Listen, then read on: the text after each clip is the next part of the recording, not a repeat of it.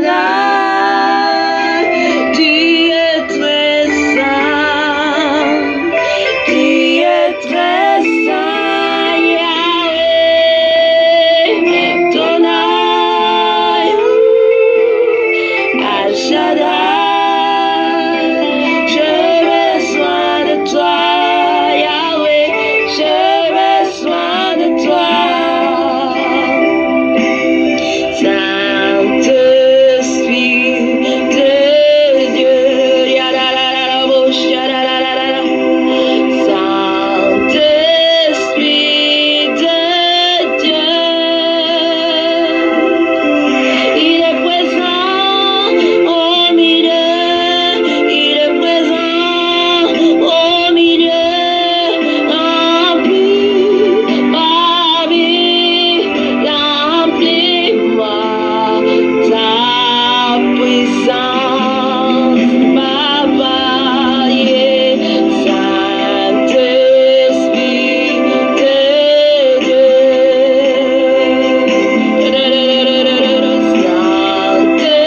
Saint-Esprit de Dieu,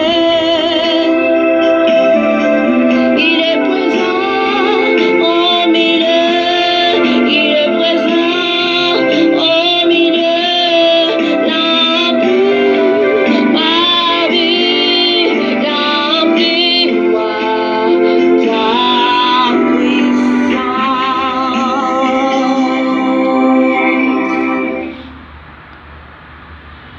Alléluia. Fiaravantsika rehetra amin'ny anaran'i Jesosy Kristy Tompo. Vilona avy any Nazareta. Mahatratra izao fotoana izao indray tsika. Soratsika amin'ny Tompo any amin'ny avo indrindra. Soratsika iray mpanjaka ny mpanjaka. Andeha hanome voninahitra azy tsika. Dia hanome voninahitra azy tsika. Alohan'izay rehetra izay tsika hivavaka hisaotra amin'ny Tompo, nanomezany antsika tombonandro, nanomezany antsika fahasalamana. Mbola nahatratra ity fotoana ity indray isika. Tsy niherintsika zany na nitanjaka antsika. Toetsika ny masina be. Fa mbola ny famindrampon'ny Tompo amiko sy aminao sy ny fitiavana. Satria izy ilay Andriamanitra fitiavana. Ka andaontsika hisaotra azy. Asandrato ny feonao. Alléluia. Andriamanitra raina eny amin'ny avo indrindra misaotra anao lehibe indrindra nahatratrarana izao fotoana izao. Saotra Jesosy ao fa tsy nohon' izay no tsara, tsy noho izay no masina loatra, fa mbola ny famindramponao Tompo. Mbola ny famindramponao no matoy izao a Jesosy. Misaotra anao a Jesosy, makasitraka anao. Makasitraka anao a Jesosy ao. Amin'izay rehetra soa ataonao ny fiainako, ny fitantananao, ny fiarovanao mandritra ny tontolo andro iny Jesosy ao. Makasitraka midiranao Tompo. Asandratro any aminao ny dera, asandratro any aminao ny laza Tompo. Anatrika an'izao fotoana izao. Anatrika an'izao fotoana izao ianao Tompo amin'izay rehetra ataona eto. Tompo misaotra anao ny arovanao anay mandritra ny tontolo andro iny. Saotra anao ny tantananao anay Jesosy ao. Manoloana ny asa mandrara anay rehetra. Dia ny andalana izay tany ampiasana izay teo ianao niaraka aminay. Nampahery anay. Misaotra Jesosy. Miaro anay miloza sy ny fakapanahy. Makasitraka anao izay Jesosy. Teraiko ny anaranao, kalazaiko ny anaranao. Omeko voninahitra ianao Tompo, mpanjaka ny mpanjaka. Omeko voninahitra ianao ilay Andriamanitra mahery. Mpanjaka an'izao rehetra izao ianao. Mbola midera anao, mankalaza anao hatrany ao Dado. Tonga nome voninahitra anao indray amin'ity androandroany ity. Misaotra amin'ny fofinaina mitanjaka omenao. Misaotra amin'ny fahasalamana omenao. Fa lehibe tokoa ianao. Ianao ilay naharan'ny lanitra sy ny tany. Mankasitraka Jesosy. Mankasitraka Dado. fa tsisy Andriamanitra toa anao, tsisy Andriamanitra tahaka anao. Saotra amin'ny fofonainao menao, Yesu tanjaka omenao, makasitraka ny arovanao ny ankonanay, vady aman-janakay makasitraka Jesosy. Ankehitriny tonga indray zay Jesosy manoloana ny seza fiandiananao, anandratravo anao Tompo, anandratravo ny anaranao, any amin'ny avo indrindra ianao no mitoetra, ianao rery ihany no mendrika ho deraina sy ankalazaina andohan'ny lohalika rehetra. Raiso ny fisaorana zay entinay Jesosy amin'izao alina izao, raiso ny fisaorana zay entinay Jesosy manantona ny seza fiandiananao masina, mankasitraka anao indrindra Tompo amin'ny fanatrenao sady zay manatrika anay, mijery anay, misaotra Dado. Alleluia, amen, amen, amen.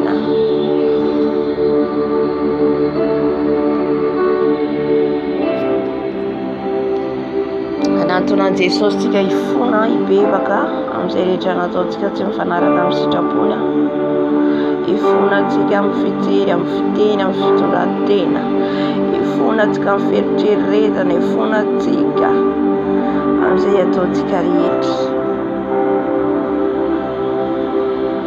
Alleluia, hifona tsika andohalika hibebaka. Alleluia, satria maro ny zavatra nataontsika tamin'ity androandroany ity nampisaraka antsika tamin'Andriamanitra. Ianao mahalala ny antony, ianao mahalala, mahafantatra ianao, mahafantatra ianao hoe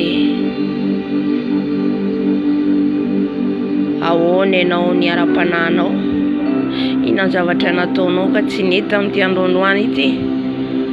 Andaontsika hifona, andaontsika hibebaka fa mpanota tsy mendrika. Alleluia, sandrato ny feonao an'i Jesosy, manatona azy amin'ny fotorotoro, fotorotoro mahatsapa tena fa mpanota izasy ianao.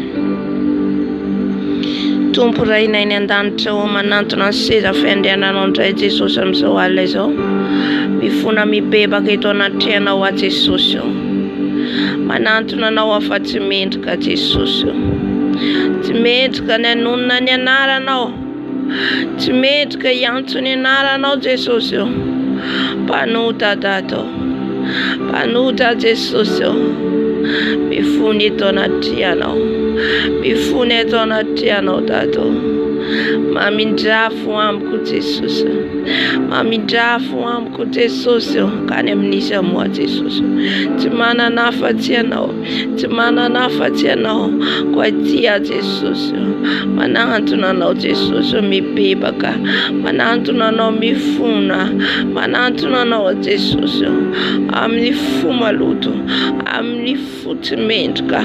Mila fanadiovana avy aminao, mila fanadiovana avy aminao Jesosy, ao amboarinao, amboarinao tefenao Jesosy malalo, satria izaho dia tany manga fa ianao ilay mpanamboatra Jesosy, manantona anao mandohalika eto anatrehanao tahaka ny Josoa, tahaka ny Josoa izay tondra ny fitafiany maloto.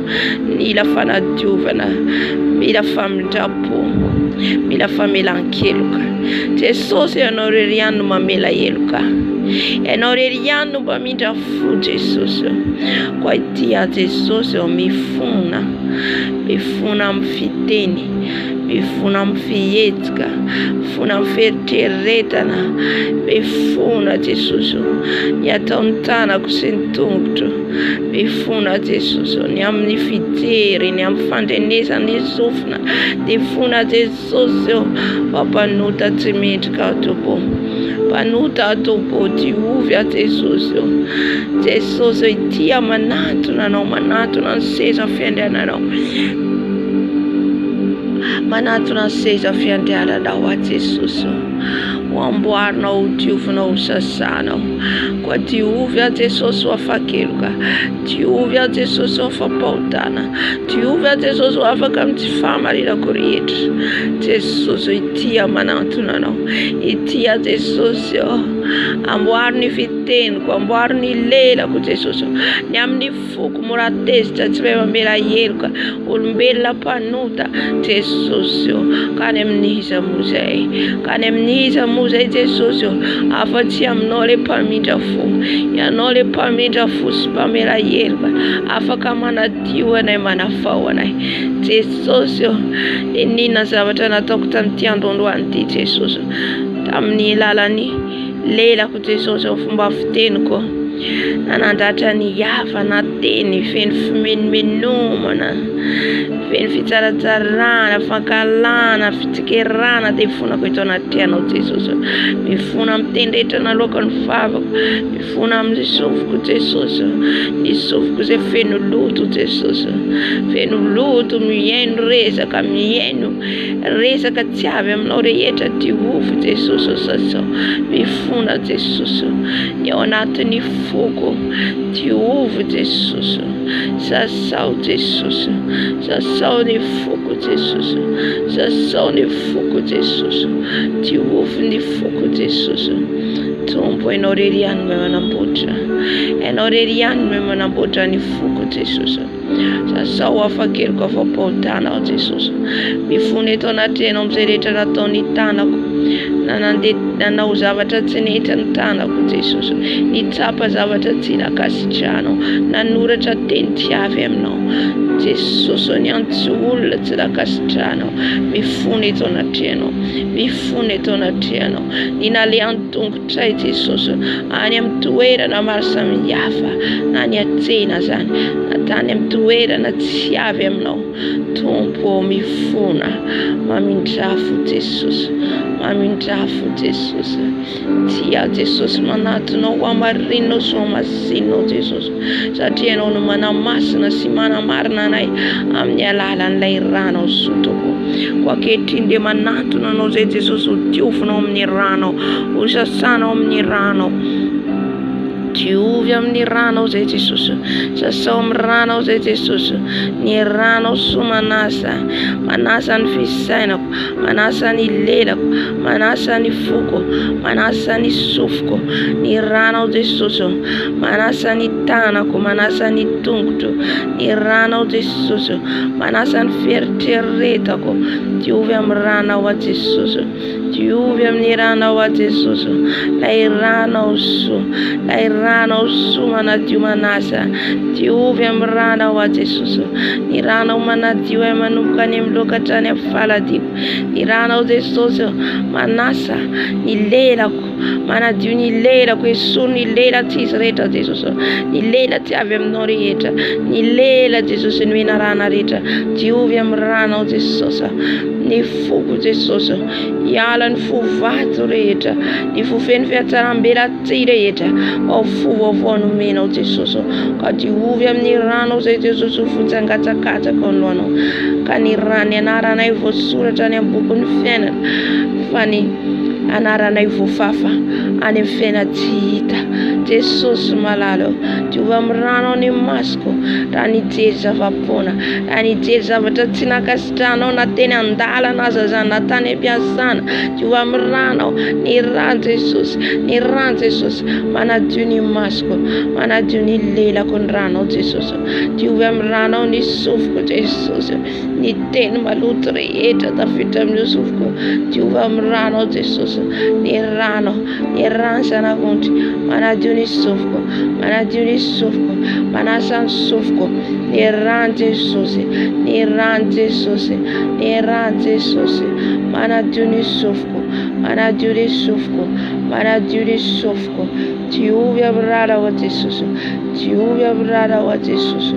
ny ranao manasa Jesosy, ny ranao manasa Jesosy, ny anatin'ny foko, ny amin'ny fieritreretako, diovy amin'ny ranao Jesosy ny fieritreretako, diovy amin'ny ranao Jesosy ny tanako, zay rehetra raisin'ny tanako, zay rehetra natao ty tanako ty Jesosy, diovy amin'ny ranao so, diovy amin'ny ranao so, diovy amin'ny ranao so Jesosy, ny ranao manadio ny tongotro, manadio ny tongotro ny ranao Jesosy.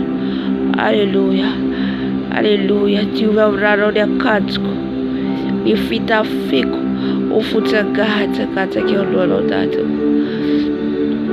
Aketi zai te sutoraro Jesus. Sutuko di raro Jesus. Adala di arretera. Isakafta fitra rieta di adat kwa Jesus katiafeblo. Di raro Jesus sutuko. Va devra sakafti rieta di piso kabira rieta. Avera la sakafo fafisatana. Sutuko raro. Sutuko raro. Sutuko raro. Sutuko raro. Sutuko raro. Sutuko raro Jesus. Sutukuraro Jesus, Sutukuraro Jesus, Sutukuraro Jesus, Sutukuraro Jesus, Sutukuraro Jesus, Sutukuraro Jesus, Iraro Badasa, Iraro Badasa, Iraro Badasa, Iraro Badasa, Iraro Badasa, Iraro Baratiwa, Iraro Baratiwa, Iraro Badasa, Jesus, Sutukuraro, Sutukuraro, Sutukuraro, Sutukura Jesus, Sutukura Jesus, Aratiwa Rasa Tatera, Sutukuriraro Jesus, Hallelujah. Arniraro de Riarco Jesus, da Fafem Sotera so, a Fafem Sotera so, di Raro Jesus, di Razaracut, di Razaracut, di Razaracut, a Fafem Sotera so, a Fafem Sotera so, a Fafem Sotera so, di Raro Jesus, di Raro Jesus, di Raro Jesus, a Fafem Sotera so, Fafem Sotera so, Fafem Sotera so, di Razaracut. Hallelujah. Hallelujah. Sota Jesus. Hallelujah.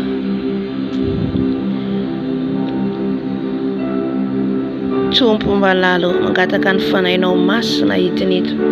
Ny fanainao masina ndray Jesosy anatrika anay.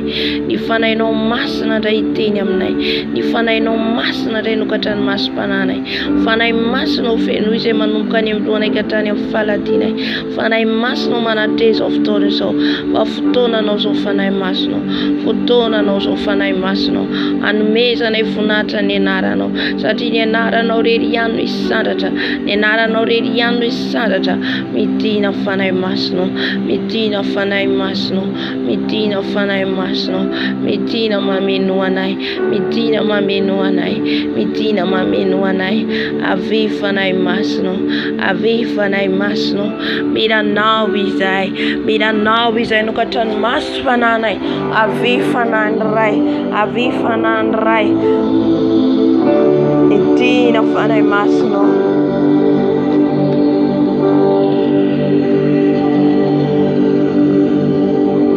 Fotoananao izao fanahy masina.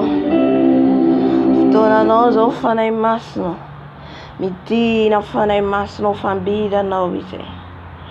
Midina fanahy masina fa mandetaetanao izay. Mandetaetanao. Mandetaetanao izay fanahy masina. Milanao anatrika an'izao fotoana izao. Milanao anatrika an'izao fotoana izao fanahy masina. Atreo izao fotoana izao Tato. Atreo izao fotoana izao fanahy masina. Fotoananao fanomezam-boninahitra ny anaranao. Koa midina fanahy masina. Fangio ny zanakao rehetra maneran-tany Jesosy. Fangio ny zanakao rehetra izay mangetaeta Jesosy. Ihany teninao indray amin'ity androandroany ity Jesosy. Fangio andray zava-baovao indray izay Jesosy. Misy zavatra tianao tenenina aminay indray amin'ity androandroany ity. Koa mitenena aminay anao vavony izay iainao anao. Mitenena aminay Jesosy vavony izay iainao anao. Hallelujah.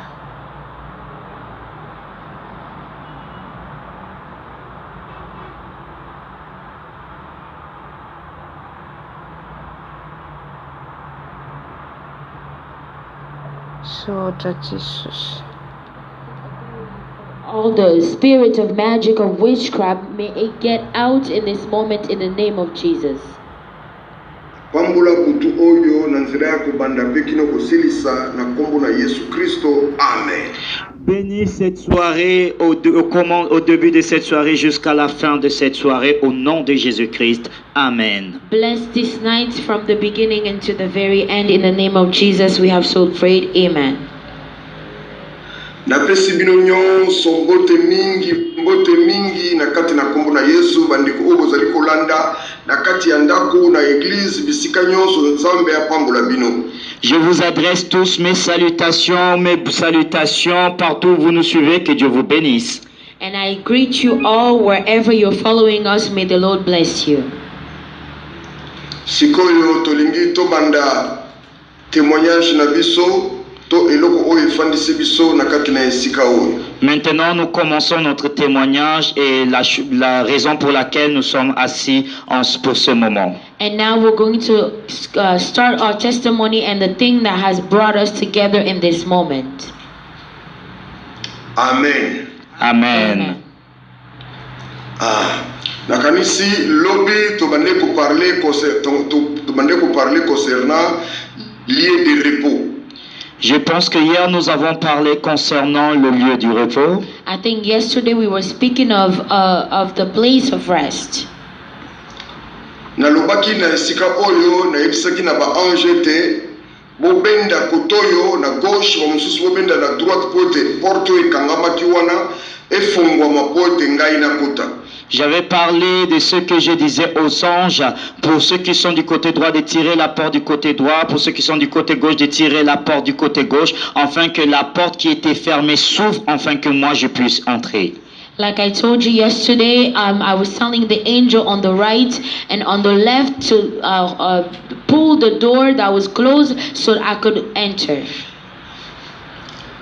Bongo ba ange babaki bayebisaki na ngai oyo ezali musala na bisote yo tika musala wana to umela na mobembo. Et les anges m'avaient répondu en disant, ça ce n'est pas notre travail, toi laisse ce travail, nous allons nous reposer. And the angel said that this was not our job and you leave it, and we had to go to a long trip. Natango ngana insistaki bango batikaki ngai wana nazomunda toujours pona koluka ndenge nini ya kufungula porte wana ezalaki mobimba alors porte wana ezalaki na épaisseur munene alors ezo bouger ata ko bouger te bango babandi kokende nde natikaki yango nalandaki bango. Alors qu'ils m'avaient laissé, ils étaient en train de partir, moi j'étais resté pour chercher à ouvrir la porte parce que cette porte était énorme, elle était d'une grosse épaisseur, et lorsque j'essayais de lutter pour ouvrir cette porte, j'arrivais pas, et je les ai suivis, et qui partaient, je les ai suivis, et je commençais à partir avec eux. And like I said, they had left me and they went ahead, and as I was struggling to open that door, the door was not opening because it was very heavy, and then finally I followed them. Natango nalandaki bango na yebisi na bango me pona nini bino bozali na motema mabe boye bofalaki bosimba kuna bobenda po tengana ko bakokota parce que banzembo na bandeko yoka kuna lokola bayambaki bandeko wana pe bayamba ngai me barepondaki ngai te. Lorsque je les ai suivis, je les ai dit, pourquoi vous avez un si mauvais cœur? Alors, il fallait que vous puissiez ouvrir la porte du côté droit et du côté gauche, afin que je puisse rentrer, parce que cette chanson que j'écoutais lorsqu'on recevait les frères qui rentraient à l'intérieur, moi aussi je voulais y rentrer. And when I followed them, I told them, why do you have such a wicked heart? I wanted you to help me and open that door so I may enter inside because of the songs I was hearing when they were receiving our brothers that were going inside. I also wanted them to sing those songs for me. Bayebisaki ngai tokende owana ezali ya biso te tokende botam tobande kokende tokomi musika toza kokende po lupango wana oyo nayebisi bino ya mutuka ekotaki kuna ezali lupango moko monene mire nango eza na ebandeli te mpe ezali na suka te. Et ils m'ont répondu en disant, allons-y, parce que ça, ce n'est pas nos affaires, là-bas, ça ne nous concerne pas. Allons-y. Et nous avons commencé à partir, et là où nous partons, lorsque nous sommes arrivés très loin, comme je vous disais, cette parcelle était vaste, c'était tellement grand, ces murs n'avaient pas de commencement ni de fin, là où la voiture était rentrée, c'était tellement énorme cette parcelle. And after we started going, when we went and we were really far. And as I was telling you, that compound was very big, and the walls were so great, and it did not have a beginning nor the end. The compound was really, really nice.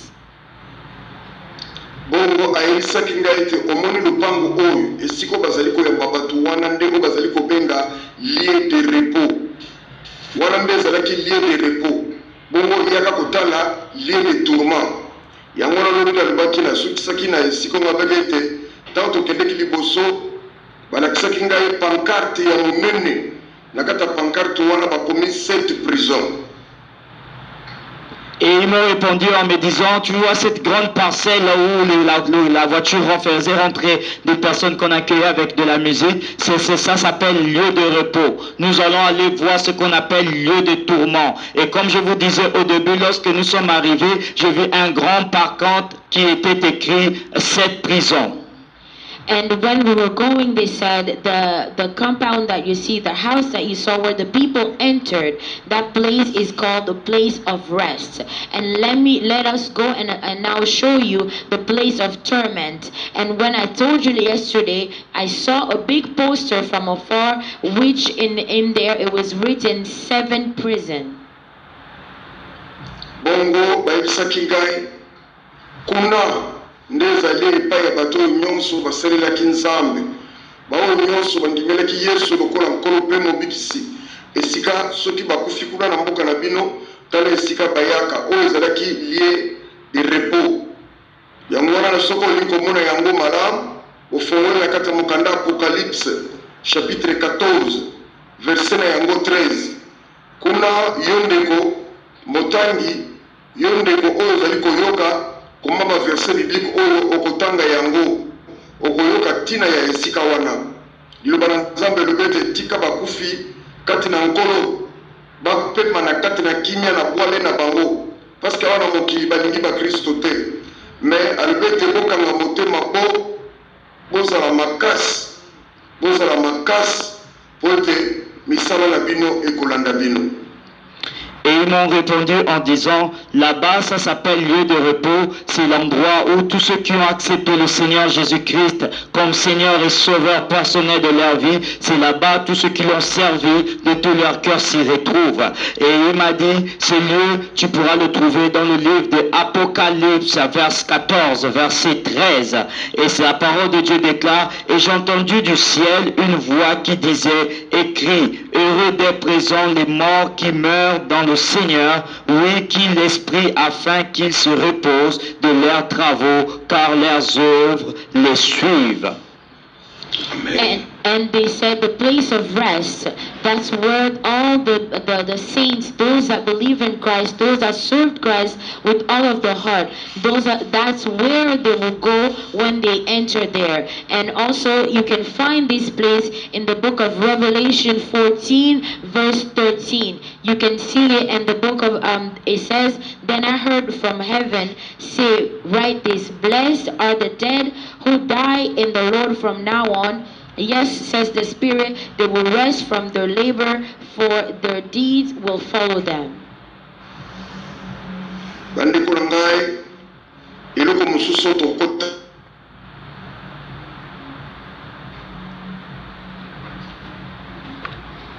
na lula ezali te bilamba ekotsa mutu na lula te kaka misala na yo malamu oyo bande kosala na kati na mokili nde yango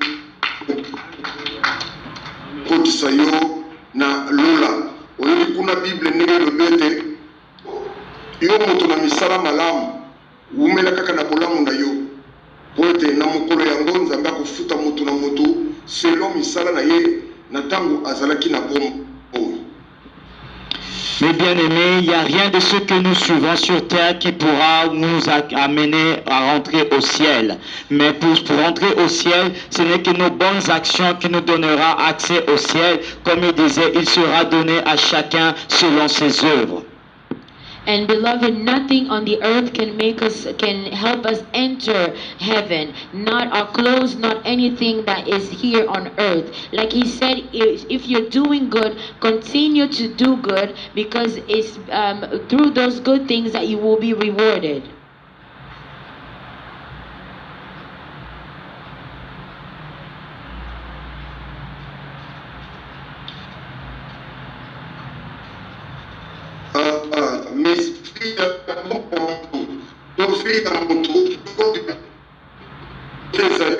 ezali kufa makambo nyonso ezali clôturé soki okufaki na mabe nzela na yo ezali lieu de tourment soki okufaki na kati ya malamu nzela na yo ezali okende kopema na lieu de repos. Après la mort, la vie est clôturée. Si tu as fait des bonnes actions, tu iras au lieu de repos. Si tu as fait des mauvaises actions, ta place se retrouvera au lieu de tourment. After death, your life is over. And then if you did evil, your place will be the place of torment. If you did good, your place will be in the place of rest. Kuna na kati ya lieu de repos ezalaki esengo na esengo banzembo ya modele wana na yoka te, gloire ya lolenge wana na yoka te, bafanfare batrompete oyo bande kobeta kuna ya kosakana te, mingongo ebande kobima kuna mingongo oyo nanu na yoka te, oyo wana ezalaki lieu de repos. Sikoyo tozali kokende komona lisusu lieu de tourment epai bato ya masumu bakendaka.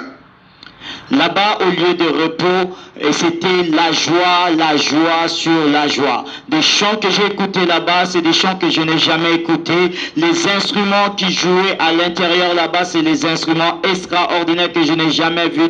Des saxophones qui ont résonné là-bas, je n'ai jamais vu. Les voix que j'ai entendues, c'est des voix que je n'ai jamais entendues. C'était la joie sur la joie. Maintenant, nous allons partir. Je vais vous expliquer là où se trouve le lieu de tourment, comment c'était. And in the place of rest, there is only joy, and there's a lot of joy. And the songs that were being sang there were such great songs that I've never heard on earth. The voices that were coming out there, they were amazing, and there were instruments that were playing. It was just amazing, and the trumpet that was sounding, everything was so amazing. And now, let's go and I will explain to you the place of torment. Na boye bandeko na ngai sikoto bandeko kende koyekola lieu de tourment. Na ntango balakisaki ngai libaya monene wana makomi 7 prison, bandeko na ngai tokei nayokaki makelele moko ya makasi lokola na kati ya stade batibi. Omoni na kati ya stade ya monene oyo lokola tozali na yango, soki batie bi ndenge bato bagangaka wana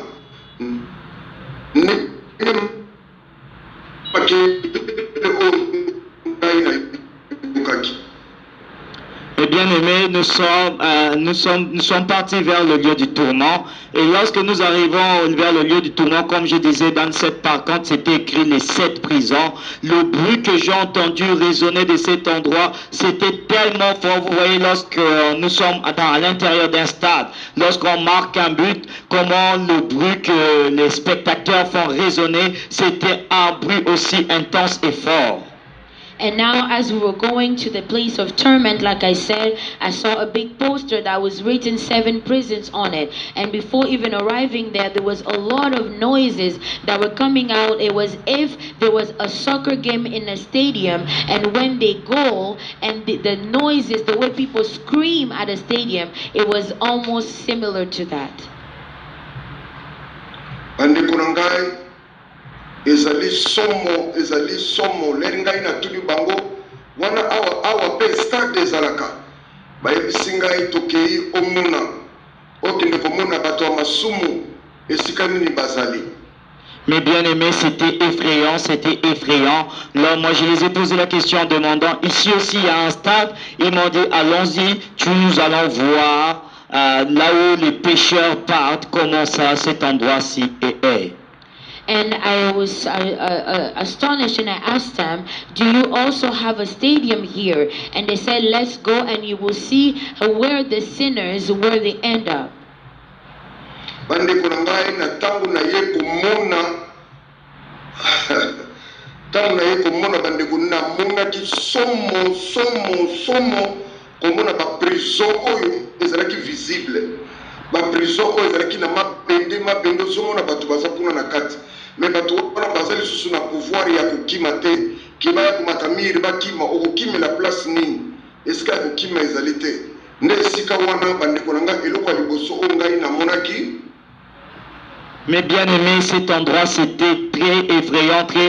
Lorsque je suis arrivé, j'ai vu les prisons, les 7 prisons, c'était des prisons réelles, entourées de barbelés de fer. Bien aimé, cet endroit, c'était impossible de s'y échapper. Tu pouvais s'y échapper comment tu allais monter un mur pour pouvoir s'échapper. C'était effrayant.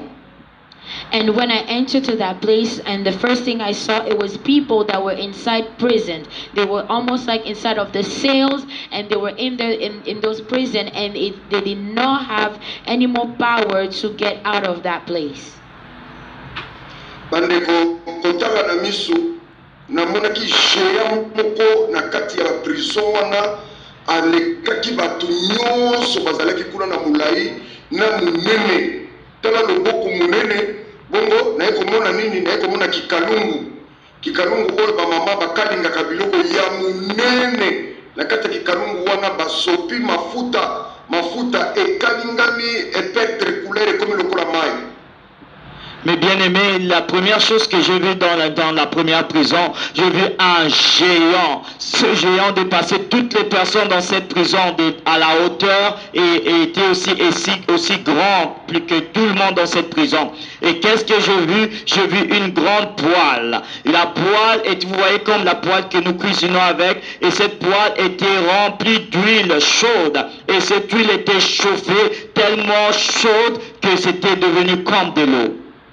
And when I saw inside of those prison, I saw there was a giant man. He was so tall and he was so big. He was bigger than all the prisoners that was inside. And after he had a big hand, he had everything so big. And after I saw there was a pot that our mothers cook with, and there was oil inside. The oil was warmed up so much that it became like water. Bandeko na ngai kikalungu wana ezalaki na lituka moko ya munene bongo moto bandeko bimakuna ya kosakana te oyo bandeko chauffer mafuta wana bongo namonaki géant wana ezalaki tout noir o ba démon bongo soki atie boye akangi 5 personnes soki atie boye akangi 5 personnes ayena bango ayekobwaka bango na kati ya kikalungu wana bandeko na ngai oyo ezali maloba oyo ngai nazali koloba mais soki omoni makambo oyo nazali koloba ezali somo tala kaka mama ntango azokalinga poisson de mer atiango na kikalungu azolinga ekalingama malamu po alia yango bien ndenge babandeki kokalinga bato wana. Mais bien aimé, ce géant-là, il avait mis cette poêle sur comme une sorte de fût, les barbelés, ceux qui faisaient réchauffer comme des réchauds traditionnels. Et dans ces réchaud traditionnel, il y avait un feu intense qui sortait de là. Et mes bien-aimés, vous voyez, lorsque ce géant-là, lorsqu'il attrapait de sa main droite, il attrapait 5 personnes, il prenait de sa main gauche, il attrapait 5 personnes, et il les prenait et il les jetait dans cette poêle remplie d'huile très chaude. Mes bien-aimés, c'est comme vous voyez lorsque une maman qui frit du poisson, lorsque la maman veut frire du poisson, elle veut à ce que le poisson soit bien frit pour bien manger, et c'est ce que ce géant-là faisait. Mais bien aimés, ce que je vous dis ne sont que des paroles, mais si vous voyez ce que moi j'ai vu, c'était très très effrayant. And underneath that pot there was a type of oven, the type of oven that is used back home, and there was so much fire coming out of that oven. And that giant demon will take people from 5 on his right and 5 on his left and put them in that hot pot with the hot oil. And you know, like when our mothers, they're frying fish, they want it to be cooked really well so that you can eat it. And that's how the demon was putting those people in those pots with the oil. And this is what I'm saying are just the words. If you were able to see what I saw, it was very terrible.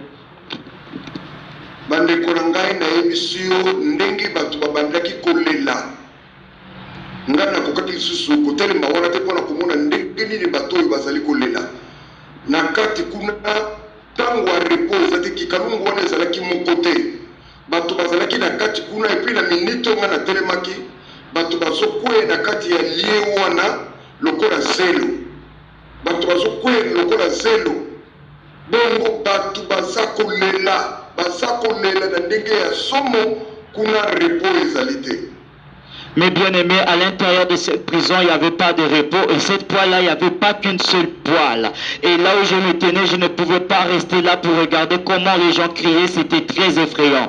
Et en ce lieu-là, il n'y avait pas que les gens tombaient comme le sable. Ils tombaient beaucoup comme le sable, à chaque instant comme le sable. Et en ce lieu, il n'y avait pas de repos. C'était très, très effrayant. And from where I was standing, I couldn't stay there to see what was going on. And that pot, there was not only one pot, it was many. And in that place of torment, people were falling in there as sand. There was so much, they were falling in that place. And I couldn't just stand there and watch. Bandeko na ngai na ebisio lifelo to lieu de tourment eza esika ya kokende te nga na ye kotuna na bango bongo bakokufa bato wana banani bayebisi ngai omoni bato ebele ya bato wana de millions ya bato bao wana bazali bato oyo baboyi Yesu Kristo bao wana yo omoni batomboki bao wana yo omoni bato ya masumu oyo yoka bato ya masumu tala bato ya masumu esika na bango yango oyo na kati kuna ozali komona babomiya bato bazali kuna bandumba bazali kuna bato balingi koyoka tali liloba nzambe te tala esika na bango bayaka na kati kuna basasin bandoki bato akanda bato abilulela olingi komona eloko na misu te yo kaka ezala ya yo kolula koanviye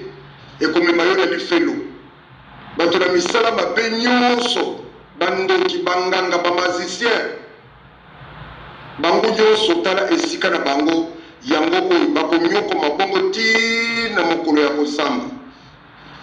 Mais bien aimé, en cet endroit, il n'y a pas le repos. C'est un endroit très effrayant. Et je les ai posé la question en disant, mais qui sont ces personnes qui viennent dans cet endroit? Il me dit, ce sont des personnes qui n'ont pas voulu, qui ont refusé le Christ, qui n'ont pas voulu accepter le Seigneur. Et à l'intérieur là, il y a des colériques, il y a des drogués, il y a des prostituées, il y a des sorciers, il y a les magiciens, il y a toutes les personnes de mauvaise vie, les personnes colériques, les envieuses, les personnes envieuses qui sont à l'intérieur, tous ceux qui sont dans les mauvaises œuvres. Ce sont toutes ces personnes-là qui ne veulent pas. Et en ce lieu-là, ils vont souffrir jusqu'à le jour du jugement. And I asked them, I said, all of these people, there were millions and millions of people. And I asked, all these people, are they going to die? And they said to me, you see in there are people that they are rebellious, that are in there. The people that did not receive the Lord, they refused the Lord. The people that did not listen to the word of God, the prostitute, the sexual immorality people, magician, witches, any person that is envious, any person that is in lie, all the people that are in evil things, they will find themselves there and they will suffer like that until the day of judgment.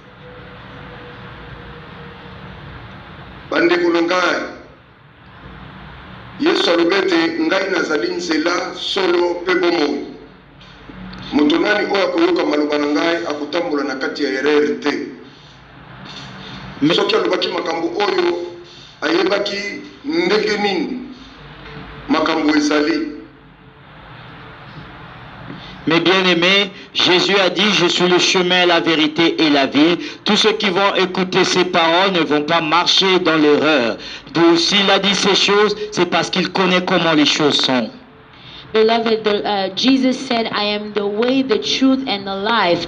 Every person that will listen to these words will not perish. And if he said all these things, it was for a reason.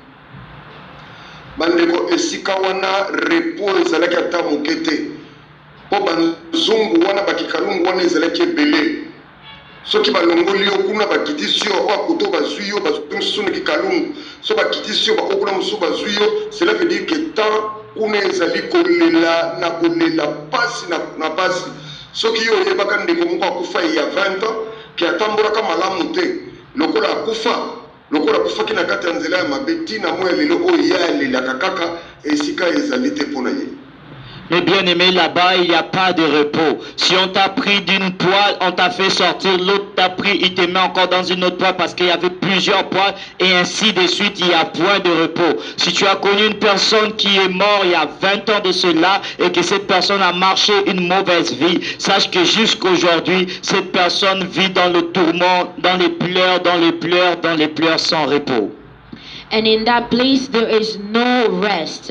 And when they take you out of that part, one part, there was many parts, like I said. They will remove you from one part and they'll put you on the side, and another demon will take you and put you on another part, and there is no rest. And if you knew someone who passed away and did not walk according to the Lord, from that time till this day, that person is in deep pain until today. Bandeko na ngai baange bayekoyebisa ngai omoni oyo toyebisaki yo ezali lieu de tourment soki yo moto okoti kuna esili oyo tomonaki kuna ezalaki lieu de repos totangaki yango kuna ezali esengo na bato nyonso ata bazofinga yo na kati ya mokili mais efeke yo ozali kotalela nzambe mpe kosalela nzambe esika na yo ezali. Mais bien aimé, les anges m'ont dit, ça c'est le lieu de tourment. Si tu rentres ici, c'est fini. Il n'y a pas de chemin de retour. Et là où nous avons vu là-bas, c'était le lieu de repos. Là-bas, c'est la joie sur la joie. Même si on t'a insulté sur la terre, même si on t'a humilié, lorsque tu arrives là-bas, c'est la joie sur joie.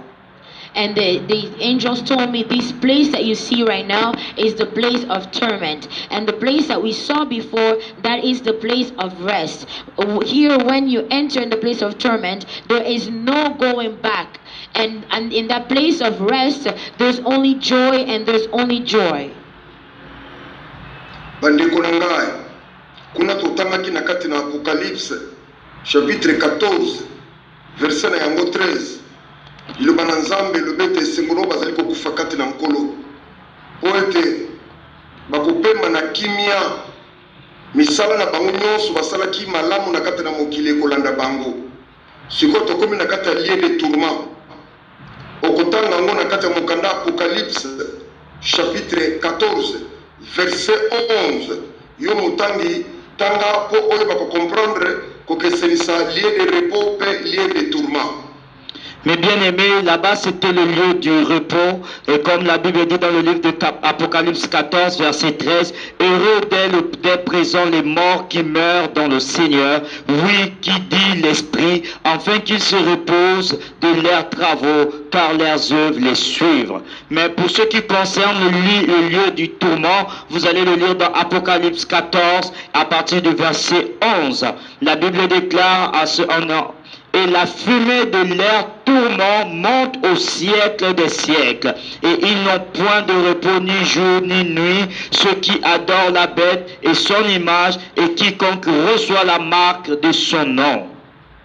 And like we read for the place of rest, we read the book of Revelation 14:13, where it says, joy unto the people that go into the place of rest. But now if you want to compare to the place of torment, you can read into the book of Revelation 14 verse 11, where it says, and the smoke of the torment will rise forever and ever. There will be no rest day or night for those who worship the beast and its image, or for anyone who receives the mark of his name. Na tangu ngai na talaki na kati ya lieu de repos et na kati ya lieu de tourment, bato babandeki kolela kuna makelele na makelele. Cela veut dire que repos ezali te. Totangi na kati ya liloba na Nzambe, ndenge nini liloba na Nzambe elobi. Kuna repos eza te ta minito ya kopema ezali te. Kuna souffrance na souffrance. Ozali kozela pasi wana kozala na yango te mokolo ya kosamba. Leli Yesu Kristo akoya mpona kojuge monde. Na ntango wana bakobimisa bino bakende koboka bino na kati ya enfer. Parce que jusqu'à présent enfer nano efungwami te. Pe paradis nano efungwami te. Esika Dieu le Père azali nano efungwami te. Ntango mokolo ya jugement dernier nde na ntango wana Nzambe akosambisa bamosuku okende na gauche, bamosuku okende na droite. Oyo okende na droite bango wana bakokende na paradis. Mes bien-aimés, comme je vous disais, ce que moi j'ai vu, le lieu de tourment, c'est la souffrance sur souffrance. Il n'y a point de repos ni de jour ni de nuit. C'est ce que nous avons lu dans la parole de Dieu. Et le lieu de repos, c'est la joie. Et jusqu'à ce que le Seigneur revienne. Parce que jusqu'au jour d'aujourd'hui, l'enfer n'est pas encore ouvert. Parce que le jour du jugement n'est pas arrivé. Ainsi, le paradis n'est pas encore ouvert également. Parce que c'est là où le paradis, là où se trouve Dieu le Père. Mais le jour du jugement, le paradis sera ouvert, l'enfer sera aussi ouvert, et il y aura des personnes qui iront à droite, iront au paradis, et ceux qui iront à gauche, iront en enfer. And like I said, the place of torment, like we have read in the Bible, there is no rest day or night. But the place of rest, there is a rest and there's joy. And until today, the hell has not been opened yet.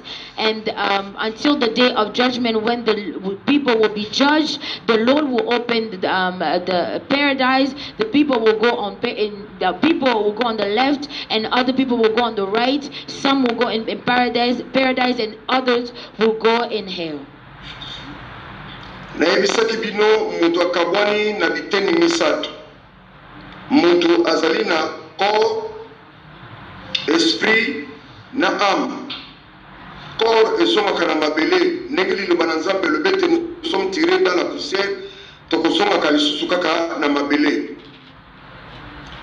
Corps na âme elalaka esika moko, mais molimo ebotaka moto mobimba kaka lolenge ndenge yo ozali wana.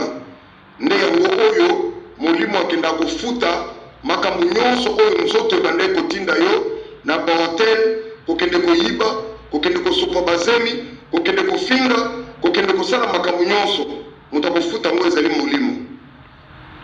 Mes bien-aimés, comme je vous disais, le corps est divisé en trois, esprit, âme et corps. L'homme est divisé en trois, esprit, âme et corps. La chair, le corps retournera à la terre, comme dit la parole, tu es poussière, tu retourneras poussière. Et l'âme va au même endroit que le corps. Mais l'esprit, c'est ta personnalité, c'est l'homme. C'est l'esprit qui payera tout ce que tu as fait de mal. Lorsque tu es allé dans les hôtels, lorsque tu es allé dans les endroits, des mauvais endroits, et c'est l'esprit qui payera toutes ces choses. And like I said, the human, a person is divided in three parts. There's the body, there's the spirit, and there's the soul. And like the Bible says, dust and you shall return to dust. So when you die, your body goes on the ground, and so your soul follows as well. But your spirit is something that will pay off everything that your body, your flesh, was sending you to do. If you're going to do abortion or you were stealing, all these things, your spirit will pay for it. Bande kurangai na ebisaki bino na ebandeliete tango moto akufaka ayebaka makambo nyonso nde bandeko wana bazokalinga bango bayebi ke awa tokomi na esika pasi kolela mikolo nyonso nani akobimisa yo kuna moto akobimisa yo azali te yo ndeko na ngai ozali koyeba ete na banke natikaki mbongo autant ngai oyo nakufi na maladi ya covid-19 ememi ngai maladi ya bandoki maladi ya mabe makambo oyo okufelaki ozoyeba mpe moto oyo akomaki yo me na ntango oyo deja okomi ebende oza na aucun pouvoir ya kolamuka lisusu mpona koreklame yango wana bandeko na ngai tya elikya epai na nzambe mpo ete okóma na kati na bisika wana te. Mes bien-aimés, je vous disais au début qu'une personne morte et connaît toutes choses. Une personne morte, tu connaîtras que si je suis mort de la COVID-19, j'ai laissé tant dans mon compte bancaire. Si je suis mort par la maladie de la sorcellerie qui m'a tué, une personne morte connaît toutes ces choses. Mais si une personne morte est incapable, n'a pas de pouvoir de pouvoir réagir. Comme ces frères que je disais qu'on mettait dans l'armée, dans la poêle pour griller avec de l'huile, ils connaissaient toutes ces choses, ils connaissaient que là c'est la fin de toutes choses. Mais bien aimé, je vous dis, mettez votre espoir sur Dieu parce que tu ne connais pas le lendemain. Like I said, that when you die with all of your intelligence. So when the person died, they were able to know that I died maybe in a sickness, any sickness of the devil or COVID-19. I died and I left. You will know how much you left in your bank account. You will even know if a person has killed you, but you have no power to do anything. And like this, the people that were being fried in those pots, they knew exactly what happened because they had all their intelligence, but they did not have any power to do anything. And that's why I'm telling you, my brother and my sister, pray and put your trust in God so you do not end up in that place. Ndekuranga tala mbongo yo kufelaki obomi batu po yo mbongo ebele osali nyonso mpona mbongo osala rempli na mbongo na bakonte na babanke bozwi nyonso mokili yo olingaki ozwa yango me tala yo wana otiki bozwi nyonso tala esika molimo na yo ekei na kati ya souffrance éternelle yango wana bandeko na ngai diable oyo akosaka bato ya bamagie diable oyo akosaka bato ya bandoki ayebisaka na bango asiraka na bango te boya epai na ngai mpo ete bino bokozala ba-immortel bokokufaka te me ntango bazoloba na bango bongo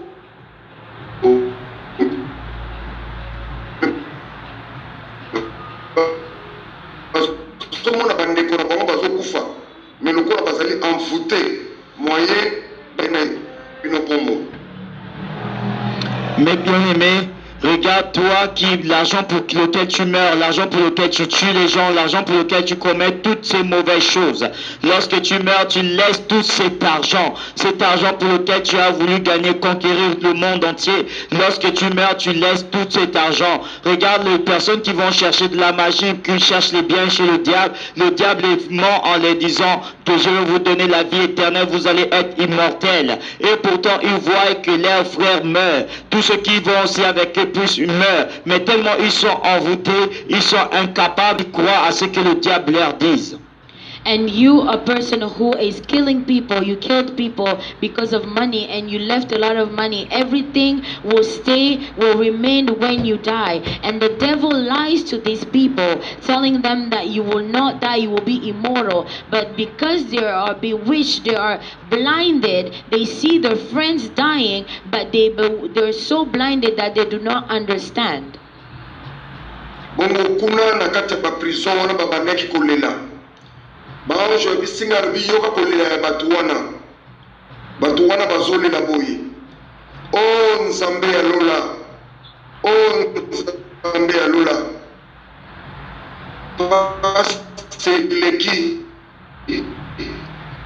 Pasi eleki. Longola biso na kati na esika oyo. Kende kubwaka biso na kati ya moto. Kuna tosila et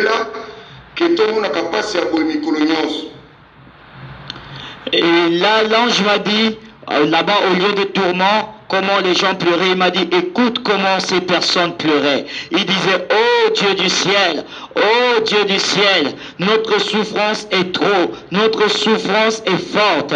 Enlève-nous de ce lieu de tourment et jette-nous directement en enfer, afin que nous puissions brûler là-bas et que nous disparaîtions, afin de ne plus connaître cette souffrance. And the angel told me, listen to how those people there, they are crying and they were saying, oh Lord of heaven, this pain is too much. Please remove us from here and throw us directly in the lake of fire so we may burn and die instead of staying here in this suffering.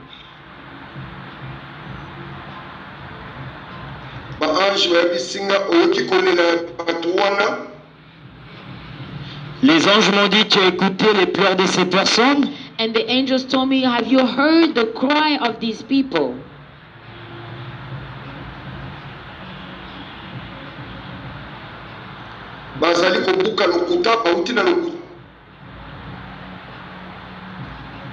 Ils sont en train de mentir, ils viennent du mensonge.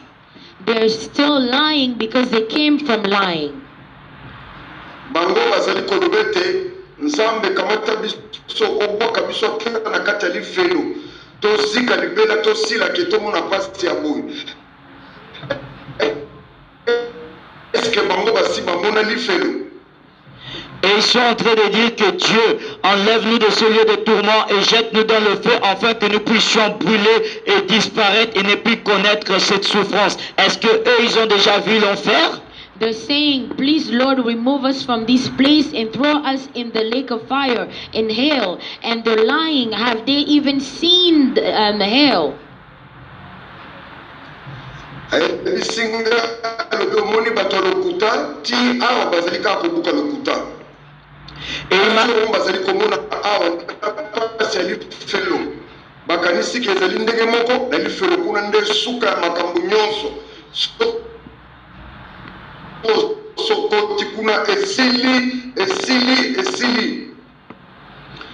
Il a dit, tu vois ces personnes qui viennent du mensonge, qui sont morts de mensonge et qui viennent ici, ils continuent dans le mensonge. Ils sont en train de dire, là-bas, jette-nous dans l'enfer. Est-ce qu'ils ont déjà vu l'enfer? L'enfer, ils pensent que l'enfer, c'est moins que c'est ici. L'enfer encore pire qu'ici. Et si tu rentres là-bas, c'est encore pire et c'est fini, c'est fini. And they're still lying because they came from lying, and they're saying that to throw them in hell. Do they even know what hell is like? When they will be put in hell, it will be worse than here where they are. And when you enter there, it's completely over and it's done. Nakati ya lieu de tourment, tango na boka kimisu na mona ki mwasi moko tomande ko vivre na ye na tango nga na yeba kinzambe te. Tomande ko vivre na mwasi wana akufaka akende kolongola zemi. Tango ke kolongola zemi ememaka ye na mwana mwasi wana akufa mena kende ko mwana mwasi wana kuna ngai bela batu wana moya koyeba bango ezalaki te me mwana mwasi wana ayebaki ngai. À l'intérieur du lieu du tourment, j'ai vu une femme avec qui nous vivions quand nous étions dans le monde. Et cette femme était morte. Elle était morte en allant enlever la grossesse. Et en enlevant la grossesse, elle était morte. Et elle et le bébé, elle était partie. Et cette femme-là m'a reconnu parce que dans ce lieu de tourment, il y avait tellement beaucoup de personnes que je ne pouvais pas reconnaître. Mais cette femme m'a reconnu. And when I look up in the place of torment, I saw a woman that I used to live with. And that woman had passed away because she went to do an abortion. Her and the child died. And because there were so many people in that place of torment, I was not able to see, but that woman was able to recognize me.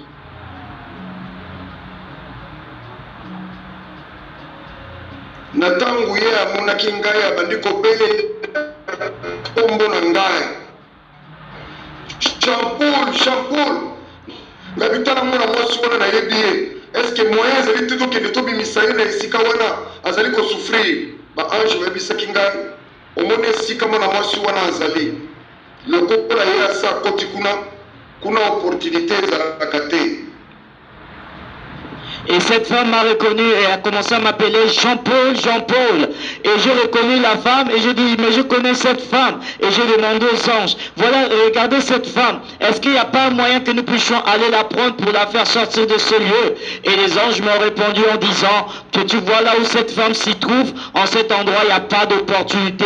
Il n'y a pas de moyen pour elle d'échapper, de pouvoir sortir de là à nouveau. And when she recognized me, she started calling me by my name, Jean-Paul, Jean-Paul. And I said, this woman, I know her. Is there a way, I was telling the angels, is there a way we can go and take her out of there because she's suffering? And they said, you see the place this woman is. There's no more opportunity to get out. Bongo ba ange bayebisaki na ngai omoni esika mwasi wana azali asa akufi ye deja akufi na kati ya masumu soki tolobike bazwa ye bazokungisa na kati na mokili akozwa esika ya kofanda te mpo bandeko nayeba koyamba ye lisusu te bandeko nayeba kokima ye motu nyonso oyo ayebaki ntango komona ye akokima ye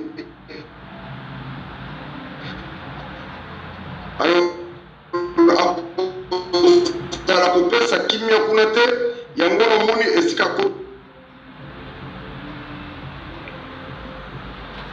Et ils m'ont répondu en disant, tu vois cette femme là où elle se trouve, elle est morte dans nos péchés. Et si nous lui prenons et nous lui ramenons sur la terre, tous ses frères et sœurs qui l'ont déjà enterrée vont la fuir. Elle ne va pas amener la paix et personne ne va l'accepter. Et comme personne ne va l'accepter, voilà pourquoi il n'y a pas moyen de lui ramener sur la terre. Voilà pourquoi elle ne peut plus retourner, elle peut que rester là. And the angels told me that you see this woman where she is, she has already died. And even if we were able to take her and bring her back, her family will not accept her because they have already buried her. And there's nothing, she will not bring peace on earth. So there's no way for us to bring her back.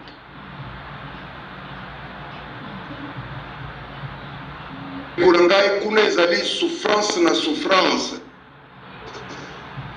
Mais bien aimé, là-bas c'est souffrance sur souffrance. Beloved, that place there's only suffering and suffering.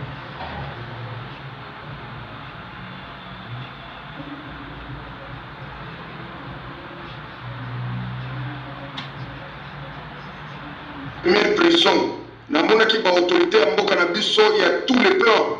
Oyo batambusaki mboka oyo bango nyonso na oyo ya mindele, mais oyo ba mindele moyena yeba bango ezali te. Namonaki quelques-uns nga nayebaki bakambaki mboka oyo bazalaki na kati ya pasi moko. Dans la première prison, j'ai vu les présidents, les autorités de mon pays et les blancs des présidents, des autorités de tous les genres. Mais moyen de reconnaître ceux qui étaient blancs n'étaient pas. Et j'ai vu les présidents, les autorités de tout pays. Et ils souffraient là-bas. And in one prison, I saw the authority of my country, from my country, those that ruled the countries, the country. I saw them there, and some that were white that I was not able to recognize them, but I was able to recognize the authorities, the people that ruled in my country, and they were in a lot and a great pain.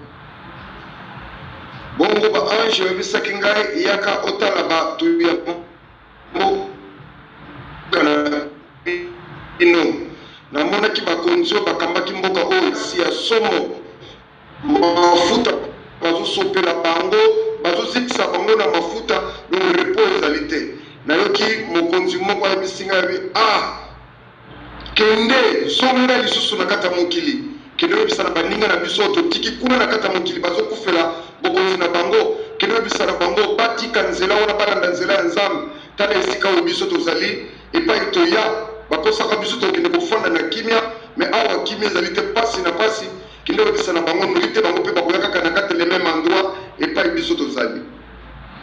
Et les anges m'ont dit, viens, je vais te montrer les autorités de ton pays. Et j'ai vu les autorités de mon pays qui on ne faisait que les mettre dans cette marmite d'eau chaude qui les criait. Et un des autorités de mon pays qui m'a répondu en disant, retourne dans le monde et dis à mes collègues et à nos amis qui se précipitent, qui meurent ou qui se disputent le pouvoir, qu'on nous a menti. Ici, il n'y a pas la paix. Qu'ils abandonnent cette voie et qu'ils suivent les voies du Seigneur.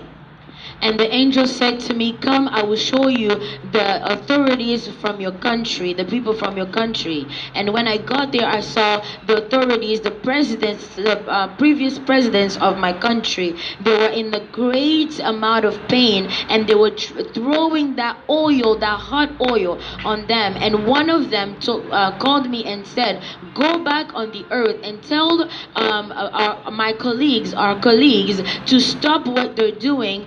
We were promised we will come in a place of rest, a good place, but we are suffering here. Tell them to follow and to follow the way of Christ.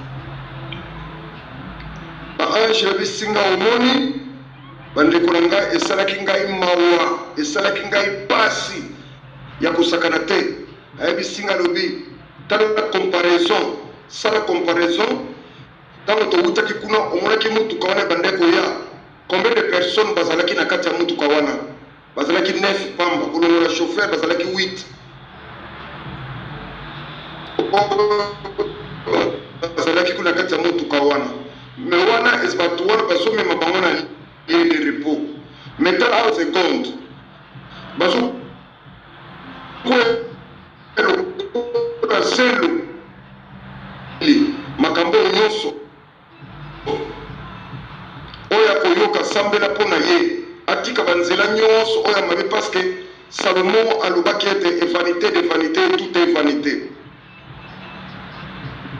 Et les anges m'ont répondu, ils m'ont dit, tu as vu, regarde la comparaison. Lorsque nous avons vu la voiture rentrer au lieu de repos, combien de personnes nous avons vu? Nous avons vu 9 personnes, sans compter le chauffeur, 8 personnes. Mais regarde ici, regarde combien ils tombent chaque seconde, comme beaucoup nombreux comme le sable. Ils tombent chaque seconde nombreux comme le sable. Alors va dire à ceux qui écoutent ces paroles de se repentir, de suivre le chemin du Seigneur, parce que ici c'est le tourment sur tourment.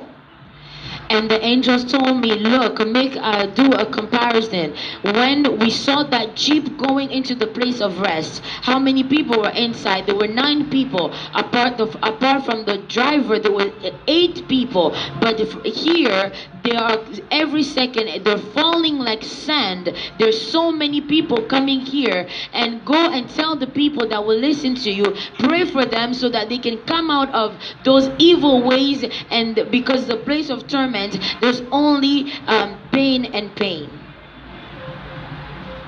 Bandeko na ngai ezalaki somo oyo ezalaki première prison ndenge nini bato bazonyokwama ndenge nini bato bazokalingama ndenge nini baye kotalisanga bakonzi ya mboka bao nyonso bazalaki basalaka basuccès na kote ya musique na tous les domaines bazalaki wana kolela butu na mboi. Mes bien-aimés, ça m'a fait mal, ça m'a fait de la peine, ça m'a fait très mal. Ça, c'était la première prison. Comment on m'a montré combien les gens souffraient, combien les gens étaient frits dans de l'huile chaude, comment on m'a montré les présidents, les autorités, les musiciens, tous ceux qui ont suivi le succès, tous ceux qui ont mené une mauvaise vie. C'était vrai, ça m'a fait de la peine. And that was the first prison where I saw all the people that wanted fame and they wanted to be successful, and all the presidents and how they were suffering, and that really pained me. Na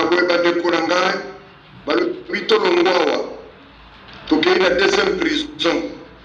Na deuxième prison namuna ki banani. Namuna ki bao bazali ko benga ba pasteur. Ba pasteur ne namuna ki bango. Ngana tuloti ba o banani bango bakanga bango munoko batoboli munoko oyo bazwi fungola bakanga bango munoko baligota bango na ba chaîne babwaka bango na se bazosala na bango nini bandeko ebele ba pasteur bazosala na bango nini bakalingi mafuta wana na kati ya bakikalungu wana bazoya kosopela bango bonga na kamwa kinga oyo susu banani bayebisaki kai oyo omoni wana ndeko bazali kobenga basali na nzambe soit disant ba pasteur.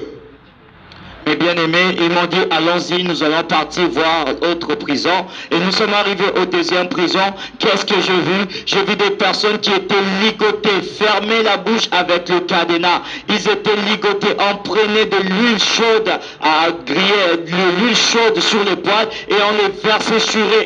Ils étaient nombreux. Et qui étaient ces personnes-là? Il m'a dit c'était de soi-disant ceux qui se disaient des pasteurs. C'était ces personnes qui se trouvaient dans la deuxième prison.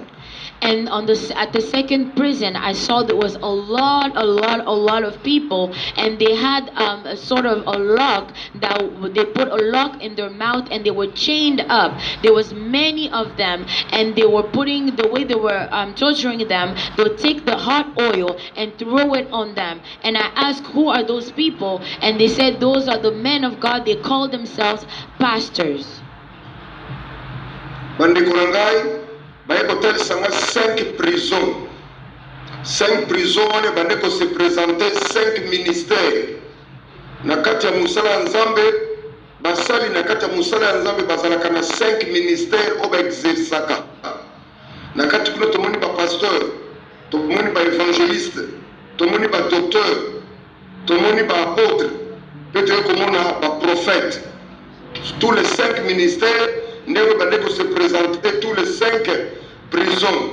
Bongo bandeko sala bango kaka bongo ko bokela bango mafuta. Bongo tam bazali ko bokela bango mafuta. Ba bisingai omoni ba pasteur wana. Ba pasteur wana bandeko travailler na kati na puissance satanique. Ba pasteur wana bakende ko luka Satan. Pour te basa na côté bien. So bazote avec connaissance. Mais connaissance ya mabe. Né au monde bateau nyos bazali ko travailler na kati ya puissance satanique tala nzela na bango epai bazali. Mes bien-aimés, et à l'intérieur de cette deuxième prison, on m'a montré 5 prisons. Et les 5 prisons, ils m'ont fait comprendre que c'était les 5 ministères.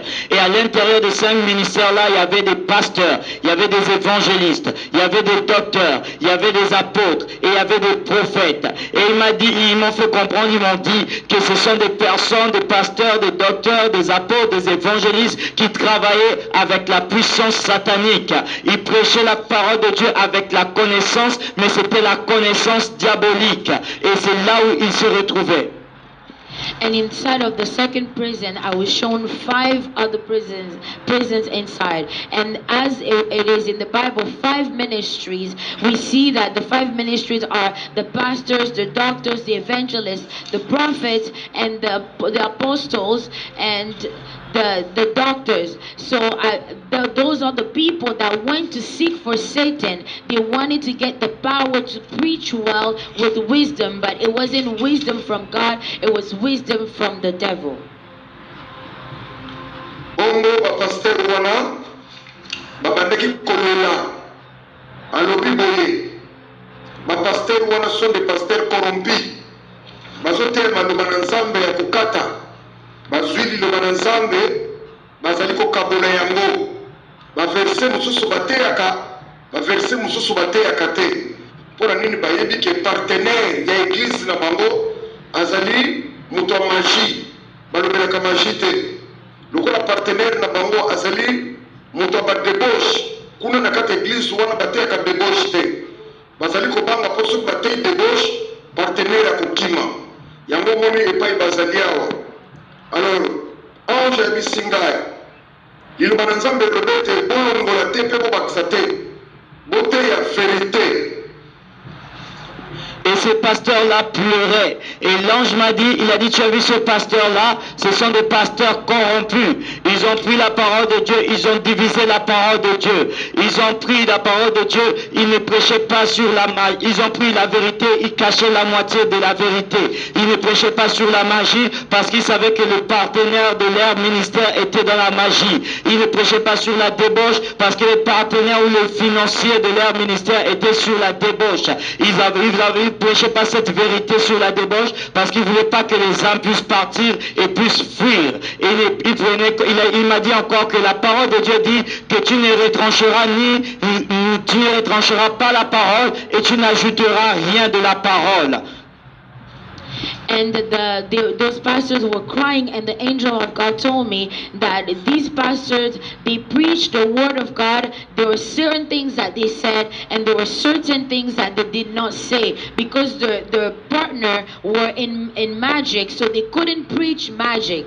The partner was sexual immorality, so they couldn't preach sexual immorality because the partner will leave them. So, and the angel said in the Bible, it says to not remove from the word of God, or to not add from the word of God. And they were not preaching the word completely because they did not want the partners to leave them. Pasteur oyo bakamati ndako na Nzambe bakomisi yango bakompani na bango. Pasteur oyo bazali kobanga ngai te, bakamati bakoriste, bakamati basi ya bato ebele bakomisi bango basi na bango. Or Nzambe atindi bango na kati na musala wana na lolenge wana te. Yango wana omoni bango bazali ebele. Aye kotalisa ngai 3e prison ezalaki banani ba evangeliste. Aye ba oyo bazokende kote musala na Nzambe mpona mabomu na bango. Bayebi kosala ngai te. Bayebi kolakisa mpa ya ba prophète 4e prison. Na kati ya 4e prison namonaki banani, namonaki ba prophète oyo bazali kopesa ba faux prophétie. Yokanga malamu bandeko na ngai oyo bazali kopesa ba faux prophétie ekaboli mangomba, ekaboli ba famille tala bango wana. Et il m'a montré ces pasteurs. Il a dit ces pasteurs-là vivaient dans la débauche. Ils ont fait de la maison de Dieu leur compagnie, leur business, leur entreprise. Ils ont pris des choristes. Ils en ont fait leurs femmes. Ils ont pris dans l'assemblée les femmes d'autrui. Ils en ont fait leurs femmes. Alors que c'était pas ce que moi j'ai demandé de faire. Il m'a montré la 3e prison. C'était des évangélistes. Il a dit, ce sont ceux-là qui ont prêché l'évangile pour leur propre ventre. Et il m'a montré la 4e prison, c'était des prophètes. Il a dit c'était ceux-là qui donnaient des fausses prophéties. Il a dit ces fausses prophéties ont divisé les assemblées, ont divisé les familles. C'était des fausses prophéties. And he showed me, and he said that those men of God, they do not walk in the fear, they do not fear me, because they have made of the church their own business, their own companies. Some of them take the choir members and people, women in the church, they make of them their wives and their girlfriends. They do not walk in the fear of the Lord. And he showed me the 3rd prison where there was the evangelist. He said, they go and preach for their own stomach so they can have something to eat. And then he showed me the 4th one, the 4th prison where there were prophets in there. And he said those are the prophets that give false prophecies, those prophecies that come to divide the church and to divide the families.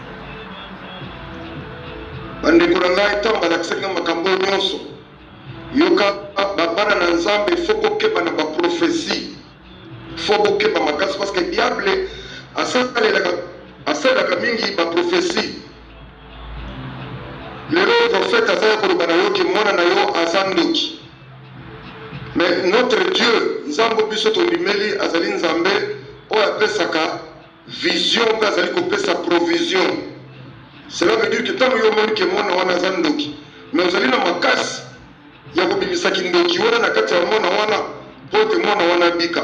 Mais ozali koyebisa famille mwana bino azandoki oza incapable ya kobimisa kindoki wana na kati ya mwana wana. Bafamille bakomi mwana bandi kotelinga na kotambola na bazandu na banzela. Donc voilà pe mabala ebele kufi okende yebisa un femme mariée mobali wana mama ya 4 enfants 5 enfants okende yebisa ke no mobali wana ozofanda na ye asa mobali na yo te. Tango yebisi mwasi ya ndenge wana mobali oyo azali kosofana na ye azali mobali na yo te. Bandeko oyebele konini ekoya. Mes bien-aimés, faites attention avec les fausses prophéties. Parce que lorsque Dieu donne la vision, il donne aussi la provision. Le faux prophète, il va venir te dire que ton enfant est sorcier. Mais si Dieu a donné la prophétie, c'est qu'il a donné la capacité de pouvoir faire sortir, de délivrer l'enfant de la sorcellerie, afin que l'enfant soit sauvé. Mais toi, tu donnes la prophétie, mais tu n'as pas la capacité de délivrer l'enfant de la prophétie. Et l'enfant est chassé de la maison par ses parents, traîne dans les marchés, traîne dans la rue, est devenu un enfant sans abri. Et puis tu vas donner à une famille, à une femme qui est mariée à un homme qui a déjà 4 enfants, 5 enfants. Tu vas lui dire que ce mari avec qui tu vis n'est pas ton mari. Tu connais ce qui va se passer. And you have to be careful with the prophecies, especially when they give you a prophecy that when God gives something and He also gives provision. You can a prophet can give you a prophecy saying that your child is a witch, but he is unable to remove that witchcraft in that child. If God showed it to you, then you have the ability to remove that witchcraft from the child. And this is why you see now the family will find that the child is a witch, and they will leave the child, they will abandon the child, and the child will become homeless and walk around in the city and with no houses. Or an example, telling a woman that is married, a wife with 5 or 4 children, that your husband, this is not your husband. Do you know what will happen after when you say these things? Basi mingi babomi mabala na bango à cause ya ba faux prophète. Parce que tant yo bomi libala, prophète wana obala yote, tala vini yo komene sans discernement. Faut pas ko discerner ba prophétie.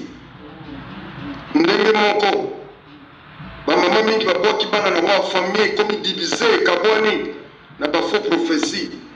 Un bon prophète ce qui a moni likambo azali pe capable ya kopesa solution na kata likambo ya moni na kombo na Yesu Kristo. Beaucoup de femmes ont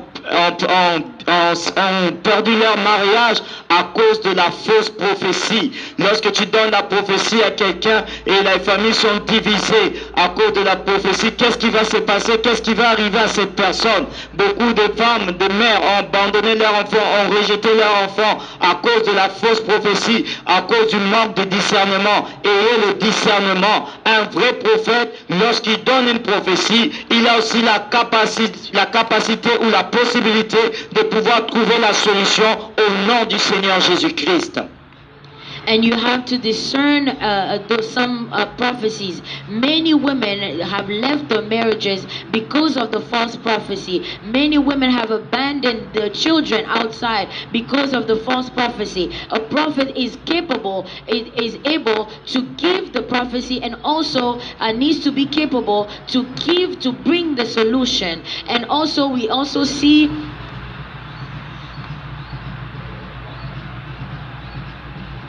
na yango balingami kati na nkolo tokeba na baprofesi baprofete mingi bakei koluka bakisi epai ya banganga nde yango moni mutu mosusu soko otali ye na miso obi ya solo oyo mwana na nzambe memi na elobeli na ye oyo bakenda kosimba magie blanc. Magie blanc ezali magie oyo ekotaka na kati ya baservice ya basacrifice ime mingi te, mais nyonso ezali ka toujours kosala basacrifice. Langage ya moto ekomi lokola bandeko na biso wana ndenge balobaka azoloba na lolemo na kimo bino oyo nga naza devant mon centre, mais nzoka nde azali kotravaille na kati ya magie blanc. Mais bien aimé, c'est pour cela qu'il faut faire attention avec les prophéties. Un vrai enfant de Dieu, même quand tu le regardes avec les yeux, tu sais que ça c'est un enfant de Dieu, et même par son parler. Mais beaucoup de faux prophètes, ils vont chercher la magie blanche. Lorsqu'ils parlent, tu te dis je suis devant un saint, alors qu'il est en train de travailler sous le pouvoir de la magie blanche. And you have to be careful with the prophecies. A child of God, you are able to look at them in the eye and know that this is a child of God, even the way they talk. But there are some people that they go and get a white magic, and when you look at them you feel as if you're speaking to a saint. The way they're talking, the way they're looking at you, they're working for the world of darkness, and you feel as if they are children of God. Na kati ya magie blanc baza na magie ya connaissance.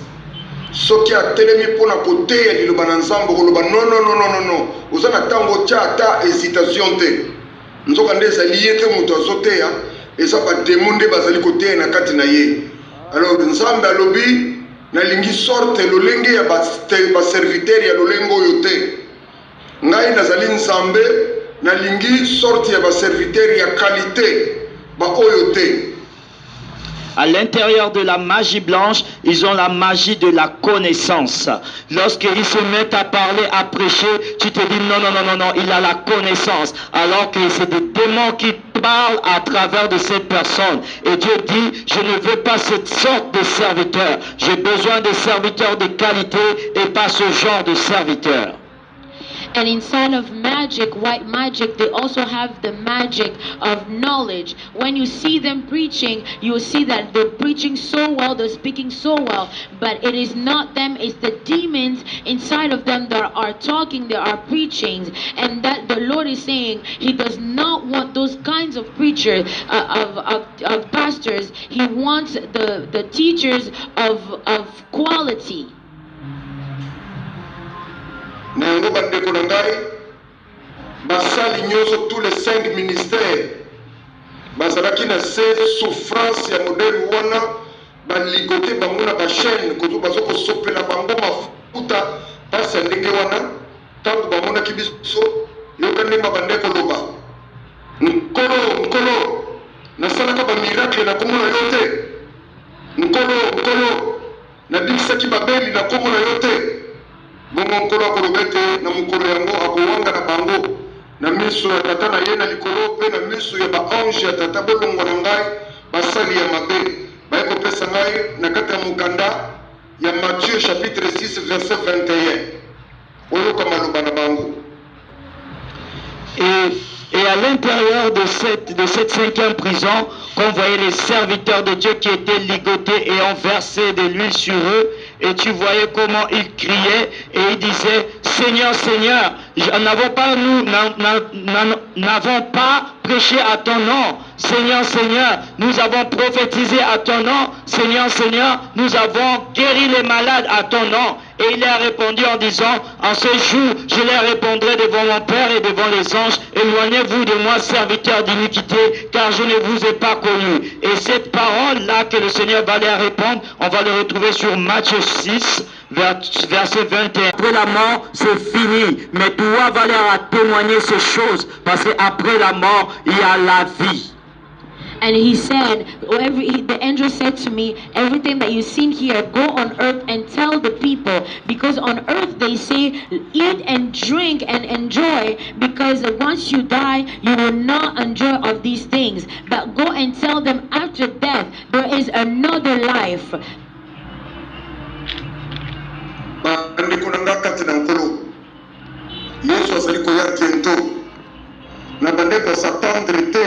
Kingai na kukumuna makambo abuyi baanje bisinga bizonda okedobisa na bato mokili baone la vie temporaire o basana ya ngote ya 0 année jusqu'à 100 120 bato musuku tata 80 ans bakoma kate kedobisa na bango baone la vie éternelle. Nzambe ati la vie éternelle pour tout le monde, mais bato belé baboyi la vie éternelle bazali kuwila la vie temporaire. Mes bien-aimés, et les anges m'ont dit, va dire à la terre de changer le cœur et d'accepter le Seigneur, qui ne poursuivent pas la vie temporaire qu'ils ont, cette vie temporaire qui est de 0 à 120 ans, souvent même à 80 ans. Certaines personnes n'y arrivent pas, qui ne se précipitent pas sur cette vie temporaire, mais qu'ils acceptent le Seigneur, qu'ils s'abandonnent à Dieu. And the angel told me, go and tell the people that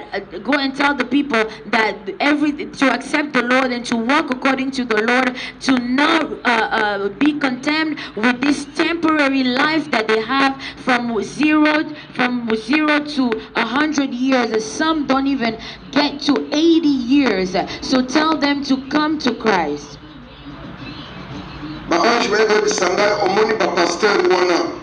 Bakaboli bambula na bango na satana basali wana tous les 5 ministères bato moni balana na seo bakaboli bambula na bango na satana soki nzamba baka okufa na 100 ans après 50 ans pa ya diable ye peut régner pendant 50 ans soki okufa na 80 ans bakaboli bambula wana bongo na kata bambula wana bakaboni soki bambula na yo bakende oyo bayokanaki ekoki akokufa mais akokufa koya directement na kati ya lié ya tourmenté akende kotravaille nano na maboko ya diable akende kotravaille pendant soki atikalaki na bapesaki ye 10 ans bapesaki ye 15 ans akotravaille nano na maboko ya Satan ti pendant 15 ans na 15 ans wana azali na sous contrôle ya bademo bazali kosurveille mpe bazali kotinda ye bisika na bisika.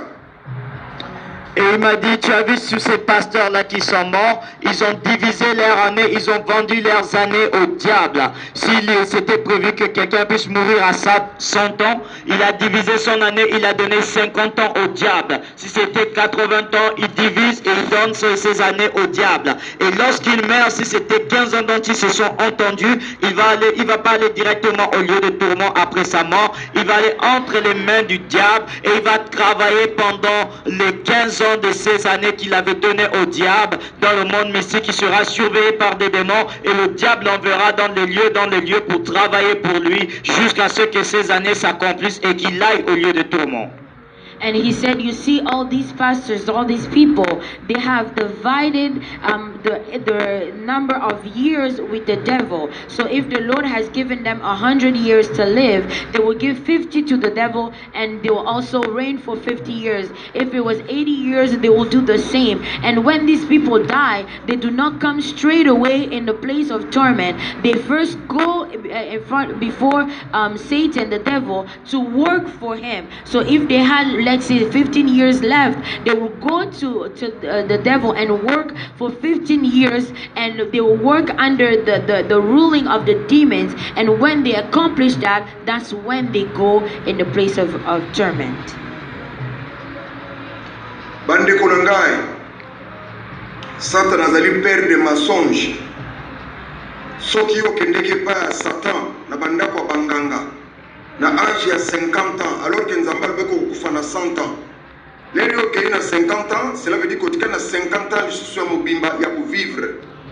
Metango yo ko kende pa na ndako nganga ko senga yo ko kabola 50 ans wana ya yo etikali na deux parties. On règne pendant 25 ans, ou que nous travaillons dans le monde de ténèbres pendant 25 ans. Alors, tant que nous travaillons dans le monde de ténèbres, les mokolo lokola lelo lobby ekozala 25 ans na yo ezokoka na boyumu oyo kendeki osalaka basignature bapacte na yo mokolo wana okokufa automatiquement moto akontrole lisusu te ozokende tout droit mbala mo na kati ya lieu de tourment. Mais bien aimé, le diable est le père du mensonge. Si Dieu avait prévu pour quelqu'un de mourir dans 100 ans ou dans 50 ans, le diable, lorsque tu vas aller chez les nganga, chez les féticheurs, il va te dire, on va diviser tes 50 ans de vie. Toi tu prends 25, moi je prends 25. Et lorsque les 25 ans vont arriver, le but toi, tu vas mourir, tu vas aller dans le royaume de Satan pour travailler pour le diable. Et lorsque les 25 ans qui restent vont être accomplis, tout droit tu vas quitter de ce lieu de chez Satan pour aller tout droit dans le lieu de tourment. Beloved, the devil is a liar. And if, let's say, you went to see a witch doctor, that you wanted success, and you went to see that person when you were 50 years old, and let's say the Lord gave you 100 years to live, and you had 50 more years left, the devil would tell you, the witch doctor would tell you, I will give you give me half, and you reign for half, meaning 25 years and 25 years. And when those 25 years of yours get to an end, let's say you will die, the 25 years will be tomorrow, that be the day before, or on that same day you will die automatically. There is no one to control that. You will die and go straight to work for the devil, and after that other 25 years is full, you have accomplished that. That's when you go straight directly in the place of torment. Bandekoranga ezali automatique. Cela veut dire que tant 25 ans na yo ekoti oyo so travailler na kata monde de ténèbres, diable oza na contrôle na yo te. Na tango na siko nzambe akomi ko s'occuper na yo, ekomi likambo ya nzambe. Ezali automatique parce que tango yo kataki ba kende ko signer pacte na yo, na bambula oyo so travailler lokola 25 ans na ko quitter, diable azocontrôle yo. Mais tant 25 ans ezokoka bosali séparation, diable azosu na contrôle na yo te. Na tant mona ba ange ba de la mort ba ya kozwa yo po ba kende kubwaka yo na kati ya enfer. To na kati ya lieu de tourment. Mais bien aimé, c'est automatique. Le diable ne pourra pas contrôler cela. Lorsque tu as divisé tes années avec le diable et lorsque tu as donné 25 ans à l'ennemi et lorsque les 25 ans pile poil que tu as travaillé dans le royaume de l'ennemi. The Bluetooth device is ready to pair.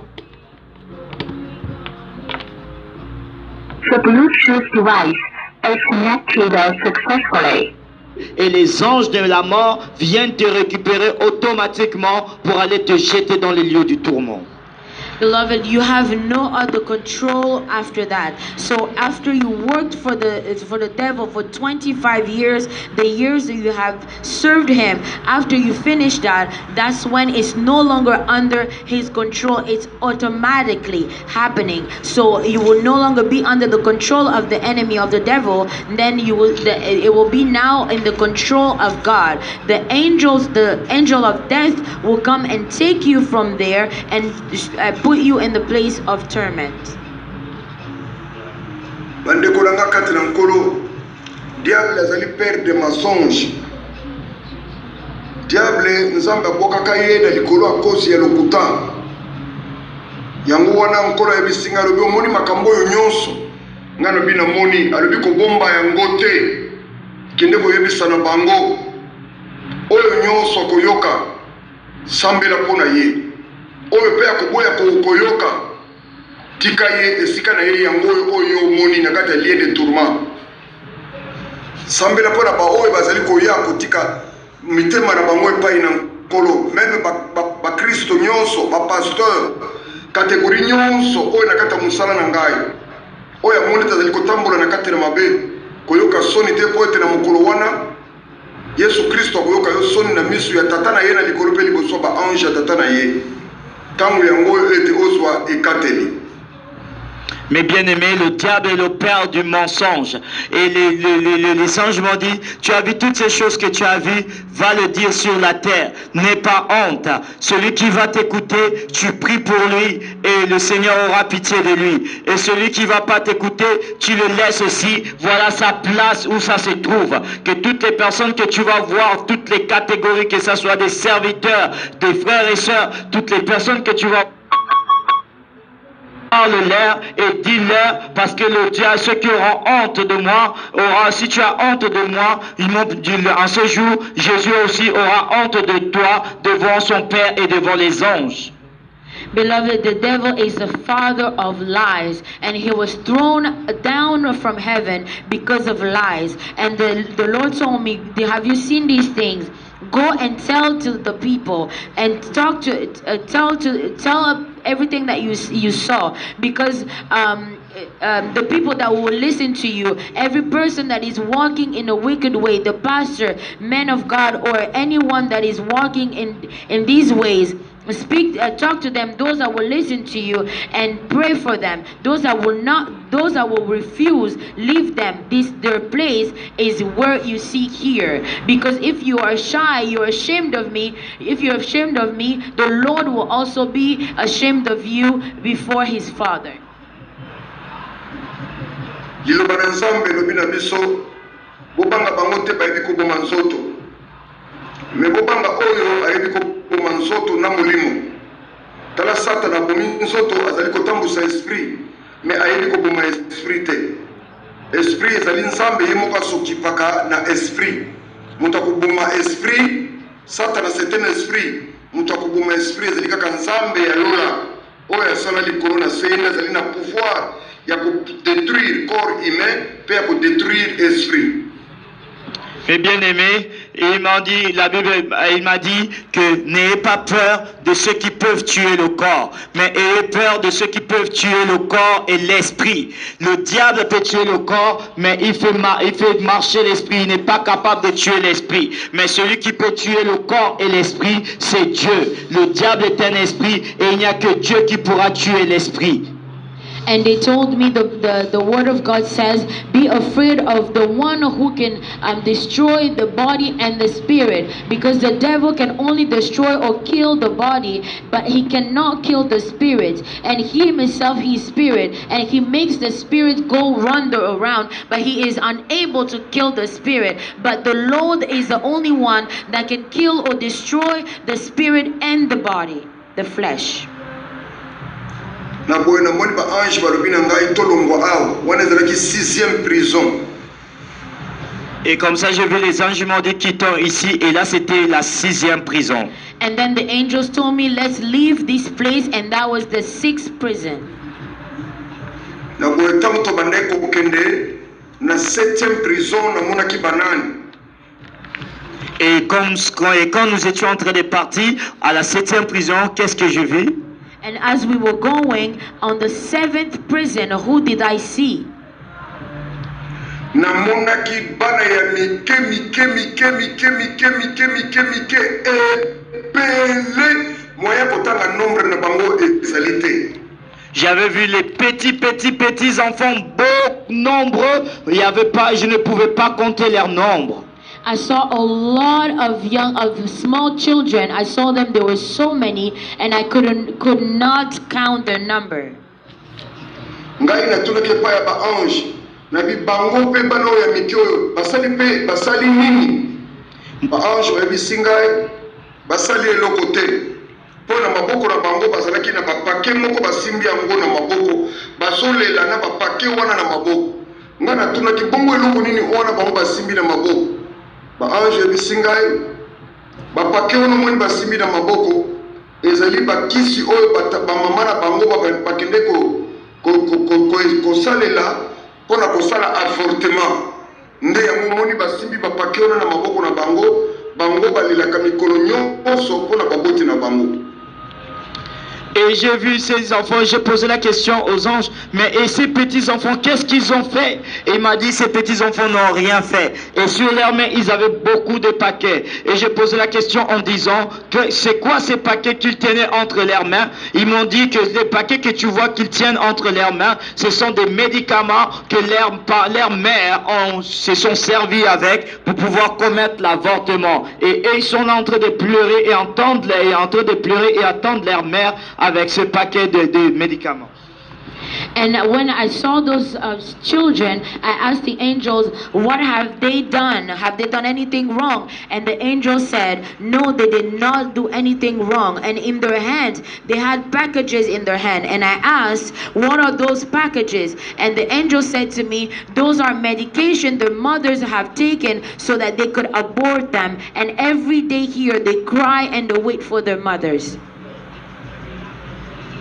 Ebele ya basi baboma batu mesoko tuniye boyo boma mutu akowangana ngana boma mutu te pote mokolo oya kende kolongona semi mutu moka mona yote menzambe na lola misu na ye zali mozindo nde amona yo mususu alobinga na longola kaka semi ya 1 mois semi ya 1 mois eza makila eske eza mutu mais makila nde yango ezali mutu osopa makila ozali kamuna nzambe yo mutu kenda kulongola kosala baavortement ozana likambo na nzambe bongo bana wana yo olongola semi na 2000 mokolo kendeki mutu amonaki yo te.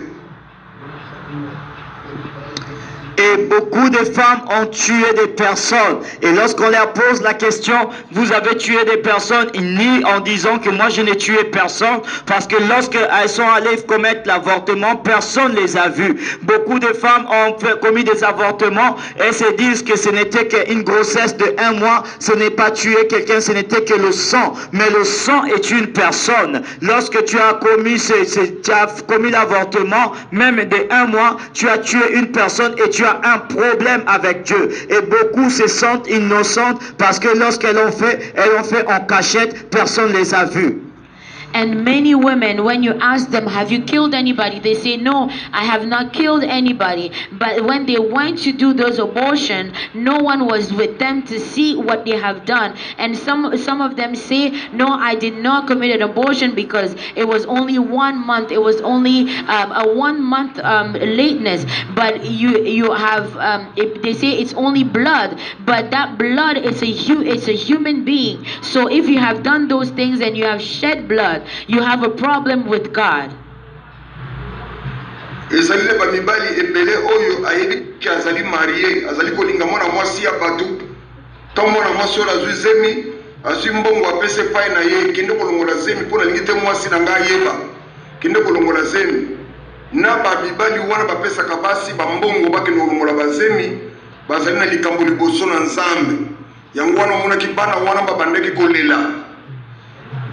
Et aussi beaucoup des hommes, les hommes mariés qui ont enceinté des filles dehors et qui ont donné de l'argent à ces femmes pour pouvoir enlever la grossesse parce qu'ils ne veulent pas que leurs femmes soient au courant de la situation. Et ces personnes-là, ces hommes-là également aussi ont commis des avortements et en finalisant les avortements.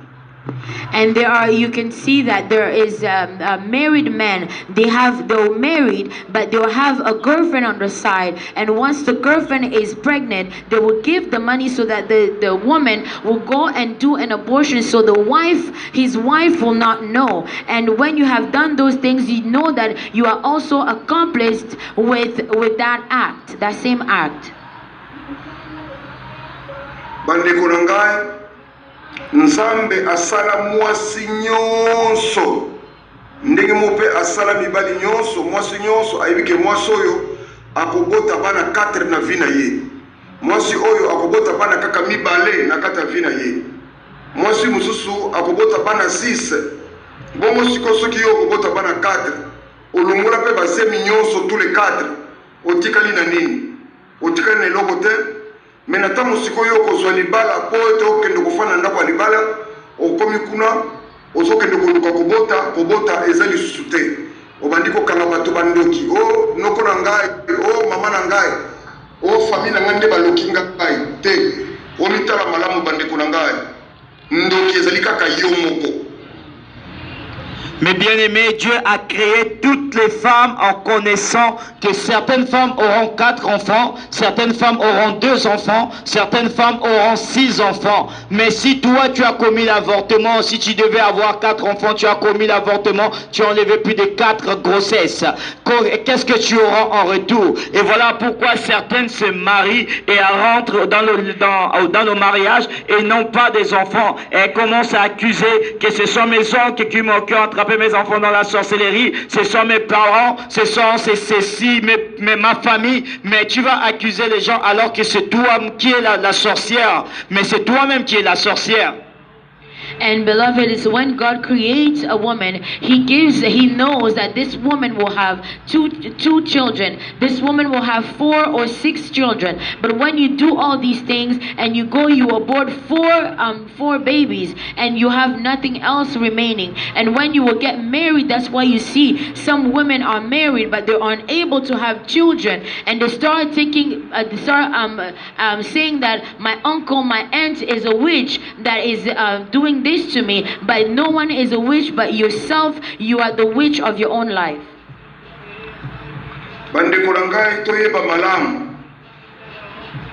Mais bien aimés, nous devons bien savoir. Beloved, we need to know very well. Yo oyo simba makila yango moni ba blocage ekota na kata vie na yo a cause ya makila oyo simba yango moni e bloka ba faire na ko ezali na mutu moko ata esali 10 ans 15 ans mutu wana lelaka kaka liboso na Nzambe pona yo. Toi qui as touché le sang, c'est ce sang-là qui a apporté beaucoup de blocages dans ta vie, dans tes affaires. Il y a même une seule personne, jusqu'à même si ça fait 10 ans, 15 ans, cette personne pleure à cause de toi. and you who has shed blood before, and now you see that even everything in your life is not going forward. Everything is bonded. Nothing is working. Just know that there is maybe someone, maybe one person that is dying, is crying because of what you have done, even if it's been 10 or 15 or 20 years ago.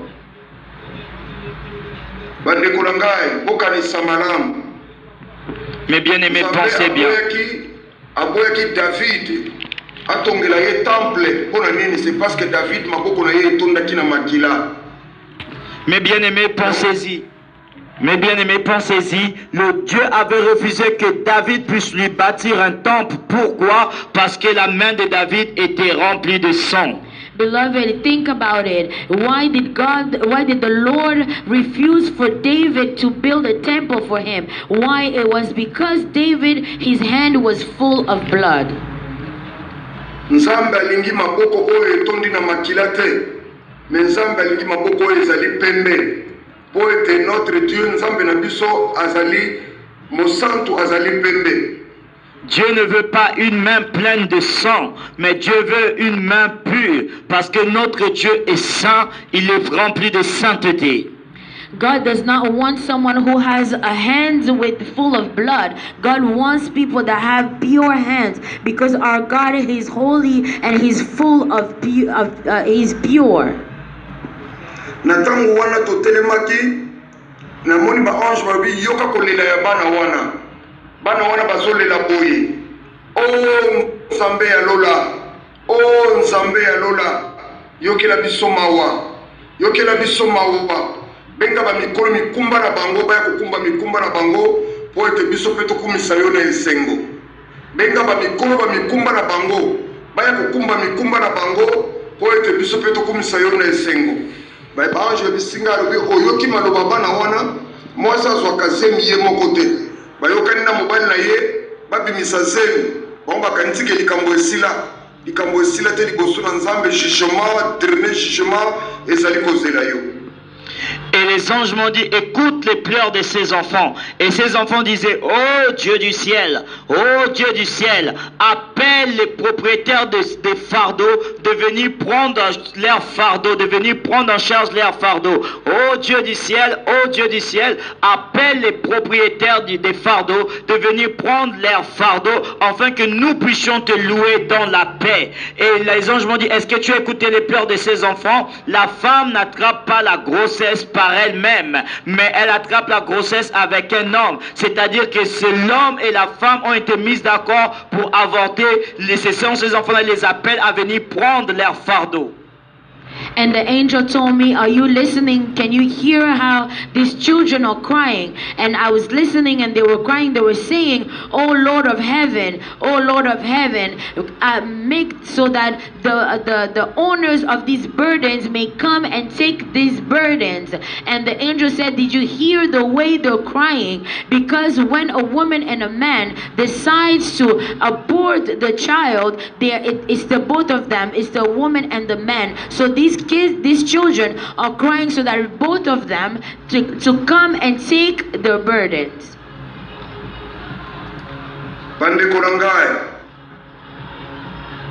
Mes bien-aimés, beloved, Dieu vous aime beaucoup. God loves you so much.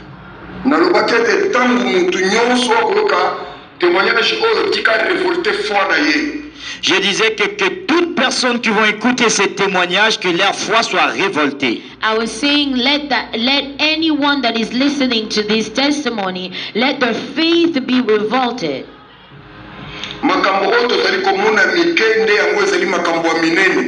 Des choses que nous voyons moindres ou petites, je dirais, c'est ce qui est grande. Things that we're seeing that there are little, those are the things that are big. Bandeko nangai na tango to bandeko tala namona mwana moko alongwe na kati ya parmi ya bana wana ebele na pakela ye maboko na boka misukuna namona ki mama moko pa munene bazoya na ye azoya kot lokola moto alinga koya bazoya bakumeka pembeni wana namona ka mwana wana abimi akena akei akeba mama wana akei kopesa ye pake wana mama wana adiskitaki te azwi pake wana. Mais bien aimé, comme nous étions en train de voir, et j'ai vu un enfant qui s'est déplacé de cet endroit, et j'ai vu aussi une maman qui était grosse, qui venait côte, elle marchait comme si elle veut tomber, et j'ai vu l'enfant qui s'est approché de cette dame, il a pris le paquet, et il a donné à cette dame le paquet, et cette dame a pris le paquet, elle n'a pas discuté. And as we were looking at these kids, I saw there was one child that came out of that place where there were all these children. The child came out, and I looked on the other side. I saw they were bringing a lady who was a little bit heavy. They were bringing her, and she was walking as if she was about to fall. They brought her close to that child. When she went in front of that child, the child took that package that she had in her hand and gave it to the woman. And the woman did not hesitate and take it in from the child's hands. Bandeko na ngai lero natunaki na baange wana ezali nini balobi te omoni mutu wana azali koya sikoyo mwana wana mama na ye akufi na kati na mokili kuna mama wana azali koexiste lisusu te tala epai ya ye bamemie tout po ya kolibere mwana wana na kati ya lie de tourment baye kolibere nde mwana wana omoni akamati pake na ye po ye abande kosambela nkolo benga mokolo mikumba baye kozwa mikumba na bango po biso pe tunakumisa yo na esengo sikoyo mama ya mwana wana ye wana akufi kuna na mokili aye kobima kuna nde mwana wana akamati mikumba wana apese epai ya mama wana pe akoki kodiskite te po ezali likambo oyo asali mpe ayebe yango akamati mikumba wana bamemie tutura na kikalungu. Et les anges m'ont dit, et je pose la question en disant, mais qu'est-ce que cela veut dire? Ils m'ont dit que tu as vu cet enfant, la maman qui l'a avorté est morte, elle n'est plus sur la terre. Donc elle est venue et la maman, il a donné le fardeau aux mamans. Donc lorsque les mamans existent encore, les enfants restent avec les fardeaux, mais lorsque la maman meurt dans ses péchés, l'enfant vient et lui donne le fardeau, et cet enfant-là, on l'enlève du lieu de tourment pour aller louer le Seigneur dans la paix, et la maman là, elle prend son fardeau et on l'a envoyé tout droit dans la poêle là où il y a l'huile bouillante. And when I saw that, I asked the angel, what does this mean? And the angel said to me, this mother has died. From on the earth she no longer exists. So this child was crying and praying to God so that this person will come and take their burden. So when she died, they brought her, and she had to now take her burden so that the child could go and praise God in peace. And when she took the burden, she took the package, and she did not hesitate. She did not ask any question because she knew what had happened, and right away they took her and put her in the pot where there was a hot boiling oil. Bandeko na ngai ni bana nzambe lubete misala na yo osalaki na kati na mokili yango ekosambisa yo. Mais bien aimé, la parole de Dieu dit que tes œuvres que tu as fait sur la terre, c'est ce qui va être ton jugement. Beloved, the word of God says the works that you have done on earth, those are the same works that will judge you.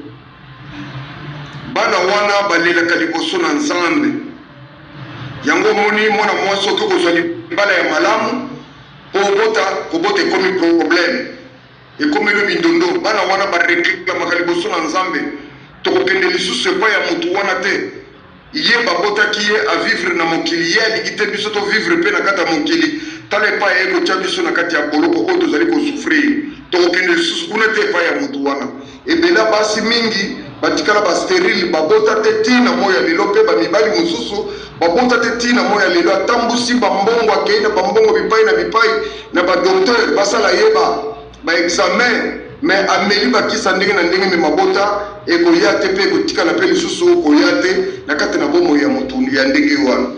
Mais bien aimé, c'est pour cela que beaucoup de femmes jusqu'aujourd'hui mariées n'ont pas pu enfanter. Parce que ces enfants-là réclament et ces enfants-là ne veulent plus repartir. Ils ont dit que nous n'allons plus retourner chez cette personne parce que cette personne est en vie mais n'a pas voulu que nous puissions venir au monde. Voilà pourquoi beaucoup de femmes jusqu'aujourd'hui et beaucoup d'hommes jusqu'aujourd'hui n'ont pas pu enfanter, concevoir. Voilà pourquoi ils ont dépensé beaucoup d'argent à aller prendre tout sortes sortes de médicaments, faire toutes sortes d'examens, mais jusqu'aujourd'hui n'ont pas pu concevoir.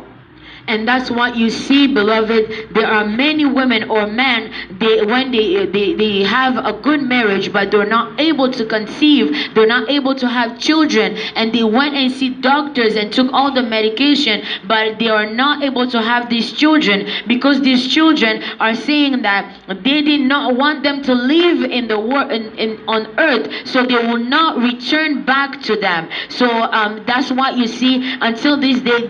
People, those kinds of people, they do not have, they are not able to conceive. Bandeko ranga kati na nkolo. Namoni ba ange ba bisinga bi omoni makambo nyonso ngana bi namoni. Kobomba yango te kilo bi sango na bato mokili bana basi bazoyo kate. Bana basi bazoyo kate. Kile ko yebisa bango na kati na mokili. Oya koyoka makambo akopusa na pembeni na yo sambela pona ye alimbisa masumu azongela pe lisusu likambo wana te kende koyebisa na bango bazali mitema makasi mwana mwasa kondimati akufa mais asana kodenonse makambo akokoluka délivrance pote bomo na yebika asana tawa wana te akondima akufa na bamikumba ya ndenge wana esika na zena kati ya lieu de tourment esika na zena kati ya enfer yango wana ba ange bi kekende bisa na bango toyebi bango malamu ba yosoyo kalokola bazoyo kate basana mitema me bazondima te kende yebisa na bango nde oyo ezalaki. Mes bien-aimés, et les anges m'ont dit, tu as vu toutes ces choses? Il a dit, va sur la terre et va leur dire. Les jeunes femmes n'écoutent pas. Les jeunes femmes, elles ont des cœurs, mais elles endurcissent leur cœur. Va sur la terre et va leur dire toutes ces choses. Celles qui vont t'écouter et qui vont venir, que tu pries pour elles, qu'elles se répandent, afin qu'elles soient pardonnées. Mais que les jeunes femmes ne veulent pas écouter, elles ne veulent pas changer leur cœur. Elles préfèrent garder ces choses dans leur cœur au lieu de se repentir jusqu'à la mort. And the angels told me, you see all these things, go and tell the young ladies that are on the earth. Tell them, because young ladies are hard-headed. They do not listen. They have hearts, but they have hardened their hearts. They do not listen. And tell them, so those that will listen to you, may they repent. You can pray for them so that they don't do this again. But talk to the young ladies so they can listen to you. Nyonso wana bandeko ezali baposa na nzoto oyo ekokute biso cher na kati na bomoi na biso liboso na nzambe. Nzambe alingi bakristo ya kalite, Yesu alingi bakristo ya solo. Tozala bakretien charnel te, mais tozala bakretien spirituel.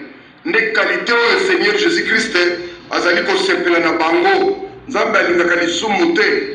Oete nzambe a rejeté yo tango badiko commettre masumu na tango wana nzambe a ko rejeté yo pe a kopesa yo mokongo akokangela yo matoi na ye ete ayoka yo te.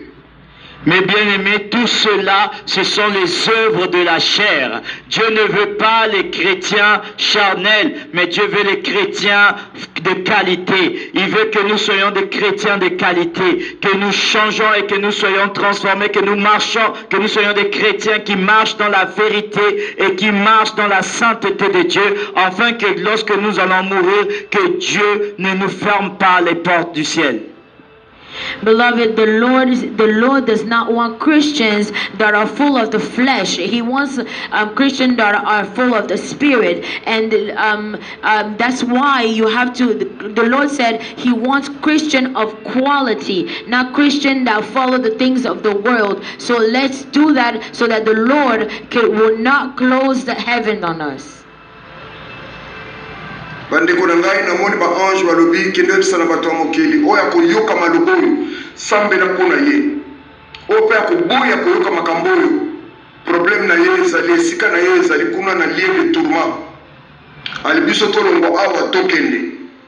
Bandeko na ngai nazalaki ngai te komona ebele de millions ya bana oyo bazali kolenda butu na moi me mama na ye ezali awa na kata mokili azolia azokende na baboite de nuit azali kosepela kolata kosala boye mais ça rendi compte que non eza na molimo moko oyo elendaka kaka mpona yo na mabe oyo osala ye. Mes bien-aimés, les anges m'ont répondu en disant que allons-y, quittons ce lieu.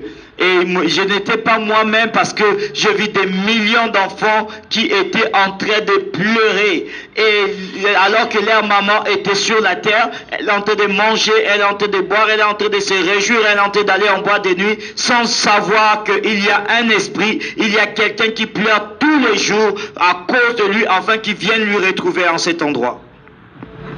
And the angels told me, let's go, let's leave this place. And like I said, there was a lot of children that were crying, and their mothers were still on earth. They were enjoying life. They were going to nightclubs and drinking and doing everything without knowing that there is one spirit, there's one person crying on the behalf because of everything they have committed, and because of everything they have committed.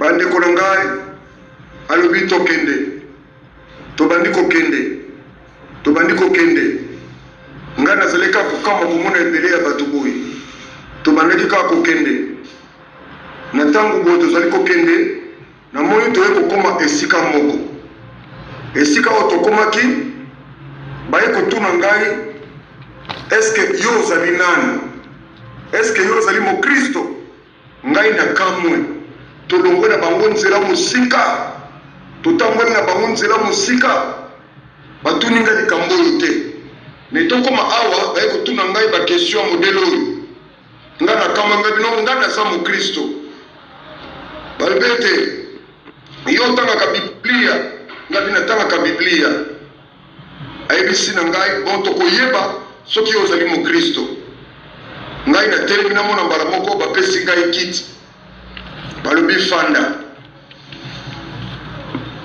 Mes bien-aimés, ils m'ont dit allons-y. Et ensuite, nous avons commencé à partir. Je voyais beaucoup de gens. Et lorsque nous sommes arrivés quelque part, ils m'ont posé la question en disant, toi qui es-tu? Est-ce que tu es chrétien?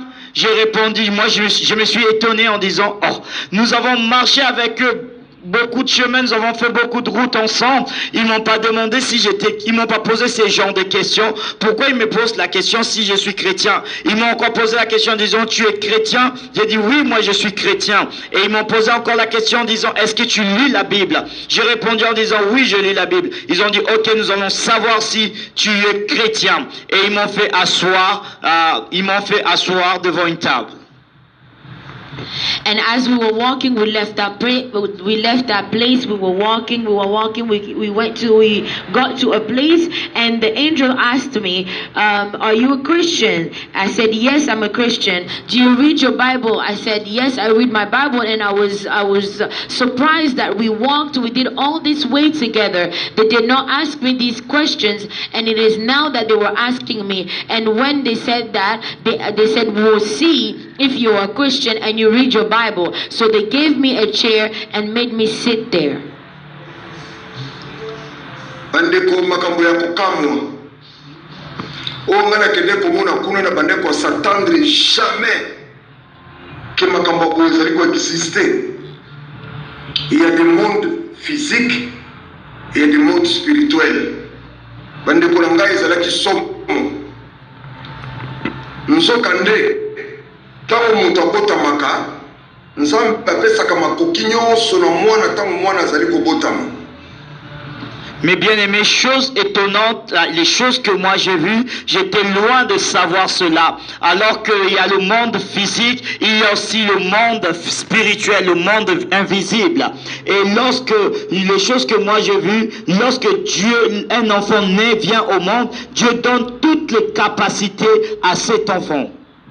And what I saw that place, beloved, there is a physical world, and there's also a spiritual world. And what I saw, it was something that I would have never expected to see. When a child is born, the Lord gives to that child all the capacity, all the ability to that child.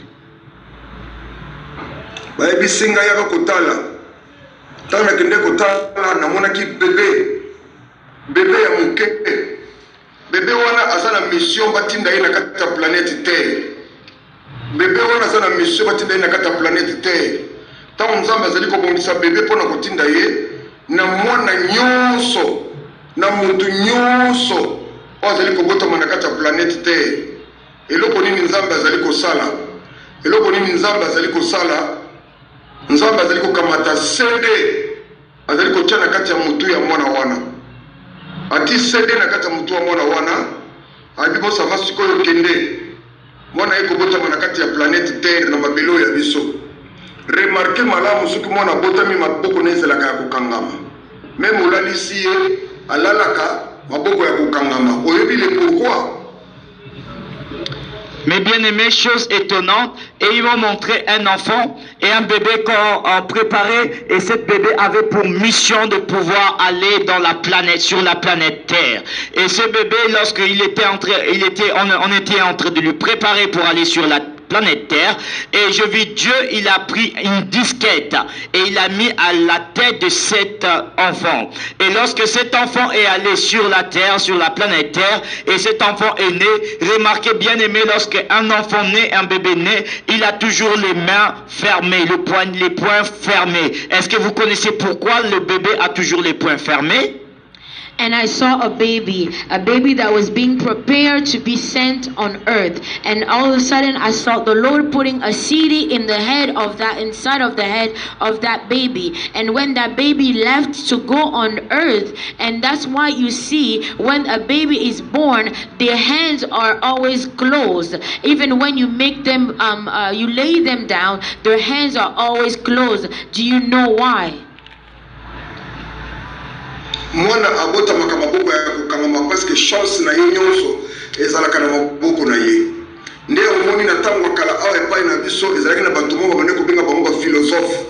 Bato wana babande kotala soko pesi liboko azo biso ke no vi na yo ezali mulai ba chance na yo makamu nyonso ezalaka na maboko. Sede wana ati na kati ya mutu batiaka mutu na kati ya mutu sede wana banda ko fonctionner à partir ya 0 année.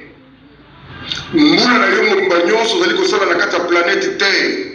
Sede wana ezali kobaluka pendant premier jour oyo bandi konguluma oyo bandi kotambola oyo bisika nyonso makambo nyonso ezali kosala sede wana ezali kofilme.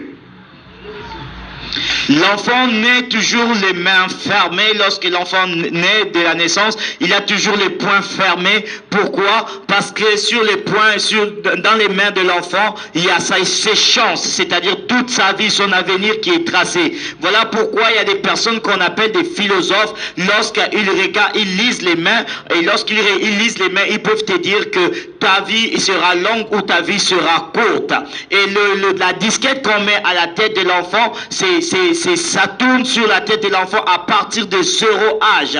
Et cette disquette tourne autour de l'enfant toute sa vie, c'est-à-dire que toute la marche de l'enfant, de sa naissance jusqu'à sa mort, tout ce que l'enfant fait est filmé.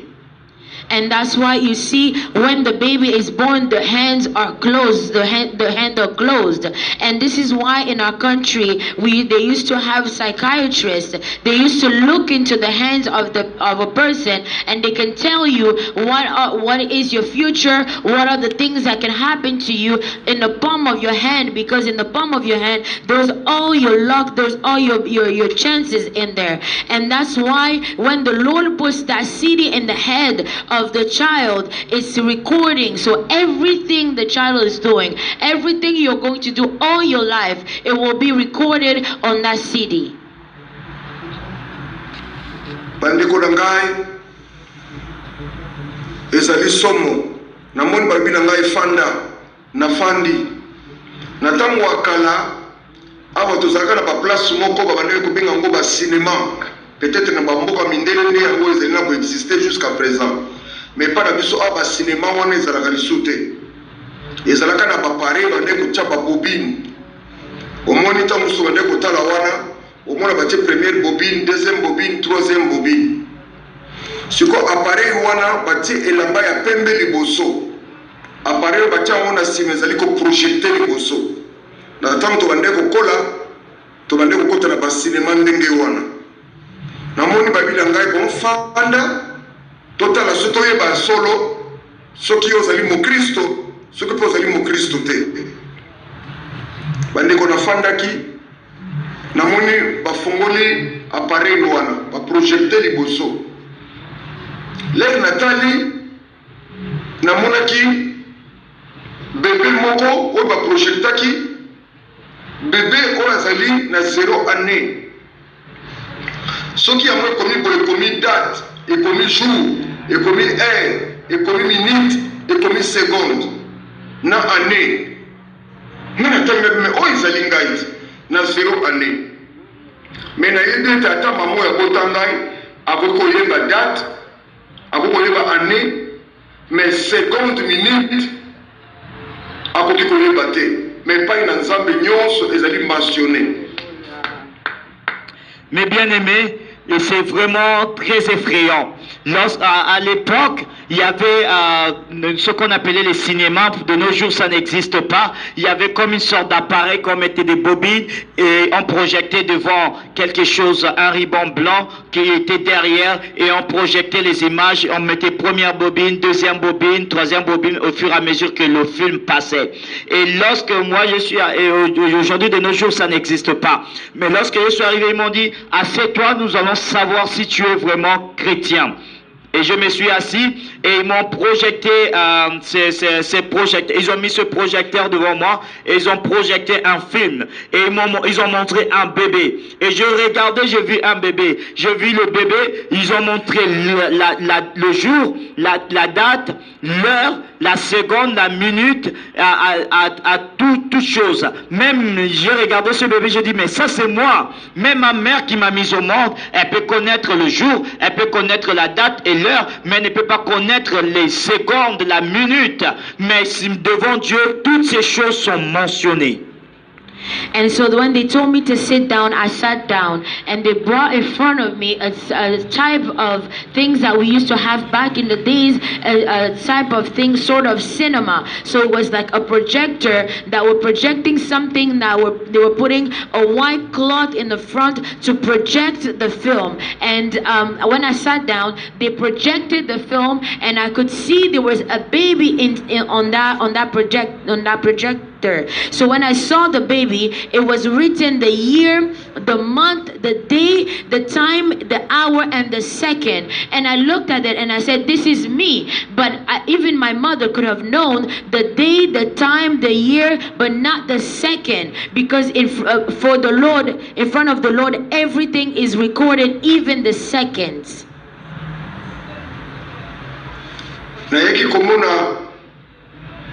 ndenge nazali kokosa mwasi na ngai balakisinga vi na ngai mobimba banda kobotama na ngai ti na age oyo nazalaki na yango ndenge nini nazali kotambola okende koyiba biloko na ndako ndenge nazali kobima libala okende kokosa na soki osali elakisi événement elakisi jour heure minute seconde na elamba oyo olataki bazotalisa ngai bayeko talisa na ntango ngai nakomi marié ndenge nini nazali kokosa mwasi na ngai nazali na basi par-ci par-là mais lere ngai nakoya na ndako nazoyebisa mwasi non tozala mosala ya butu fo tokende travailler na butu nzoka nde nasi natiki bamakangu na ngai na bahotel bazolakisa ngai ndenge nini nazofuta hotel ndenge nini nazokota na kati na basi na hotel. Et ils m'ont montré comment je mentais à ma femme. Et ils m'ont montré toute ma vie, quand j'étais petit jusqu'à ce que je suis devenu adulte. Ils m'ont montré tous les événements passés que j'ai fait, comment je mentais, comment j'allais voler, comment je partais avec les maîtresses à l'hôtel, comment j'ai monté ma femme en disant que nous avons travaillé la nuit et comment j'ai payé l'hôtel. Et lorsqu'ils montraient un événement, ils montraient la date, le jour, la minute, la seconde et comment j'étais habillé. Et ils m'ont montré tout le film de ma vie. And when they were showing me these things, they showed the whole movie of my life. They showed me everything that I've done, how I used to go out and steal, how I used to go out and lie when I was a child. And they also showed me when I was married, how I was lying to my wife. I would tell my wife that we had to work at night while I would go out with my girlfriends or the mistress. I would pay the hotel. They would show me all of these things in that projector. Balakisinga ndenge nini nazokota na kati ya babwate balakisinga ndenge nini nazali komela masanga ba drogue balakisinga ndenge nini mabe nyonso na bande kosala. Moi je pense que non moto azomona ngate mais makambo nyonso ezalaki enregistré. Ils m'ont montré comment je rentrais dans des boîtes de nuit. Ils m'ont montré comment je buvais de l'alcool, de la drogue, je prenais de la drogue. Ils m'ont montré toutes les mauvaises actions que je faisais alors que moi je croyais que personne ne me voyait, alors que toutes ces choses étaient enregistrées. So when they will show me these things, when an event will happen, it will show the day, the time, and the hour, even the second, and the clothes that I was wearing. And they will show me how I used to go and drink. They showed me how I would go to nightclubs, and they will show me how I was doing all these things. Bandeko na ngai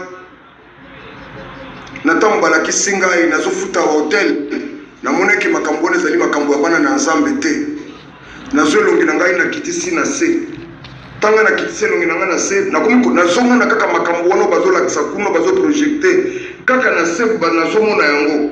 Nazolongi na ngai na bombi na baluki na tie longi mopanzi mpona tala makambo wana te. Epai ngai na tie longi na ngai nazomona kaka makambo wana. Namoni mbala mo ange moko aye abeti ngai na lipeka abi ozobombama awa babombamaka te awa oza liboso na nzambe awa moto atikalaka bolumbu. Bandeko na ngai ekabosaki ngai ndenge nini bakwa kokende kozwa baimage ya modele oyo nakisisi mutu na se na bandi kolela. Namoni mbala moko bakati filme wana natelemi lere nazali kolela namoni ange wana alobi na ngai omoni makambo oyo nyonso ngai nalobi nayoki eloko moko etindi ngai kotuna mituna mokolo nini bino bofilmaki makambo oyo. Mes bien-aimés, et ils m'ont montré comment je payais les hôtels. Mes bien-aimés, et j'ai vu que ces choses, c'était pas des choses qu'un chrétien pouvait faire. Et j'ai baissé la tête, j'ai baissé ma tête au sol pour pas attrister, pour ne pas voir ces choses. Et malgré que j'avais la tête baissée, je voyais toujours ce film qu'il projetait là-bas, mais j'ai tout continué à voir. Et j'ai pris ma tête, je l'ai mis à gauche, j'ai incliné vers la gauche, j'ai tourné vers la gauche pour ne pas voir ces choses, mais je continuais à voir ces choses. Et l'ange m'a tapé sur l'épaule en me disant, tu te caches, ici on ne se cache pas, tout est nu devant Dieu, tu ne peux pas se cacher. Et j'ai cliné ma tête à terre, j'ai commencé à pleurer, je voulais poser la question, comment ils ont vu ces choses, comment ils ont fait pour filmer ces choses. And as I was looking at these things, I put my head down because I was so ashamed. I put my head down, and when I put my head down, I could still see the same movie that they were showing in front of me. And it was so shameful. I put my head on the left. I didn't want to see it. But when I put my head on the left, I turned my head on the left, I could still see it. And then the angel tapped me on my shoulder and said, you're hiding. Here you are in front of the Lord, and in front of the Lord you cannot hide, because everything here you are completely naked. And I was crying, and I wanted to ask them, what time did you film, or when did you film all of these things? Ngai na ekotuna na ba ange wana kambo soki ba image oyo namoni ba seki ngai bayebisi ngai eske oyebi te ke na kati na mokili kamera ya nzambe ezali. Ngai nalobi kamera abi oui kamera ya nzambe ezali. Ngai abi ngai nazalaki na mokili natikeli komona kamera ya nzambe te bazofilme makambo nyonso epai ya bato natikeli komona ngo te. Aseki ngai alobi bongo moi oyo omonaka na likolo eza nini? Tant moi ebimi ezali kobima ezali kofilme makambo nyonso oyo ezali kosalama. Moi soka filme ekomi na pokwa atikeli sanza na ba étoile bango ba continuer butu mobimba basi ya ndumba misala ya butu ko tuerie assassinat misala nyonso butu esalamaka na butu ya babwate na bamakambo kilikili oyo esalamaka na butu ezali filme nde oyo ezali kamera ya nzambe. Et moi je les ai posé la question en disant aux anges, mais toutes ces choses, quand est-ce que vous les avez filmées? L'ange m'a regardé, il s'est moqué, il a dit, tu ne sais pas que sous le soleil, dans le monde, il y a la caméra de Dieu. J'ai dit, comment ça? Moi j'étais dans le monde, je n'ai pas vu où est-ce qu'il y avait la caméra de Dieu, où on filmait des événements qui se passent sur la terre. Il s'est moqué de moi, il a ri, il a dit, mais le soleil que tu vois, c'est la caméra de Dieu qui filme tout toutes choses durant le jour. Il a dit, lorsque le soleil se couche, la lune et les étoiles prennent le relais, filment toutes choses, les femmes qui se prostituent, les crimes qui se passent, toutes les mauvaises choses qui se passent sur la terre sont filmées devant Dieu. And when I asked them, when did they film all these things, they laugh at me. And then they said, you don't know that there's a camera of God that is on the earth that is filming everything. And I said, I did not see anyone with the camera of God going around and filming everybody. And they said to me, they laughed and they said, when you see the sun come out every day, the sun comes out, that is the camera of the Lord. It films everything. And at night it leaves the place to the moon and all the stars. It takes over and it films all night, all the prostitutes, all the sexual immorals. It films them all. Bandeko nanga ezalaki somo na bandeko ndima makambo oyo te me bake kolakisa ngai filme na ngai mobimba na bandiko lela tanga na bandiko lela na ekokanisa bandeko na kati ya kikalungu bandeko na ngai esalaki nga songa bia do museke batu wana bayaka na bango boye balakisi yo mabe na yo po kowanga na te na bilambo bandeko lata na bajour na badate na makambo nyonso polele nde nsima nango bake kobwako na kati ya kikalungu na kati ya lieu de tourment na bino museke bayaka na batu wana boye. Mes bien-aimés, c'était très effrayant. Je commençais à pleurer et je commençais à penser à toutes ces personnes quand j'étais dans la poêle, au lieu de tourment. J'ai dit, ah, donc c'est comme ça que ces personnes-là, on les apporte. Lorsqu'on les ramène, on les montre le film de leur vie, comme ça, ils ne peuvent pas nier ni mentir. Et c'est après cela qu'on les jette au lieu de tourment. And it was so hard for me, and I began to cry, and I was crying. Then I understood that the people that are in the place where there's the pot and the hot boiling oil, and I started to understand that those same people, when they come, they show them their movie of their life, and they throw them in that hot pot and in the place of torment. And I started saying, maybe that's how it happens.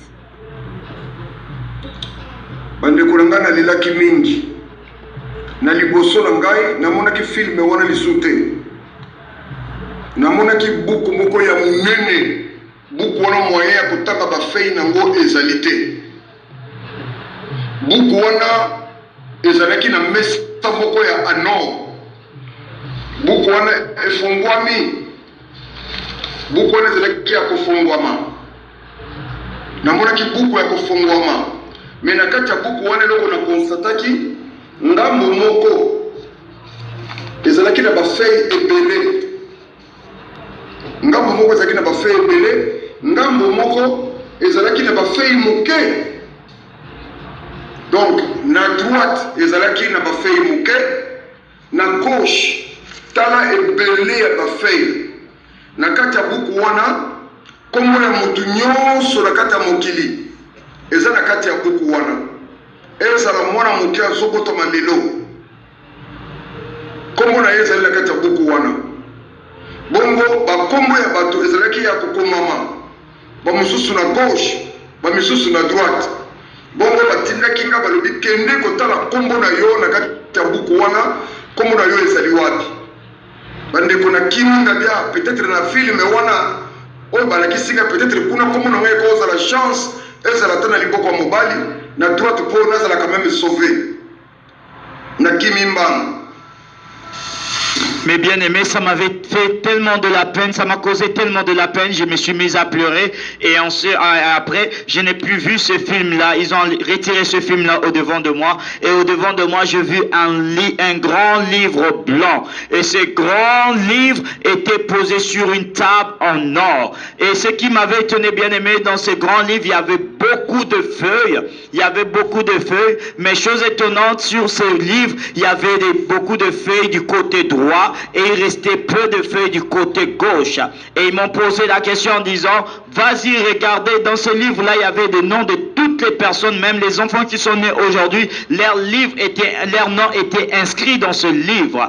Et ils m'ont posé, les anges m'ont dit, va regarder ton nom dans ce livre. Et moi, je me suis précipité et dit, ah, laisse-moi aller regarder mon nom. non, peut-être mon nom est inscrit du côté droit, peut-être je serai sauvé. Laisse-moi aller regarder mon nom dans ce livre.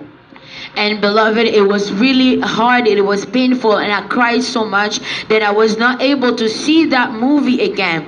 And after that, I saw in front of me there was a table, a gold table, and on top of it there was a book. The book was so big, and there was a lot of pages that you could not count the pages. And the book was open. On the right side there was many more pages on the right side than on the left side. And the angels told me, go there and see if your name is written on that book. And on that book there's all the names, the name of everyone when you're born, and even the babies that are born today, all the names are written on that book. And I said, let me go see in that book, even if they showed me the movie, let me see if my name is written on the right side of this book, so that maybe I will be saved.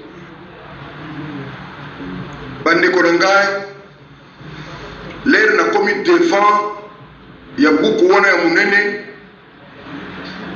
banakena na kimbangu na droite na loboko ya mobali, parce que na droite kuna na droite nde ezalaki bato oyo bakokota paradis oyo nalakisaki bino.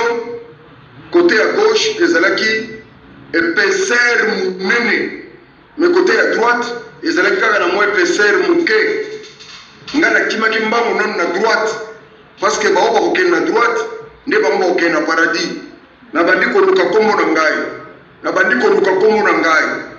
Donc tant nyonso elekaki place wana ezali lokola banda to bandaki témoignage na buku wana ya monene, naza koluka bakombo. Bakombo wana ezalaki bakombo ya bamort te, bakombo wana ezalaki bakombo ya bavivant. Mes bien-aimés, dans ce livre-là, il y avait là aussi, il y avait beaucoup de feuilles du côté gauche et il y avait peu de feuilles du côté droite. Et le côté droite, c'est ceux qui iront au paradis, et du côté gauche, c'est là où ceux qui iront en enfer. Et je me suis précipité, j'ai commencé à chercher mon nom du côté droit. Et j'ai commencé à chercher mon nom. Bien-aimé, tout le temps que j'ai fait, c'est comme si c'est le temps depuis que nous avons commencé le témoignage. J'ai commencé à chercher mon nom du côté droit pour voir si je pourrais arriver au paradis. Et toutes les personnes qui étaient inscrites du côté droit, c'est ceux qui étaient vivants. And beloved, when I looked at that book, on the left side there was many more pages, and on the right side there was a little bit of pages, like I said. And I wanted to see on the right side if my name was written there, because on that right side where the pages were so little, I wanted, those are the people that will go to heaven in paradise. And on the other side, on the left side, where there's so many pages, those are the people that will go to the place of torment. And I was looking for my name on the right side. I was looking for my name on the right side. I took so long that the time I spent there, it's almost like the time since we started this testimony. I was looking for my name, and the names of the people that are written on the right side, they're the name of those that are still living. Bandeko naluki komo nanga na droite na monaki yango te, na kite siko na gauche epai ya bato ya masumu oyo nyonso okota na lifelo. Bandeko na bandi kofuye komo nanga, na bandi kofuye koluka kombo wana na eko mona komo nanga avant dernier nom na kata livre wana na main droite na main gauche. Neko mona kombo wana avant dernier nom na moni kombo na ngai Bikongo Ngami Jean Paul. Na bandi kolela ngabi Seigneur awa esili awa de place la tanta qui chance awa esili. Bien-aimé, j'ai commencé à chercher mon nom du côté droit. Je n'ai pas trouvé mon nom. Et j'ai cherché du côté gauche. J'ai commencé à fouiller. Et là, j'ai trouvé mon nom vers l'avant-dernière page. Et j'ai trouvé mon nom qui était inscrit Bikongami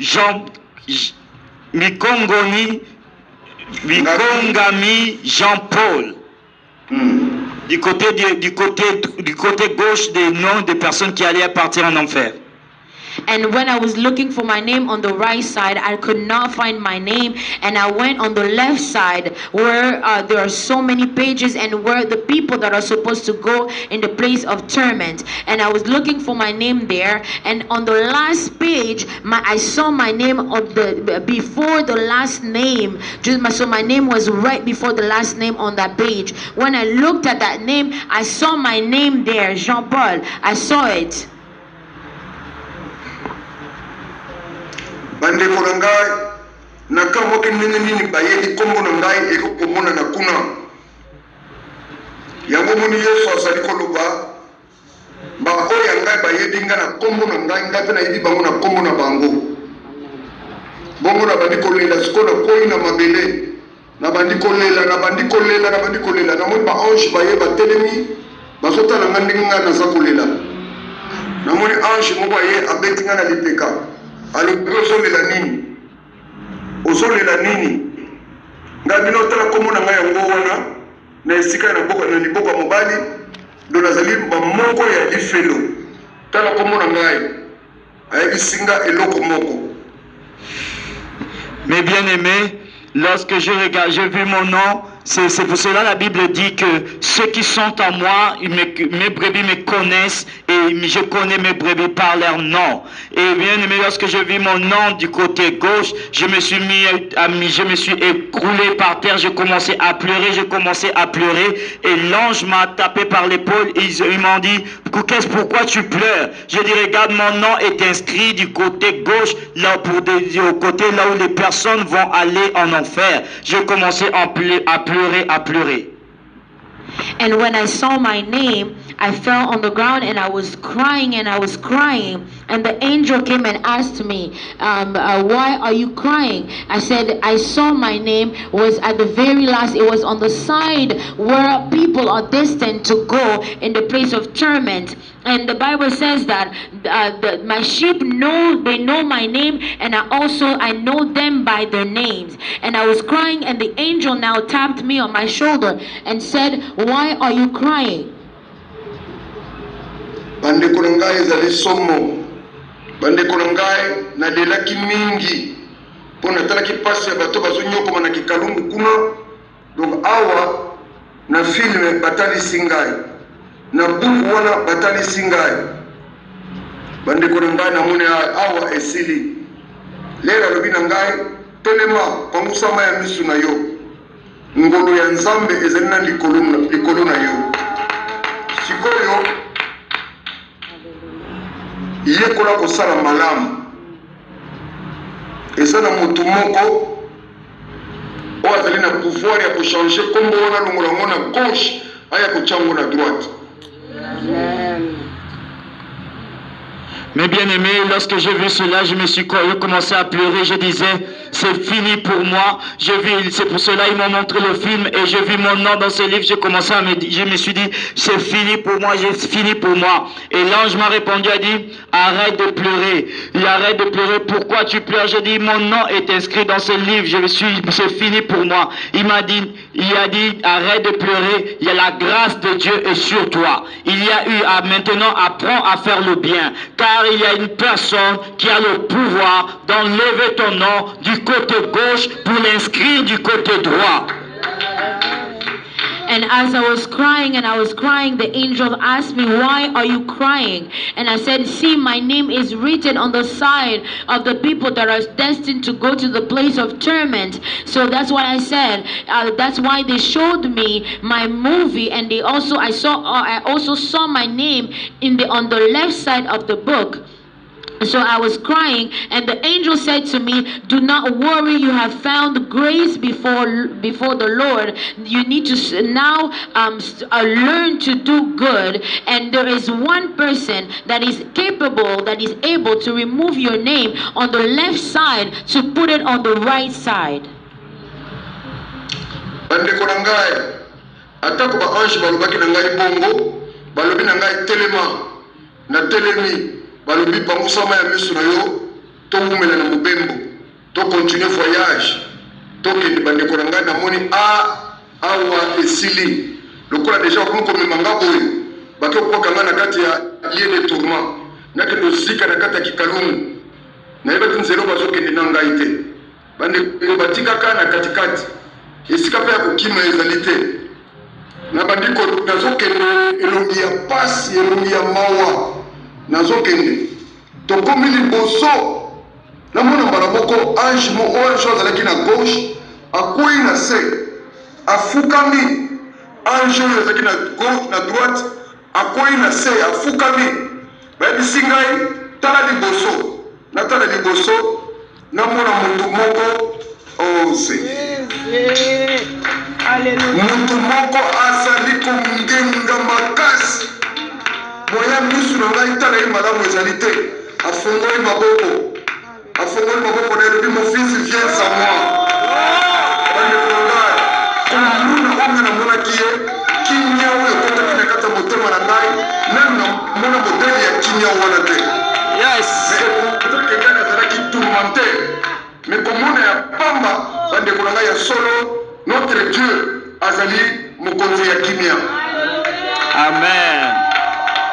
Et lorsque j'étais à terre en train de pleurer, et l'ange m'a dit, relève-toi et essuie tes larmes. Malgré qu'il m'a dit relève-toi et essuie tes larmes, j'étais pas dans la paix. J'ai dit là c'est fini. Là ils vont m'amener dans le lieu de tourment pour me jeter dans la poêle d'huile chauffante. Et ils m'ont dit relève-toi et essuie tes larmes. Nous allons continuer le voyage. Nous allons durer dans le voyage. Et nous avons commencé à marcher. Lorsque nous avons commencé à marcher, arrivé devant, je vois que l'ange qui était à ma gauche s'est prosterné. Je vois encore l'ange qui était à ma droite s'est prosterné, a fléchi les genoux. Et ils m'ont dit, regarde devant. Et lorsque je regardais devant, j'ai vu quelqu'un qui brillait tellement. Il a ouvert ses bras. Et lorsque j'ai vu cette personne qui brillait, la paix est rentrée dans mon cœur. Et il m'a dit, mon fils, viens à moi. Et c'est vraiment vrai, mes amis, je vous assure, mes frères et sœurs, que notre Dieu est le Dieu de la paix. Et il m'a dit, mon fils, viens à moi.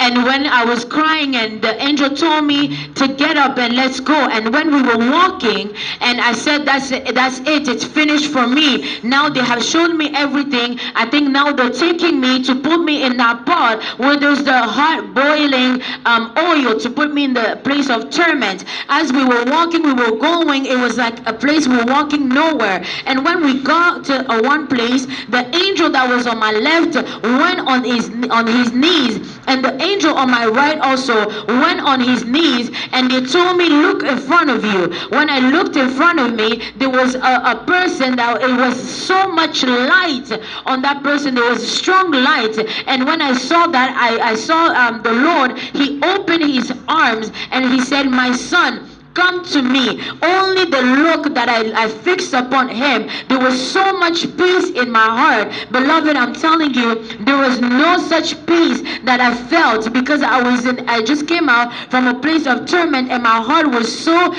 weary, but the peace that I felt, it was no other, like no other. And I'm telling you, our God, our Lord, is truly the God, the master of peace. Bandeko na ngai na tangu ngai nazali kotala nakeye pai na nkolo. Oh Seigneur, Dieu d'amour, ayambi ngai atunaki ngai question moko alobi mpona nini yo osambelaka te?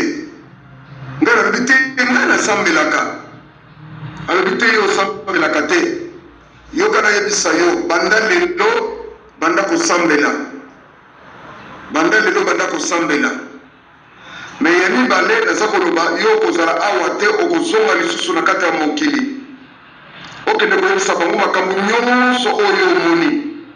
Eske okoyebisa ngai makambo oyo yo omoni banda epai bomandi kuna tina ndenge bokomi awa okolobela ngai yango? Bandeko na ngai elekaki ebele, nalobi Seigneur nakokoka te, nakokoyebisa yo te. Atali ngai na misu. Mais bien aimé, lorsque je vis, le Seigneur m'a accueilli dans ses bras et il m'a posé une question. pourquoi toi tu ne pries pas? J'ai dit, si je prie. Il m'a dit, non, tu ne pries pas, mais il faut apprendre à prier. Et il m'a dit, toi tu ne vas pas rester ici, tu vas retourner sur la terre. Mais tout ce que tu as vu, tu dois aller le dire sur la terre. Est-ce que tu peux me dire tout ce que tu as vu depuis que tu es arrivé ici jusqu'à maintenant? Mais bien aimé, ça s'est pas passé longtemps. Je dis, je ne pourrais pas te le dire. Et il m'a regardé, bien aimé. And after when he opened his arms, he said to me, my son, come to me. So when I came to him, he held me in his arms. And he said to me, you will not stay here. You will go back on the earth. And he said, everything, he asked me, do you pray? I said, yes, I pray. And he said, no, you don't pray. From now on, you need to start praying. You need to learn how to pray. And he said, everything that you saw here, go back on the earth. When you go back, say everything, tell them everything. And can you tell me everything that you've seen since the moment you got here until now? And it was, I told him, Lord, it was so many, I was not able to say it all.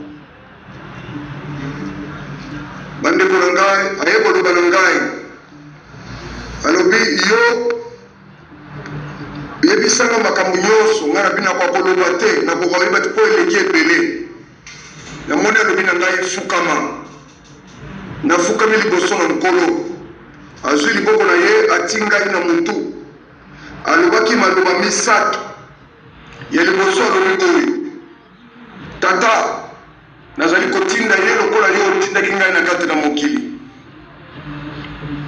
ya mibale alobi boye nasengi ete opatisa omultiplie mayele na ye lokola multiplieki mayele ya Daniel na Babilone.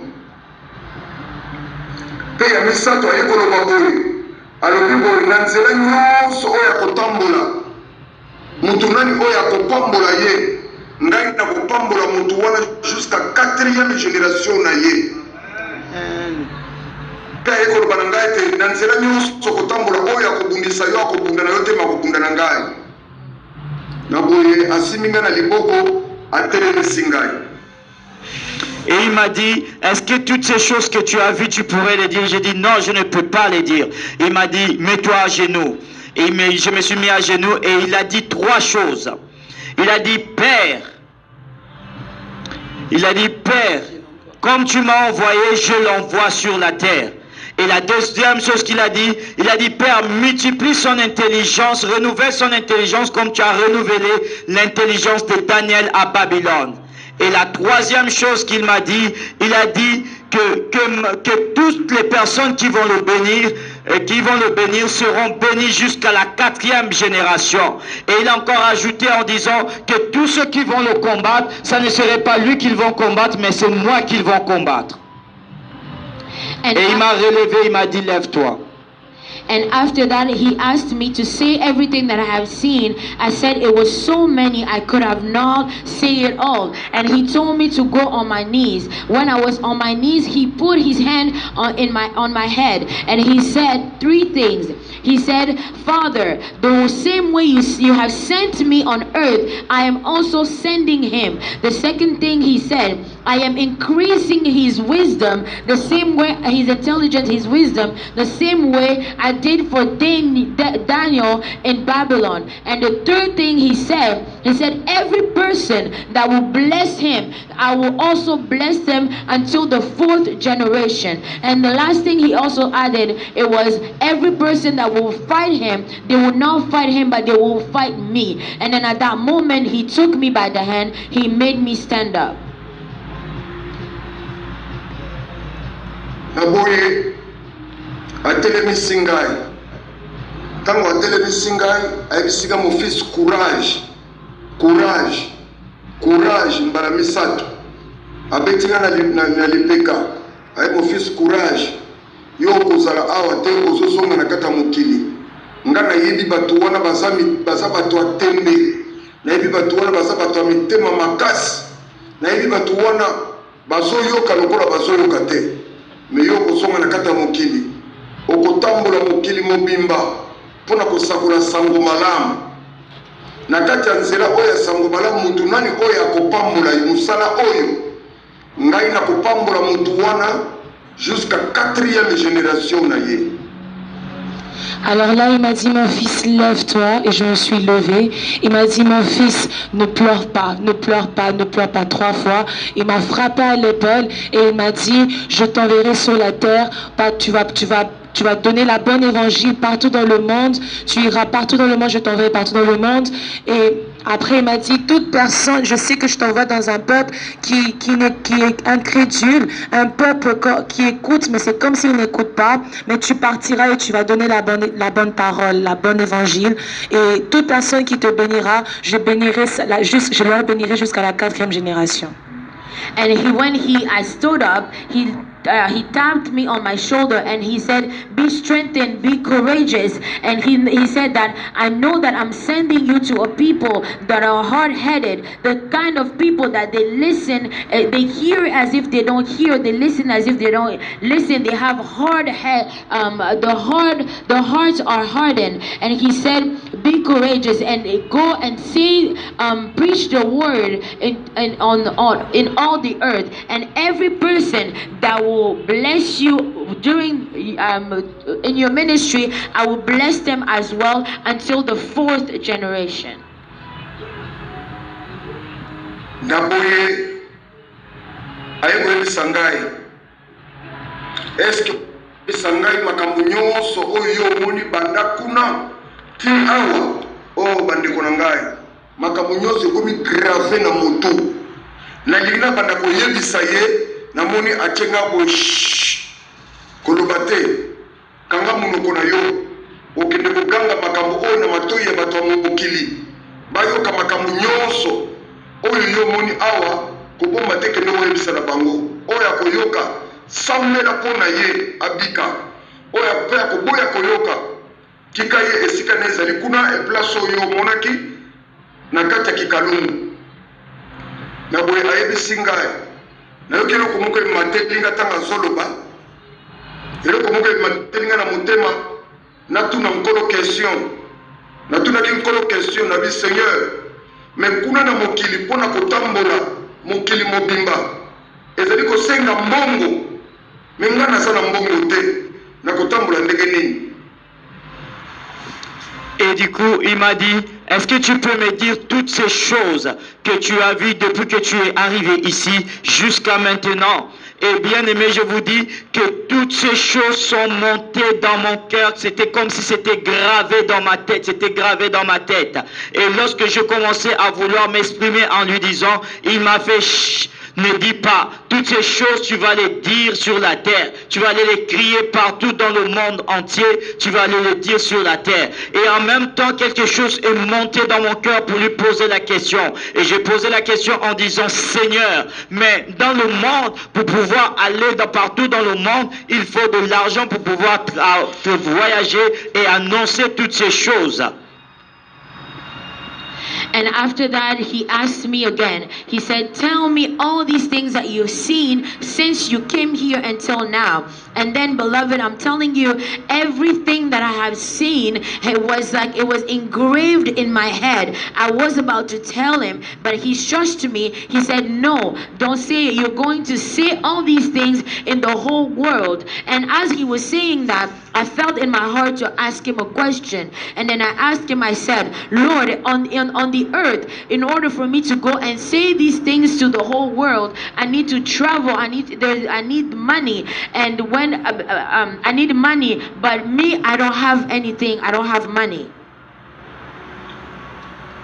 Ayebi singai wana ezali problème na yo te. Yo tosa maluba o ngai na lubi na yo. Ngai nazali nzambe na simbaka ke ya batu. Amen. O wana ezali musala na yo te, yo tosa maluba oyo ngai na lubi na yo. Na sima nango na moni asimbi ngai na liboko asufle ngai. Tanga asufle ngai mbala liboso, asufle ngai mbala mibale, asufle ngai alobi abetika na lipeka mon fils, courage. Courage, courage. Okozosonga na kati na mokili, okotambola mokili mobimba pona ke nokosakola sango o parce que temps ezali lisusu te. Posa na ngai ezali ete epai ngai na kozala ba brebis na ngai nyonso tozala na bango ensemble. Mais bien aimé, quand je lui ai posé la question que moi je n'ai pas l'argent, comment je ferai, il m'a dit, ça ce n'est pas ton problème, je suis le Dieu qui touche les cœurs des hommes. C'est moi qui touche les cœurs des hommes, ça ne te préoccupe pas de ça, ça ce n'est pas ton souci. Et il m'a relevé et il m'a dit, tu vas retourner sur la terre, et il a soufflé sur moi. Et il a soufflé sur moi pour la première fois, il a soufflé sur moi pour la deuxième fois, il a soufflé sur moi pour la troisième fois, il m'a tapé sur l'épaule, il m'a dit courage, courage. Lorsque tu retournes dans le monde, tu vas aller dans le monde entier, obéir à la parole et annonce l'évangile dans le monde entier. And after these things, he took me by my hand and took me up, and he said, do not worry about these things, do not worry about money, because that's not your problem. I am the one who I touch the heart of man. And he said, you will go back on earth and you will say all these things that you saw. And he tapped me on my shoulder and he said, be strong, and after that he blew on me. When he blew on me, he said he blew the first time, and when he blew the second time, he blew the third time. He said, be strong, my son. You're going to go on earth and speak to the people and tell them of everything that you saw. Naboye ayebe singaye makambo nyonso ezali na maboko na yo. Omone kuna otalaki kombo na yo na kati ya buku na kati ya livre de la vie, kombo na yo ezalaki te. Menga nazali capable, nazali oyo bino bobomaki sima mikolo misato nasekwaki na nguya ya tata aseki sika lelo nazali na bras droite ya papa na kiti na bokonzi nazali ko intercéder pour na bino. Bosambela, bo changer vie kindo ebisa na bango basala lisusu makambo malamu kombo na bango ekoma na kati ya livre ya souvenir kindo boyebisa na bango.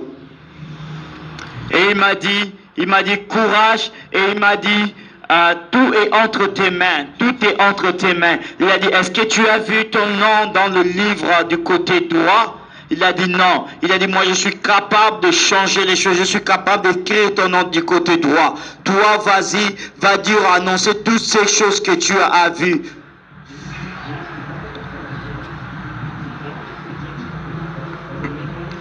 And after he said, did you see, be strengthened? Did you see your name in the book of life? And I said, no. He said, I am capable, I'm able to take out your name where it is on the other side, to bring it, to put it in the book of life. And he said, go on the earth and speak to the people. Ba livre wana ezalaki mibale, livre musu ezalaki ya bato deja si bakufi ezalaki wana, livre o mususu o nde nakende kotala o bazali kobenga livre de la vie. Bongo aye kopesa ngai abitala na kati ya mukanda ya Apocalypse chapitre 20 verset 15 po oyeba importance ya livre wana. Les livres-là, il y avait deux livres. Il y avait le livre des personnes qui sont déjà mortes, et il y avait le livre qu'on appelle le livre de la vie. Et il m'a regardé, il m'a dit, regarde dans le livre d'Apocalypse, à partir du chapitre 20, à partir du verset 15. Et va lire pour connaître ces choses. Et j'ai lu la parole qui dit, quiconque ne fut pas trouvé écrit dans le livre de vie fut jeté dans les temps de feu. And he said, look at this book, and look at the book. All the people that did not do what is righteous, they are in this book. And he said, to know these things, he said, look in the book of Revelation in the Bible, chapter 20, verse 15, which that says, anyone whose name was not found written in the book of life was thrown into the lake of fire.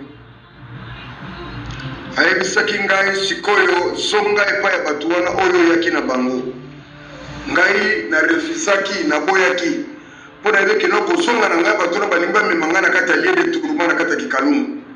Na boyaki mbala liboso alebi non mon fils, zonga epai bato oyaki na bango na boyi mbala mibale ye azalaki koloba soki alobi mbala liboso oresiste mbala mibale oresiste me mbala misato koresiste te ntango alobi mbala misato nayoki motema na ngai efungwami mbala moko na baluki mpo nazonga vers baange oyo batelemaki mpo na kotala lere nakomi liboso na bango na baluka lisusu mpo na kotala epai na witi namonaki motu wana lisusu te alimoi.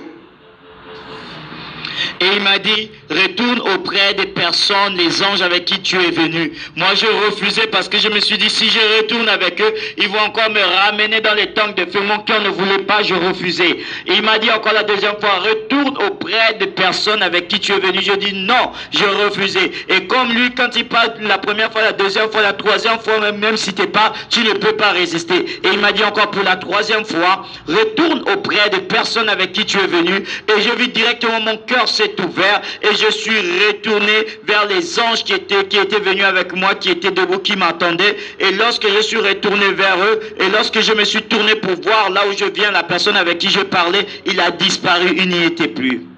And after these things, he said to me to return with the angels with whom I came with. And I refused because I said, they're going to bring me back in the place of torment where I came from. I refused. And he said, return to the angels that you came with. I refused. And beloved, the way the Lord is when he speaks, when you resist the first time, you resist the second time, but the third time you can no longer resist. When he said to me the third time, return to the angels that you came with, I felt that my heart was open, and as I turned to go back to the angels with whom I came with, when I was walking towards them, and I looked back and I wanted to see the Lord where I was, the person that I was talking to, I could no longer see him. He had disappeared.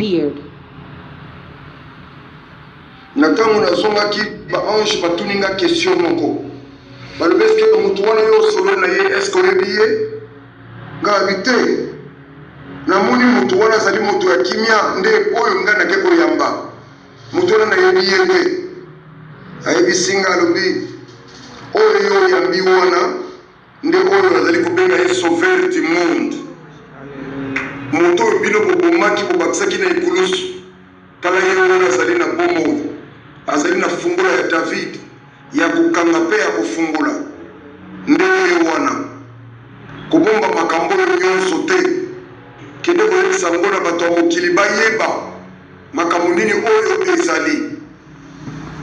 Et lorsque je suis retourné vers les anges m'ont posé la question en disant, la personne avec qui tu étais, avec qui tu as parlé, est-ce que tu connais cette personne? J'ai dit non, je ne connais pas cette personne, mais je me suis dit que c'est une personne de paix. C'est pour ça que je suis allé l'embrasser, le prendre c'est pour ça qu'il m'a pris dans ses bras. Et il m'a dit, cette personne qui t'a pris dans ses bras, avec qui tu parlais, on l'appelle le sauveur du monde. C'est celui qui a la clé de la vie. Il a dit, c'est celui que vous avez tué, que vous avez cloué à la croix, c'est celui-là. Mais toi, retourne, va dire toutes ces choses que tu as vues dans le monde. And after the angels, they asked me, the person you were speaking with, do you know who he is? I said, no, I don't know him. I just found him a person of peace. That's why I went towards him and I hugged him. And they said, no, the person that you were speaking with, they call him the savior of humanity. He's the one who has the key of David. He's the one that you killed, but on the third day he resurrected. And he's the one that has all the power. Ayebisingai tanga na kati ya mukanda Apocalypse chapitre 19 verset 16. Namona kile elamba na ye ezalaki na griffe moko. Mutu wana na yebaki ete, mais namona kile komena namona kile atiraki attention na elamba na ye elamba ya pembe makasi. Mais na kwisi na ye ezalaki na kombo ezalaki wana nde aye kopesa ngai verset na Apocalypse chapitre 19 verset 16. Et il m'a dit, la personne avec qui tu étais, est-ce que tu connais son nom? J'ai dit non, mais j'avais vu sur son habit, il était revêtu d'un habit éclatant, blanc éclatant, et c'était sur sa cuisse était écrit un nom. Et il m'a donné, va lire dans le livre d'Apocalypse 19 à partir du verset 16. J'ai lu la parole qui est écrite. Il avait sur son vêtement et sur sa cuisse un nom écrit, Roi des rois et Seigneur des seigneurs. Alléluia. And he said to me, the person that he was speaking with, do you know him? He said, no. I said, no. And then he said, he gave me the verse, the verse of Revelation 19 verse 16, and it says on his robe and on his thighs it has the name written, King of Kings and Lord of Lords. Yes. Hallelujah. Pande koranga kati na mkolo totelemi awa pona mukolo ya lelo. Nzambe na ngai asala nzambe na bino. Amen. Nzambe na ngai apambola bino, apambola bino ba nyonso bofita ya koyeba makambo. Amen. Ikaete ngai na lobi yango na kozela bino nyonso na porte ya lola. Amen. Amen. Nzambe na pambola bino tomona kaka mukolo ya lobi. Mes bien-aimés dans le Seigneur, pour aujourd'hui nous nous arrêtons là. Que mon Dieu soit votre Dieu, qu'il vous bénisse abondamment. Sachez que moi qui vous annonce ces choses, je vous attendrai aux portes du ciel, afin que nous puissions rentrer dans l'éternité. Alléluia. Amen, beloved. For today we will finish here. May the Lord. Amen, amen, amen, amen, amen. Joli témoignage. Miarabantsika amin'ny anaran'i Jesosy Kristy Tompo, mbola afaka atsika zany ny eniny tapany fahatelo amin'ny fijorovam-olombelona. Amen. Mino fa nandray ianao, nandray aho isaorantsika ny Tompo. Amen. Ka ao anatin'izay moa zany manazava kely foana zany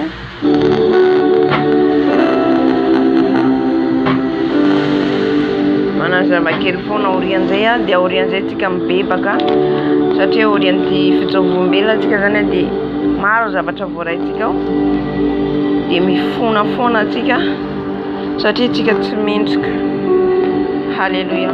Lava be le fijorovam-belona eo miadinroa eo izy fa ho afoheziko zany satria tsika hivavaka rehefa avy eo. Halleluja. Nentsika farany ny fijorovam-belona farany zay nentsika dia manambara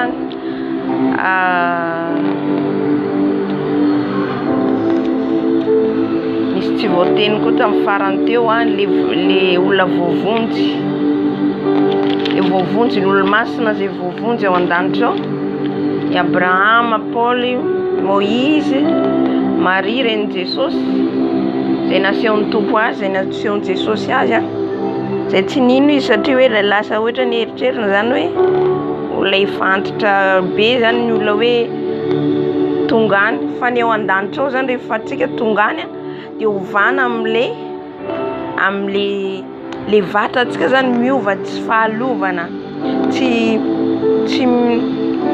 takatsika hoe ty satria tsika mbola ambony tany dia le arakaraka an'le satria le nofotsika zany, le nofotsika ty mety maty, le nofotsika ty mora simba, mora lo satria ho lasa vovoka tsika io zany tenin'Andriamanitra, ho lasa vovoka ty nofotsika ty efa ny fanahintsika miala, mety lo zany ty nofotsika ty.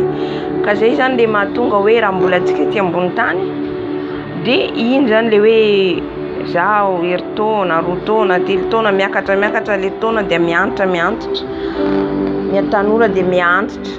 Fa rehefa ao amin'i Jesosy tsika zany miala amin'ity tany ty dia miova indray mpimaso ny tenantsika, ny vatantsika, dia eo le gloire zany hoe tsy miova satria raha nentsika fijorovam-belona efa nentin'ny Tompo tany an-danitra mpamela dia sahalan'ny hoe mitsahatra ny zavatra rehetra, ohatrany hoe tsisy hoe androany manakatsika ty hoe matory fa hariva ny andro dia rapitso maraina koa fa rehefa avy an-danitra ao zany hoe mahatsapa ianao zany hoe mahatsapa zany izy ireo zay nentin'ny Tompo tany hoe tsisy hoe 3 andro 4 andro fa mitohy foana zany le andro fa hazavana, faliana foana. raha nientsika reny fijoroam-bolombelona reny zany. Alléluia. Ka any zany tsisy ao amin'ny Apocalypse toko fahafito angamba izy manambara an'izay hoe tsisy tomany any, tsisy ranomaso tsony any, tsisy alahelo tsony any fa fifaliana foana. Alléluia. Ary hitantsika reo olom-boavonjy rehetrarehetra reo zany tena hoe mampisy fanantenana atsika hoe aoka atsika samy haritra mba handovahantsika le fiainana mandrakizay, mba hazo le couronne atsika.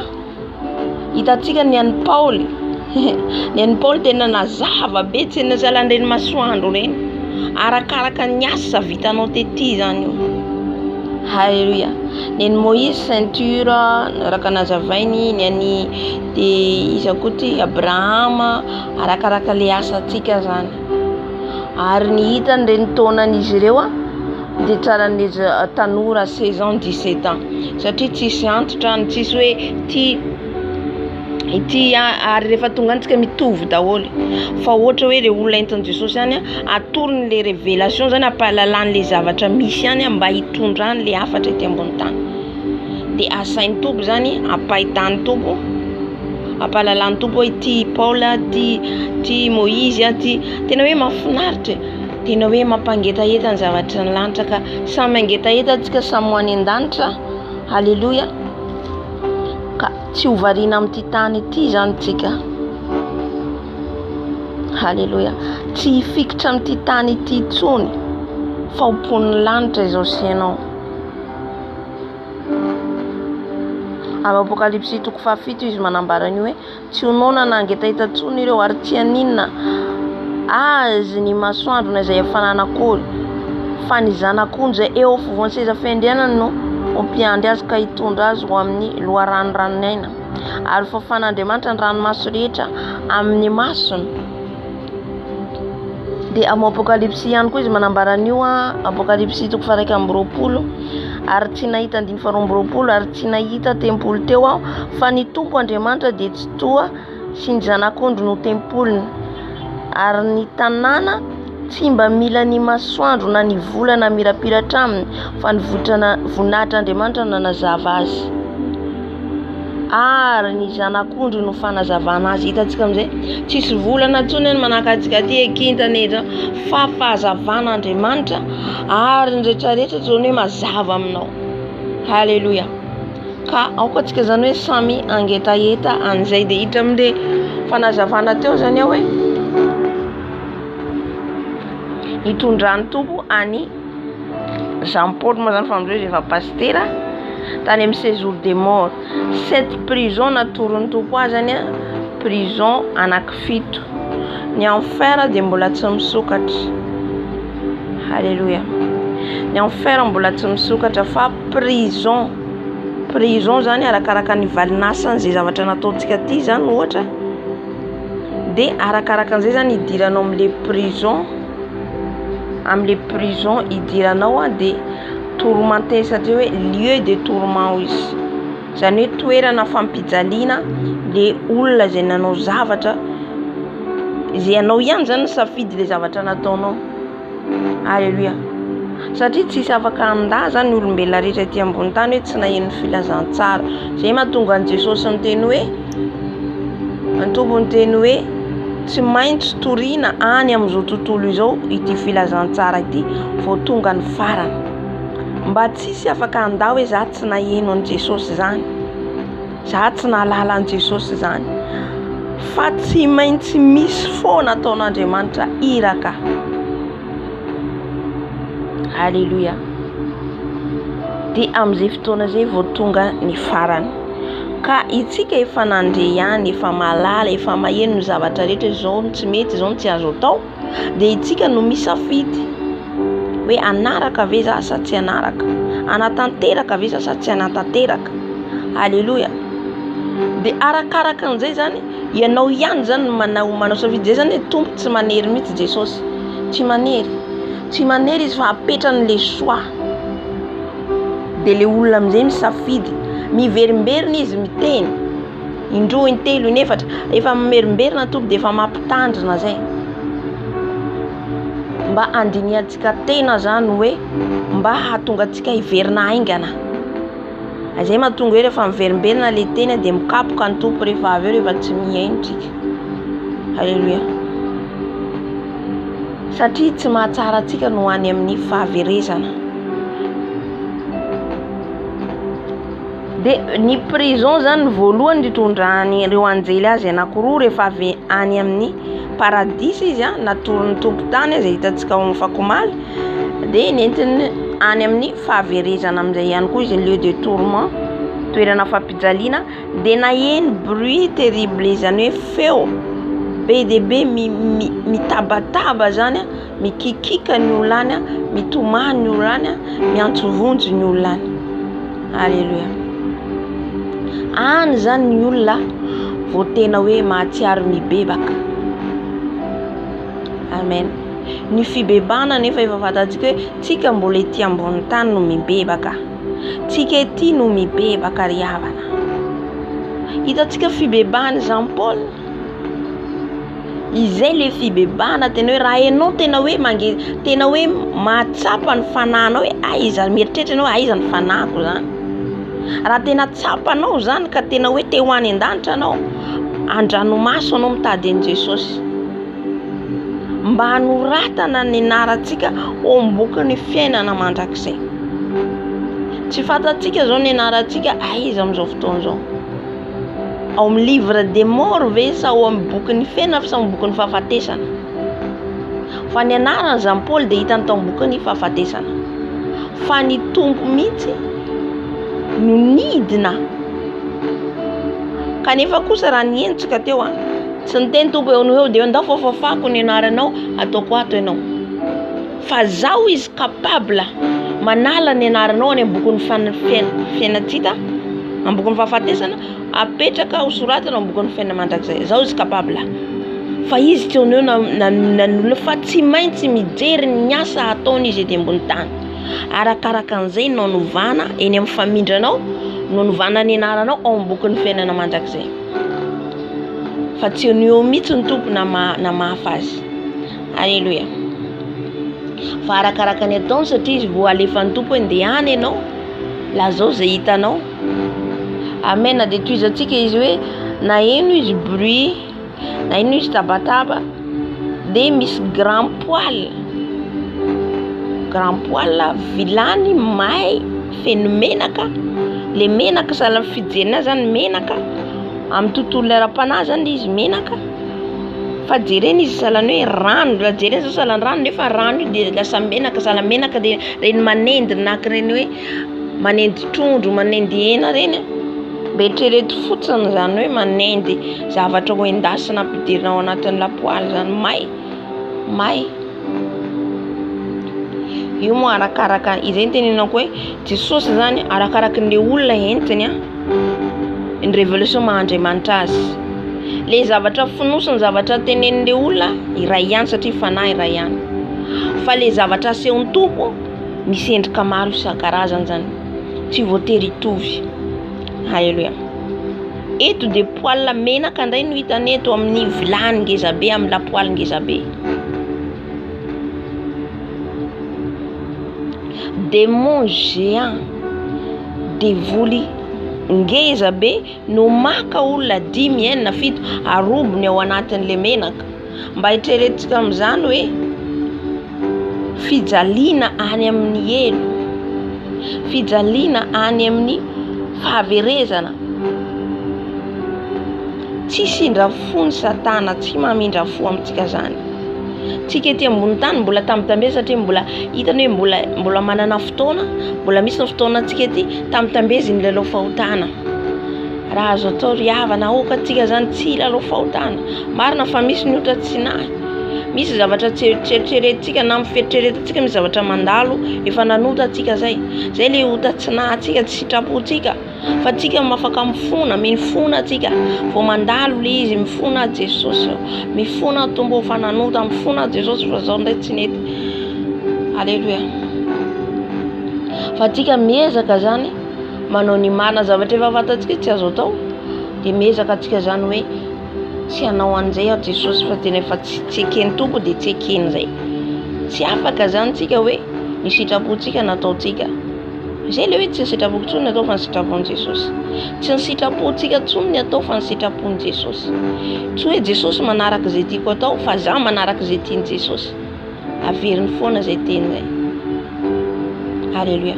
Ka raha tsika kristianina zany milaza hoe Jesosy anie micomprendre, Jesosy anie mahalala.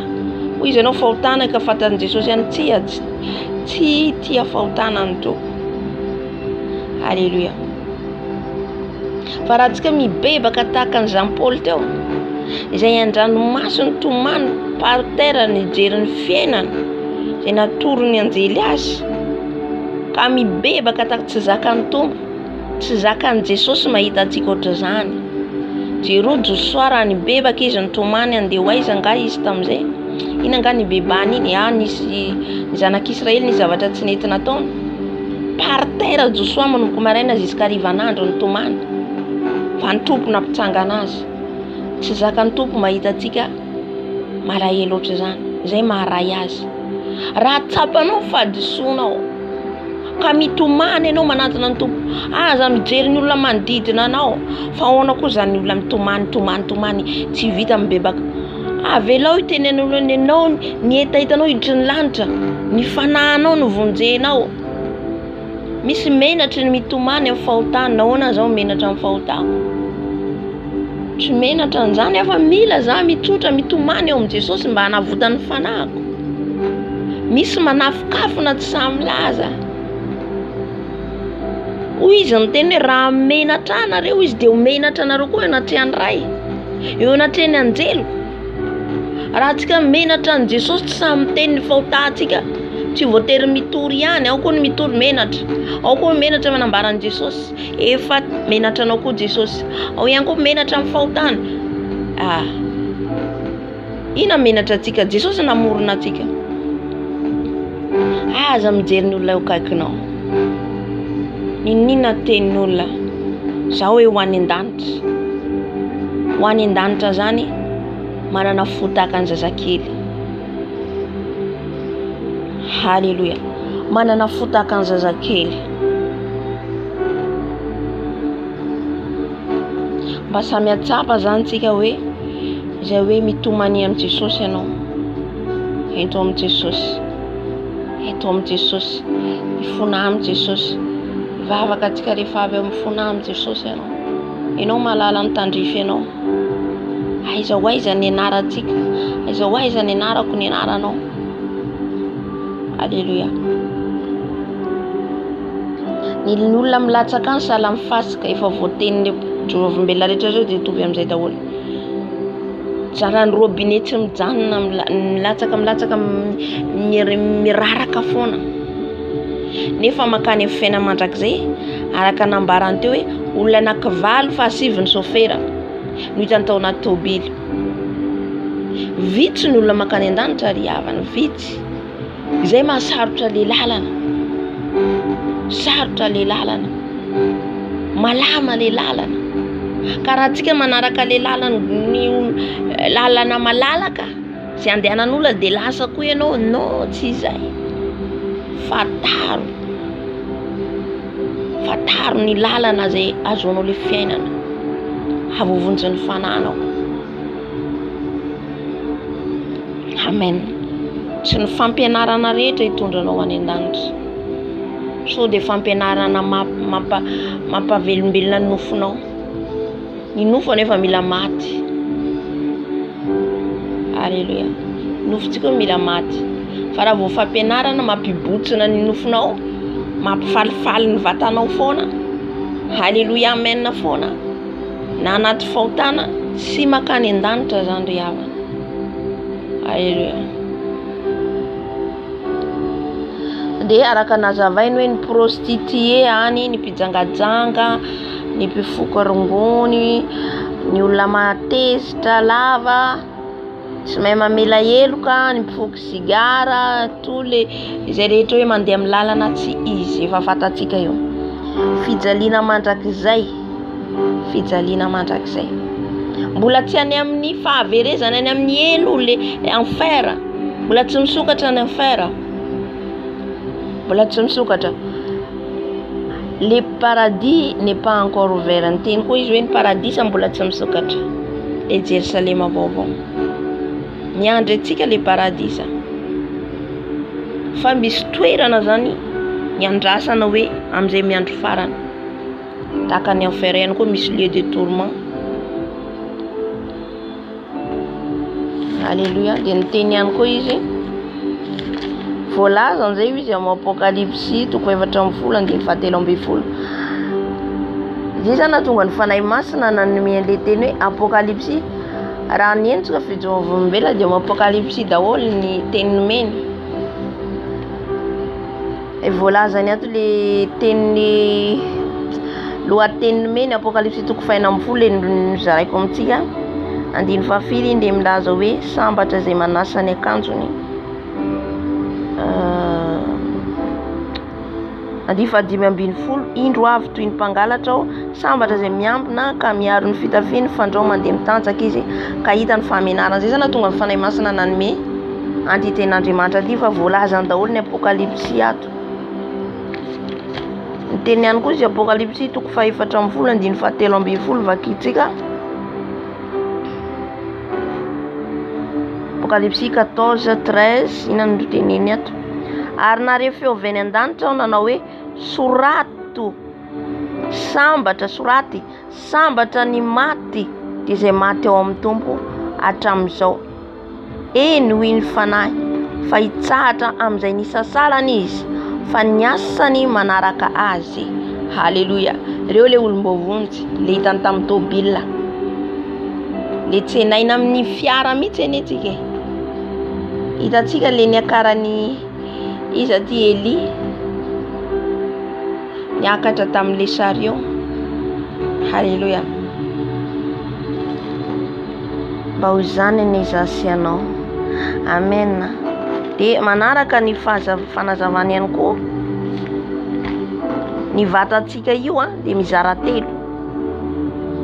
Tsika ray ihany. Fa ao ny âme, ao ny corps, ao ny esprit. Ao ny vatana, ao ny saina, ao ny fanahy. Dia le vatana vatantsika dia nofontsika be dia. Ny saina dia le fotsika ao. Enatsika. Dia le fanahy dia le fanahtsika. Amen.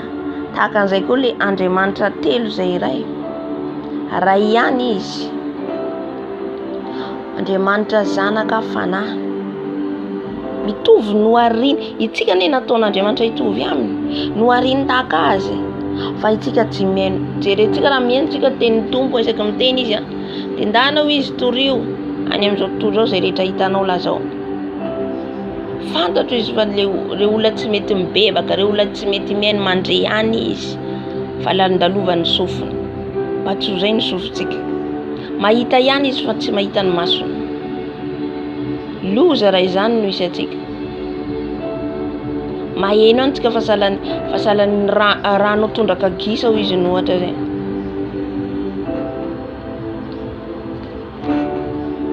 Dia niteny izy hoe ny fanahintsika no mizaka izay rehetra nataontsika tety ambony tany. Ty nofontsika ty izay mahafatifaty antsika hoe lamaody, sakafo, le liksa be. Ity ho lasa vovoka ty nofontsika ty. Ny devoly dia io ny toromanteny le nofontsika. Io ny ataony mijaly ianao, ataony marary ianao. Amin'izay ianao handa ny fanahinao. Amin'izay ianao hiverin-dalana. Fa aza manaiky ry havana. Aza manaiky ny verin-dalana na dia mafy ny lalana dia tery aza na dia mafy ara ny zavatra hoentinao, ny azo fijaliana entinao, miareta hatramin'ny farany. Halleluja. Miareta hatramin'ny farany. Fa samy manana an'izany tsika tsirairay fa samy manana ny azo fijaliantsika.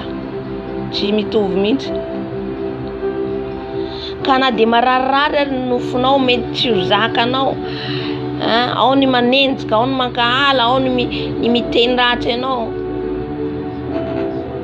Tsy maninona zany. Tsy maninona. Reny le ataony devoly, atongan'ny anao zany le nofonao, atonganao hijery hoe zaho aratsiny. Izao satria eo le maha-olona anao zany manofo anao de hoe tsy tianao maheno an'iny le sofinao mandamany maheno an'iny. Zany raha tsy nianina. Zao nataony an'izao. Izay le hoe le nofontsika tsy maninona tiana maty zay tiana anaovany azy. Io azony devoly zay tiana anaovany azy fa ny fanahintsika tsy azony atao ninina. Raha ny fanahinao tena hoe matanjaka ianao amin'ny fanarahanao amin'i Jesosy, miorina tsara amin'i Jesosy anao, tsisy azony atao ny devoly na inona. Fa raha ianao mbola manaiky ampirorony amin'ny nofo de mora ianao zany miverina de azon'le fanahinao. Amen. Koa mazava amintsika le teny fanahy Masinambara.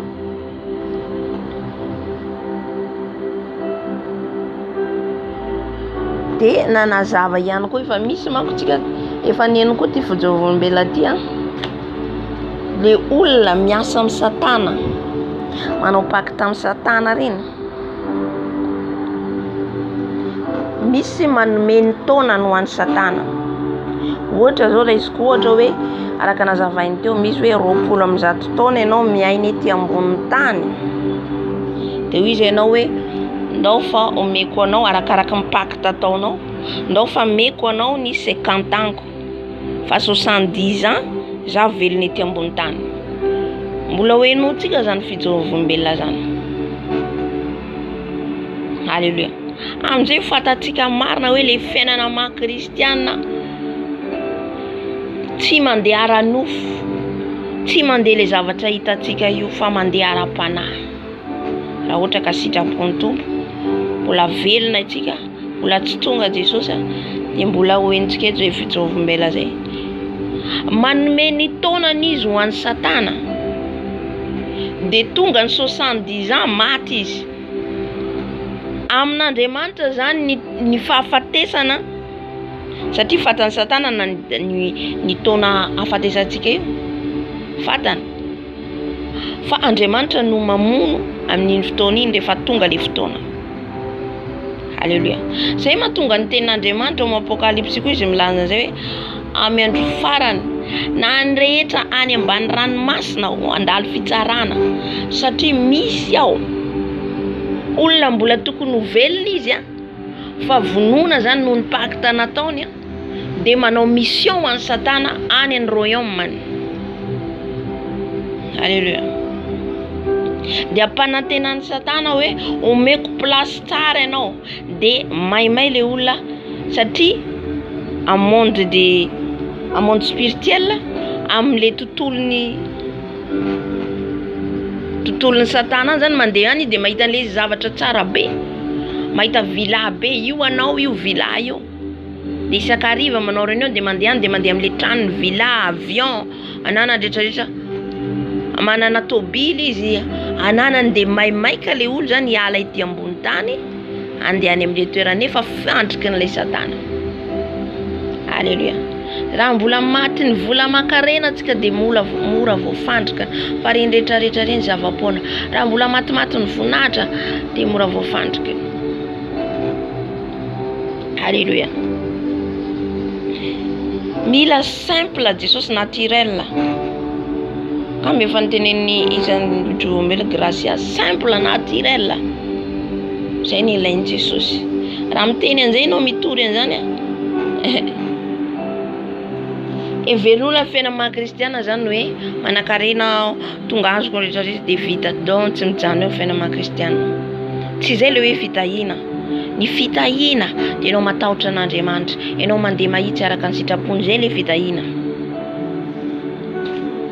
Tonga ny 70 ans vonoiny le olona de 50 ans amizay izy mandritra ny 50 ans zay nalainy ampiasainy amizay de iny le olona tonga mystique, manao mission isaky ny hariva, lefa maty izy kanefa kosa mbola tsy haiko ahoana manazava azy amintsika hoe any zany izy mipetraka amin'le trano zay natoro Satana azy amin'le monde de l'eau any izy, de isaky ny hariva izy ohatra manao mission na ny atoandro, satria afaka miova, satria lasa fanahy izy amin'izay fotoana zay. Misy ny sasany manao pacte hoe za hipetraka any andafy dia miova le vatany. Terrible nomenao za fijorombela zany anao, tena izy marikoriko ianao. Misy le olona any Afrika izy manao fifanekena amin'ny Satana hoe zao te ho vazaha, te hipetraka any andafy, te hanandraitrarehetra, andao fa manaiky ianao dia ataoko zay hoy Satana. Fa ianao mila maty. Vonoiny le olona dia lasa tsy haiko ahoana fa mbola isy fotoana na hitondrantsika zany. Vonoiny le olona dia hoentina any amin'ny toeran-kafa. Amy alalan'ny olona le fanahy zany miditra amy alalan'ny olona any andafy dia ananany rehetrarehetra dia le vady aman-janany atontomany an-dranomasy fa maty. Asan'ny Satana daholo zany. Andriamanitra nefa mijery fa mifarany ny tsarana an'izany rehetrarehetra zany. Eo le misokatra ny enfer, samy andray ny valin'asa, eo pire ny eo mihoatra ny lieu de tourment. Satria misy olona manao ny tsy fanao mihitsy noho ny voninahitra sy laza, noho ny le nofinao dia anakarena ty anam-bola be. Dia le olona tamin'izay nenoko an'izay fijorombelona zay dia any amin'ny toerana tokoa izy, any an-tsaiko hoe izy le toerana andehanany dia lasa nanakarena be izy. Dia mandeha izy nandeha any Afrika fa le Satana tena hoe tsy azo tenentenena mizany izy. Nahita ny vady aman-janany mbola velona, zay vao tadidiko hoe avy eo zany izy nanao business any amin'le toerana misy le tsy haiko aiza Europe sa France nisy azy, nanao business izy any sy amin'le toerana Afrika le nisy anazy teo zany, nanokatra magasin be eo. Dia le vady nefa tomany vady aman-jana nefa tsisy fanantenana azy efa maty. Amitanao le nofo maty fa le fanahiny olona tsy maty. Tsy haiko na nisy olona ny vonoiny tany dia miditra amy lalan'le olona izy. Dia ohatrany hoe vazaha iny izy hoe manao business, manokatra business ato aty Afrika dia andafy aty Europe dia manao va-et-vient ao. Le fanahy malala tsara hoe fatany vady aman-janany fa izy tsy afaka mikasika andreny satria efa maty izy, zay ny fahalalany olona sy ny fianakaviana. Indray mandeha le ramatoa nandeha niditra tao magasin, tsy zaka nahita ny vadiny, tsy haiko hoe ahoana na tonga réaction na tsy fantatro. Nitomany izy andeny izy ianona izao izy vadinao kakabe le vehivavy. Zay matsetsatsetsatra tsiatra zany hitondrako an'le fijorombela fa ny zavatra ny tontolo ara-panahy. Misy na olona hitantsika olona fa maty nefa mandehandeha. Alléluia. Efa esprit n'olona no ao anatiny. Ka tsika zany mila miambina foana isan'andro. Saorana ny tompontsika satria tsy ao anatin'izay. Dia le olona zany 70 ans iny izy 50 ans zay manompo an'ny Satana, tonga ny 50 ans amin'izay satria ampanantenana io vilahy io izy. Dia mieritreritra zany izy hoe mandritra ny androm-piainany dia hipetraka ao. Tapitra le 50 ans nanaovany fifanekena amin'ny Satana, entiny any amin'ny lieu de tourment amin'izay vonoiny. Izay nahitantsika na maro izy président na vazaha na afrikana, ny musicien mitaraina hoe teneno satria hitan'ny zareo Jean Paul zay teneno zareo izy tsy ady voninahitra tsy ady laza tsony fa mandainga voafitaka tsika, voafitaka zahay satria mpamitaka Satana. Alléluia. Zavatra hitantsika eo dia mitahan'ny olombelona tafalatsaka amin'ny fahotana ka tsy ifandray amin'Andriamanitra satria tsika rehefa manontso tsy mifandray amin'Andriamanitra. Dia nahita vehivavy ihany koa izy fantany.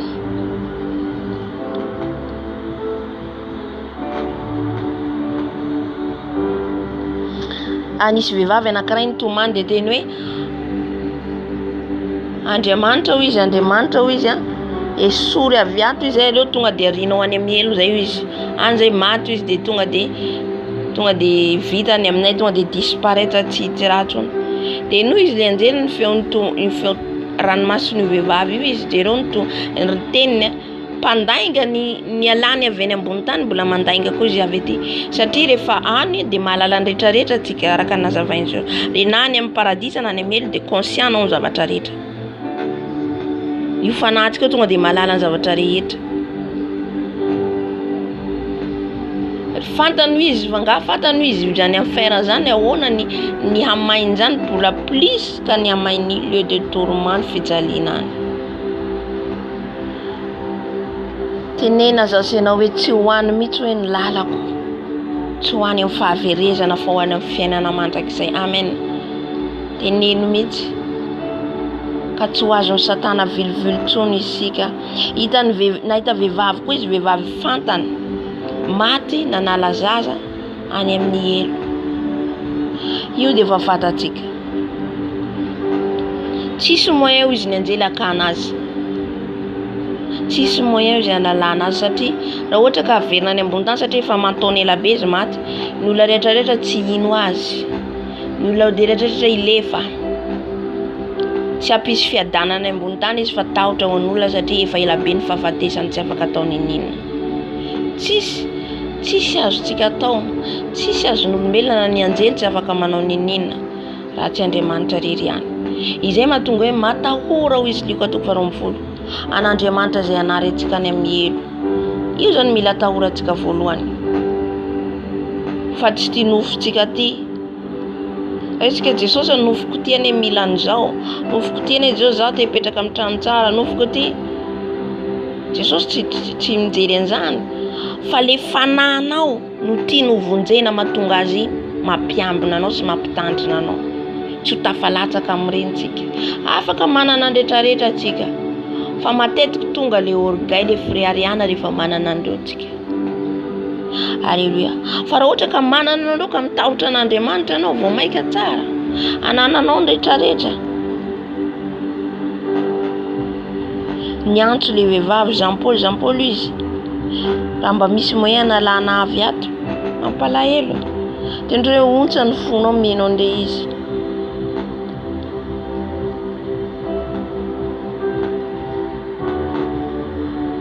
halleluja dia ny tiany ihany koa izy ny amin'ny deuxième prison première prison zay amin'ny prison faharoa nitondrana azy ao amin'ny placen'ny pastera misy 5 ministères ao anatin'ny fiangonana pastera, ny docteur, ny prophète, ny évangéliste, ny apôtre anankidimy ny ministère zay misy amintsika fiangonana misy natsoina ho pastera misy natsoina ho docteur misy natsoina ho prophète misy natsoina ho évangéliste misy natsoina ho apôtre dia anatin'ny ministère amizay moa misy zavatra maro arakaraka le fiangonanao zany hoe misy ny diakona le asa madinidinika reny zany ao anatin'le fiangonana izy arakaraka ministère ao dia ao anatin'ny prison io deuxième prison misy 5 ministère misy 5 prison arakaraka an'le asa nataontsika tety zany dia mihidy amin'ny gadana le vavan'le pastera skotseny amin'ny gadana ny tanany amin'ny tongotriny arotsaka ao anatin'ny menaka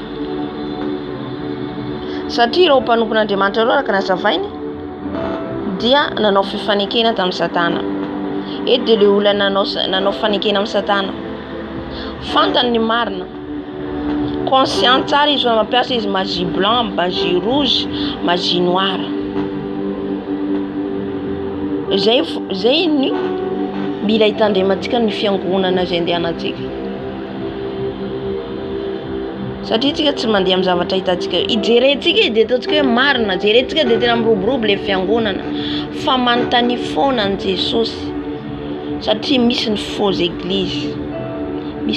église na manao miracle toy inona izy tsika tsy miazakazaka amin'ny miracle Andriamanitra manao miracle koa devolo koa manasitrana devolo koa manao fahagagana satria izy pakataka alainy tahaka ny zavatra ataon'Andriamanitra ka maro ny voafitaka ny araka Matthieu 4:20 na ny olom-boafidy ary izy voafitana Halleluja. Nisy taona nandeha tamin'izay fiangonana zay.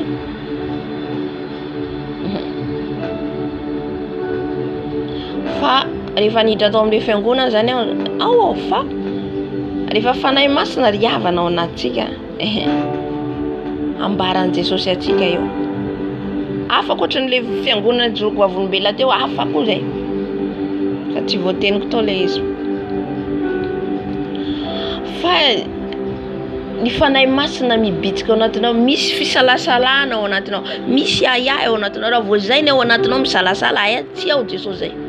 Satria raha Jesosy ao misy lape anao, misy fiadanana, misy fifaliana. Halleluja. Ary misy afantaranao azy foana.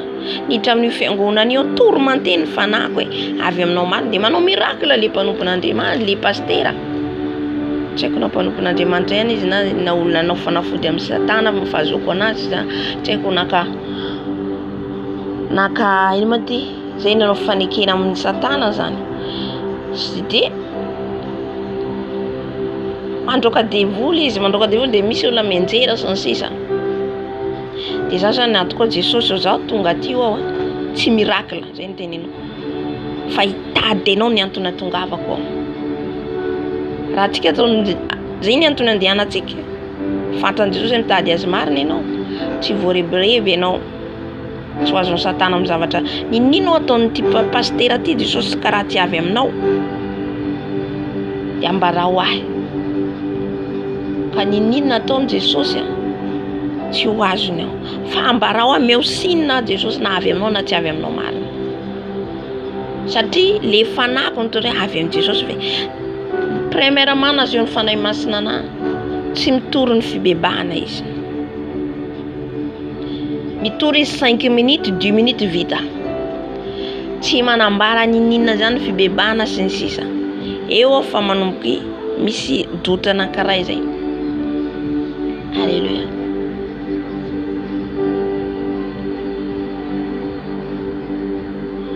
Dia io zany nanomboka nampisalasala dia Jesosy sakano raha tsy avy aminao fiangonana. Ambarao mbola nangataka indray mandeha aho profo. Faro profo ny meny Jesosy aho. Nanofy aho. Tonga izy nanantona anahy niditra tao amin'ny tranoko zany. Le pastera amin'ny nofy. Dia natory eo amboniko izy. Fanahy ny fijangajangana ao anatiny, fanahy ny fijejoejona ao anatiny.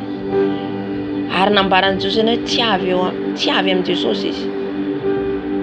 Eo amboniko izy dia zao no ataony hoe tsara be izy no fofon'ny ranomanitra anao. Taitra aho. Namaly a Jesosy zany hoe tsy avy amin'ny mpanompon'Andriamanitra. Mazava le izy. Inona no mbola ataoko any? Nomboko teo atsy nakantsona dia manao miracle toy ny raha na fiangonana toy ny fiangonana dia fen'olona fata teoriana. Ny afarany mpanojany pastera zany. Tsy haiko izay nanogadra na inona afarany. Hitatsika amin'izay le zavatra tsy avy amin'Andriamanitra. Asehon'i Jesosy ianao io. Asehon'ny Tompo anao. Fa miala rehefa hitanao hoe fiangonana tsy avy amin'ny Tompo. Mangataha amin'ny Jesosy zany anao mivavaha. Jesosy avy aminao marina hoe fiangonana andehanako. Halleluja. Misy koa izy tsy manao pacte amin'ny devoly. Tsy manao pacte amin'ny devoly fa fantatrinao foana zany le esprit zay le fanahy zay mamatotra ny fiangonanao. Jerenao to marina. Kanefa jerenao amin'izay le ondry ao tsy araka ny sitrapon'Andriamanitra daholo ny zavatra. Amena tsy mitsara zany fa hitondrako an'izay hoe mba tsy andehanantsika aty amin'ny fahaverezana. Mba tsy havery lalana antsika satria na inona tonga ny pastera tsy milaza ny marina. Satria ny olona miantoka manome vola azy, olona ao anatin'izay hoe kolikoly, ao anatin'ny tsy fahamarinana, ao anatin'ny mazy dia afeniny izay zavatra tsy teneniny, tsy toriny. Halleluja. Raha misy manala ny tenin'Andriamanitra ty na ray fotsiny raha vadikitsika zavatra hafa dia efa misy fitsarana miandry antsika. Itsika natao hanambarany marina na tiatsika na tsy tiatsika. Halleluja. Atao hiten'ny fahamarinana atsika na ho alan'olona. Mila mijoro tsika amin'ny fahamarinana. Halleluja. Satria ny olona miara-miasa aminy anatin'izay, izy zany mahalala tsara fa tsy mety ny zavatra ataony. Ianao conscient zavatra ataonao tsy mety. Nefa ataonao mbadibadika takotakonanao re izy. Satria nohon'le olona hazonao vola ao amin'ny fiangonana. Fiangonana tsy atao business. Tsy atao business ny fiangonana. Jerentsika ireo olona aby nasian'ny tompony lanitra reo. Hoy izy hoe ndeana manangana fiangonana. Raha ohatra ka entiny amin'ny fiangonana anankiray, za tsy mandany zay hoe fiangonana tena matahotra an'Andriamanitra. Fa na ny rahan'i Jesosy dia hoe ndeana amin'ny taona fanahy ho any an-danitra. Halleluja. Fa misy foana fiaraha-miangona tsy mandany zay aho. Fa fatary ny fiangonana zay ndehananao.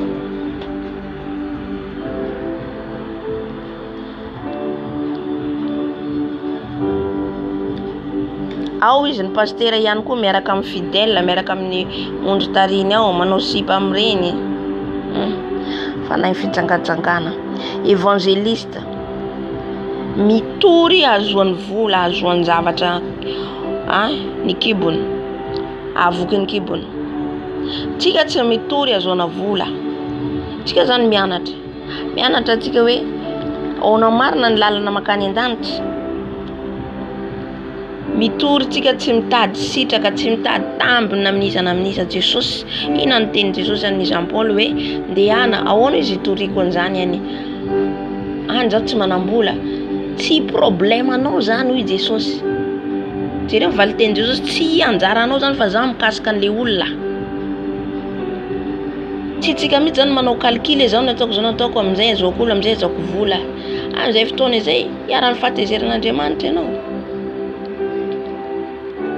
Fa ianao dia manambara ny fahamarinana, ambaranao ny marina dia vita c'est tout.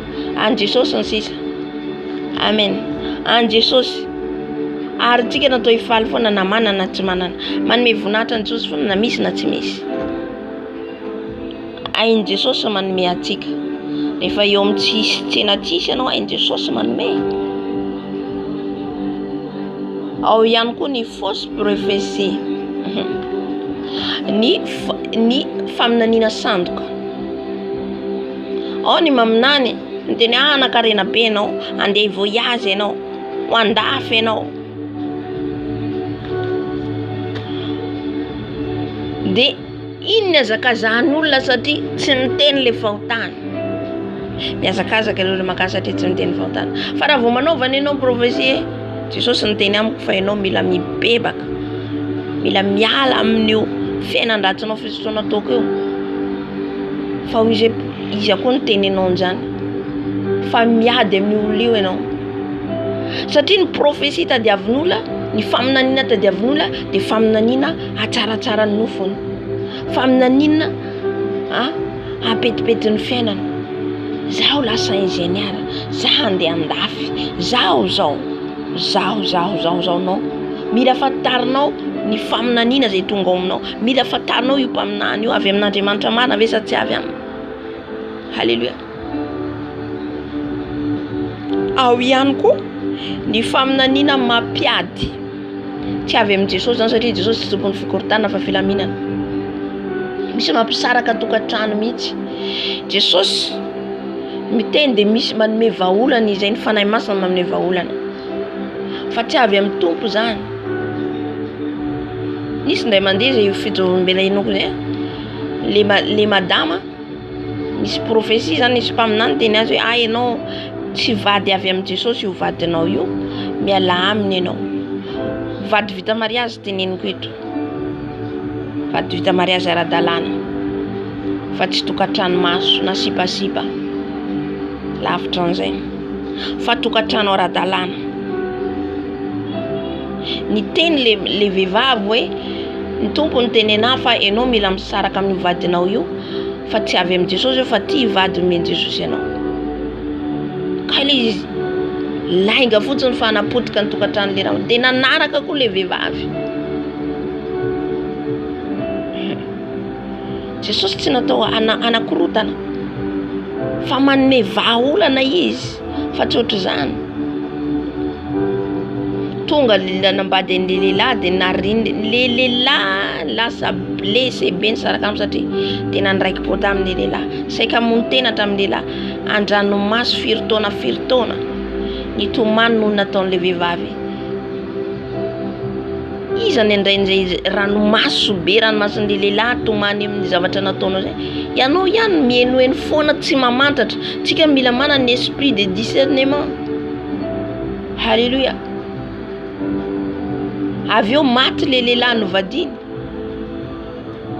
Eo amin'izay nitampatapy hoe nanena tsy haiko hoe nanotompony kazikazy tena hoe nahatsapa izy ny zavatra nataony lasa potika ny fiainany aoriana iny.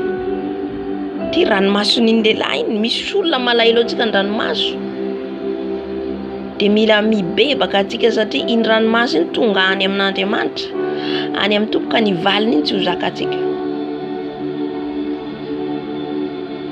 Fa hatramin'ny entany rehetrarehetra satria nivarotra izy tamin'izay, potika tsisy ny raisina intsony. Natsiaro amin'izay izy an'le lehilahy ny zavatra nataony. Nitady an'le lehilahy. Tsisy azo natao lehilahy tsy te hainao anazy intsony satria nanomboka tsy te herika intsony vehivavy lehilahy noho ny zavatra nataony. Dia misy chaîne, misy zavatra hoe télévision pabe maso zany raha tsisy vahaolana zany andehana fianakavy dia makany izy dia antsona izy rotota ampiresahana. Zany hoe izy zany tsy mahalala hoe ty vehivavy ty nampiantso azy fa hifona amin'le vehivavy pabe maso. Izay tena zavatra ngeza be tena hoe le zavatra ao anatinao mila tenenina tsy menatra n'iza ianao rehefa mibebaka amin'ny zavatra ataonao. Na so en public, na so amin'ny télévision, tsy zavatra miafina intsony eo amin'i Jesosy. Fanahy masina ny kazikazina toy nahatsapa an'izay zavatra zay. Fa ianao zany tsy tenena zany afenao le fahotanao fa ianao ihany andray valinasanao. Halleluja. Trako mivelombelona foana zay teny zay. Lasa nandeha any amin'le mpanao plateau amin'ny télévision le vehivavy nitotototo. Izy manana numéro n'le lehilahy, fa lehilahy tsy nandray azy intsony, tsy ninao intsony. Dia ry zareo zany niantso azy hoe mila ilana misy zavatra ilana hainao aty amin'ny plateau. Surprise ihany nahitan'le vehivavy teo. Inona izy niantona tongavako fa nareo niantso anahy noho ny amin'ny vehivavy teo izy. Izay ny blessé ny fiainako. Fa tena mampalahelo zany tantara zany. Noho ny profesia, noho ny faminaniana sandoka.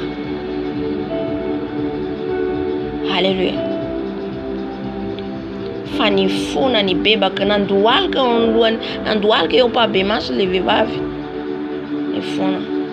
Fa tsy fantatra ohatr'izay na ny famerina izy ireo. Ohatra ny famerina angamba izy ireo. Ka misy zany le zavatra hoe Satana te hanapotika ny tokantrano, te hanimba ny fiainanao dia miditra amin'ny mpaminany sandoka izy. Satria hitany filaminanareo, hitany fandehan'ny zavatra rehetra anao milamina tsara ny tokantranonareo. Avy izy anakorotana, avy izy ampisaraka. Halleluja. Ka tsika mahalala manana ny fanahy fahafantarana. Nomeny Jesosy atsika io, nomeny Tompo atsika. Ny manaraka ny teny izy hoe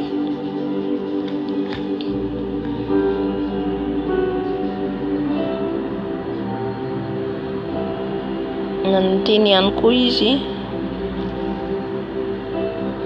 ary hitantsika ny Matthieu 7:21 meny Tompo azy men'ireo anjely azy Matthieu 6:24 hoe naminany tamin'ny anaranao zay, nanasitrana tamin'ny anaranao zay, fa tsy fantan'i Jesosy zany nanaminany ary nanasitrana. Halleluja. Satria tsy mandeha araka ny sitrapony. Le hoe tsy izay manao tompotompo izy indra fanjakana lanitra fa izay manao sitrapony.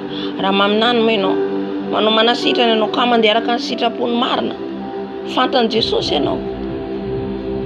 Fa ianao nefa tsy mandeha araka ny famarina fa lainganao harinao amin'ilay zavatra dia amin'izay fotoana izay ianao tsy fantan'i Jesosy akory na naminany na nanasitrana.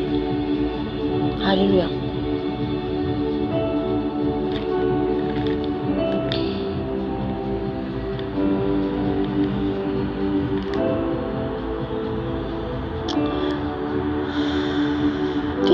ihany koa ny teny izy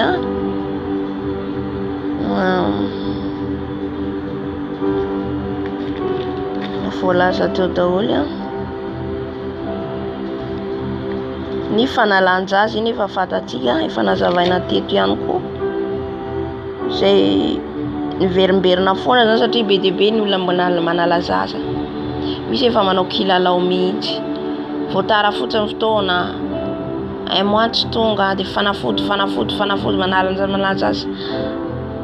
Be dia be tokoa le zaza satria maro na gasy na vazaha na afrikana dia efa samy manao kilalao ny tsy teteraka dia alaina nefa tsy fantatrao le après ny fahafatesana ny zaza miandry anao. Alleluia. Na lehilahy io na lehilahy na bevoka vehivavy ianao izy ianao hoe sory ao anatiny koa ianao fa tsisy hafamaina.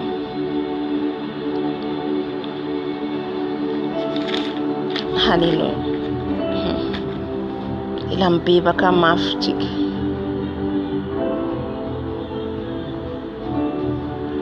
Izay nahatonga ho izy nanambarany hoe Davida ho izy tsy nanao ny trano n'Andriamanitra satria ny feno rano tanan'i Davida.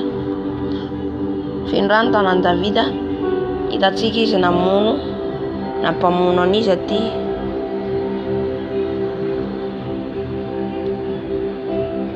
Izy le vadin'le vehivavy niarahany iny. Dia raha vao maloto ny tanantsika tsika ny tompo zay mahatonga antsika mila manadio, mila mibebaka atsika zany ho diovin' Jesosy foana. Satria na ny zavatra nataontsika tany nampiasa zavatra tsika, nanala zaza tsika, nanao masturbation tsika amin'ny tanantsika ty, maloto ny tanantsika, mila hibebahantsika, mila dio zay hoe tsy hoe adala ny teny hoe mifona amin'ny rehetra nataon'ny tanako. Satria misy PC fa ho tanana nataon'io tanantsika eo. Fanafody raisiny tanantsika andeha hamono zaza.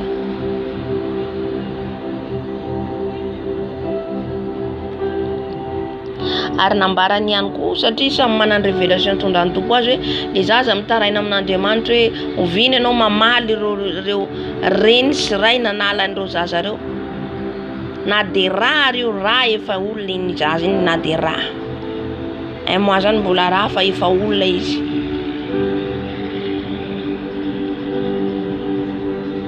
Araka ny lazainy anjely hoe miandry ny avian'ny reniny sy na lehilahy na vavy tonga tio izy dia le zaza miakatra mandeha any amin'ny fiainana mandrakizay zany midera ny tombo fa le reniny izay nanala zaza no maka amin'ny plasiny eo mijaly mandrakizay.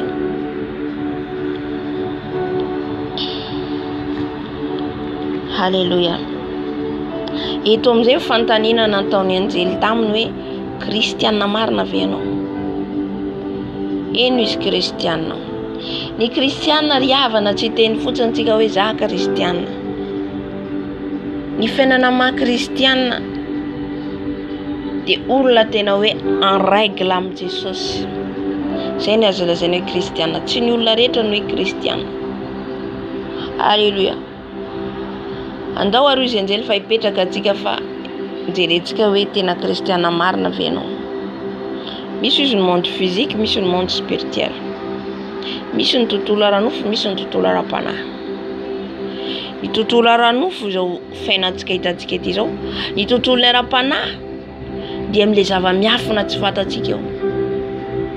Kanefa kosa ny tompo dia manambara foana lalantsika fa misy ny tontolo miafina. Ary ny zavatra ety ambony tany zany dia misy anankiroa foana zany no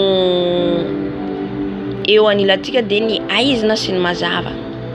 Ireo le kombatra etsika isan'andro isan'andro. Dia ny teny ilay anjely fa le zaza izy voateraka alefa n'Andriamanitra ety ambony tany. Jesosy mihitsy mametraka an'ilay zaza nge.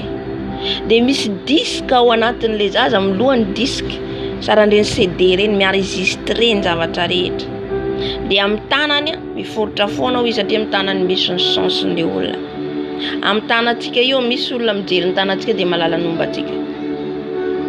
Raha olona misy voyante izy ireo sorcier, ireo raha ireo vao mahita ny tananao na amin'ny frontanao tonga dia fantan'izy ireo hoe ty tena olona hoe ampiasain'Andriamanitra ho profety, ho mpaminany, Tiola ty tena misy kintana lehibe mazava be zany, tonga de fantan'izy ireo.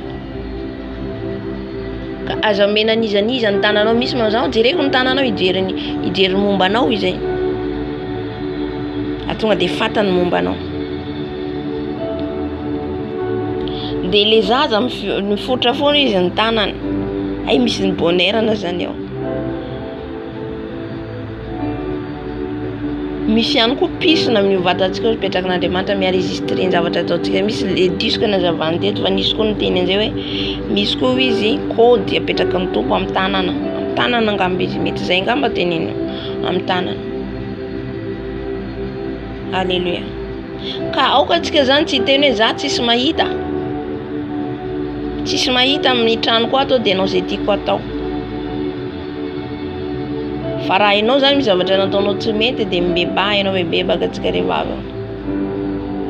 Ka hitan'ny Jesosy ny miafina rehetra, hitany fantany.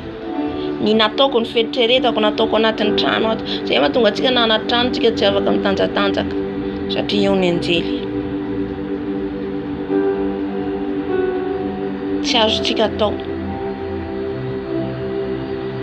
De naza io zao mampanetretena moa zany hoe matory aho tsy afaka manao zavatra manifinify mihitsy na zavatra mitanjatanjaka na mafana toy iny.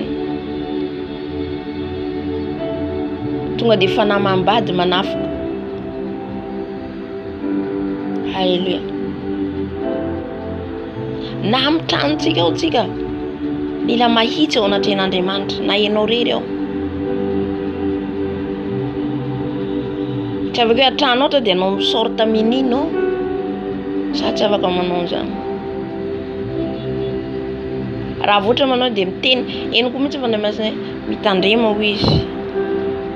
Fa eo ny anjely mitandrema feo devoly.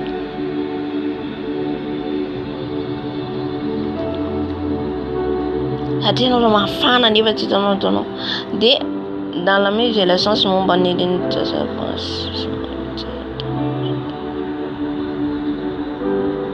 de hitantsika fanambaran'ny anjely na harihariny eo zany ny momba azy rehetra nanomboka fahakeliny. Pombe kely gaga izy hoe zao izy io. Nomboka izy teraka hatramin'ny izy ny ala tety ambony tany. Hita registre ao daholo io izy nataony rehetra nandeha tany amin'ny hôtely boîte de nuit nandainga amin'ny vadiny fa mandeha miasa nefa mandeha any amin'ny hôtely. Raha ianao anatin'izany de mila mibebaka. Mila mibebaka.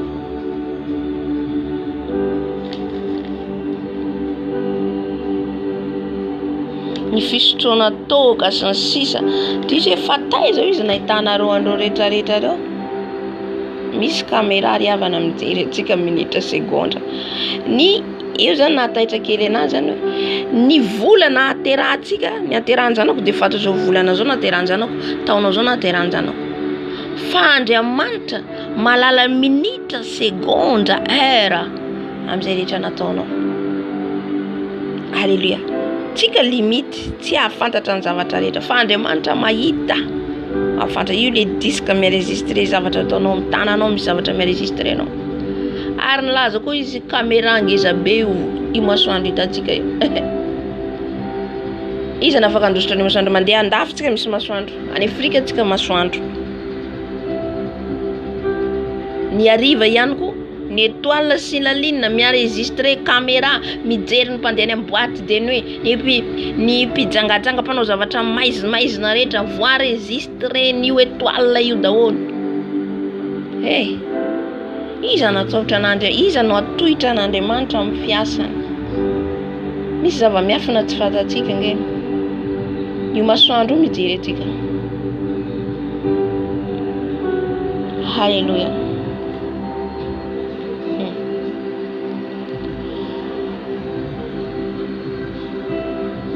Eo izy rehefa natao kristiana marina ve anao nahitany momba azy. Nitodika izy niondroka ambany satria menatra de mbola hitany eo koa le video rehetrarehetra na de niondroka ambany izy.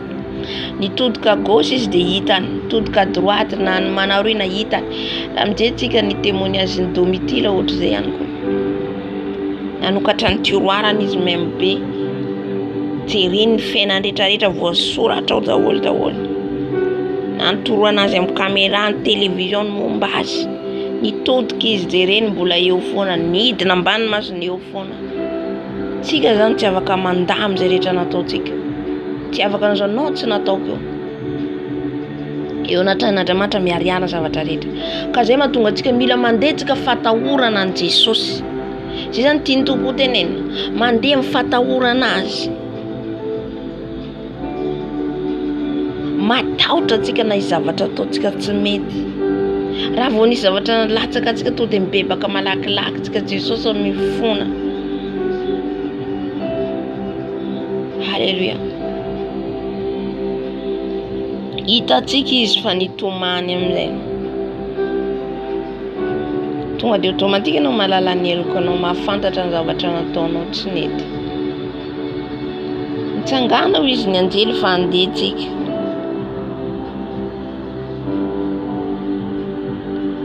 dia zao izy tsy andeha fa atsipona roany amin'ny elo dia ny anjely tsy afaka manao ninina amintsika rehefa irana ny anjely hoe ndao fa io ento any amin'ny elo misy anao dia lasa manatateraka ny anjely tsy manaka atsika mbola miblabla fa ny anjely rehefa zay dia zay. Halleluja. Tsy mazaka zao tsy fahamasinana izy ireo ary rehefa iraka mpanaoviny dia manatateraka dia ataony hitatsika le anjely nanoloana an'le iza le afaseva fanay masina Balama sy Balaka anao forcé ihany izy andeha amin'le ramevany rameva iny zay mitondra anazy andeha anjely efa devant eo mitondra épée amono azy ny anjely tsy mitidy zany avana fa Andriamanitra mamindra fo amintsika Jesosy mamindra fo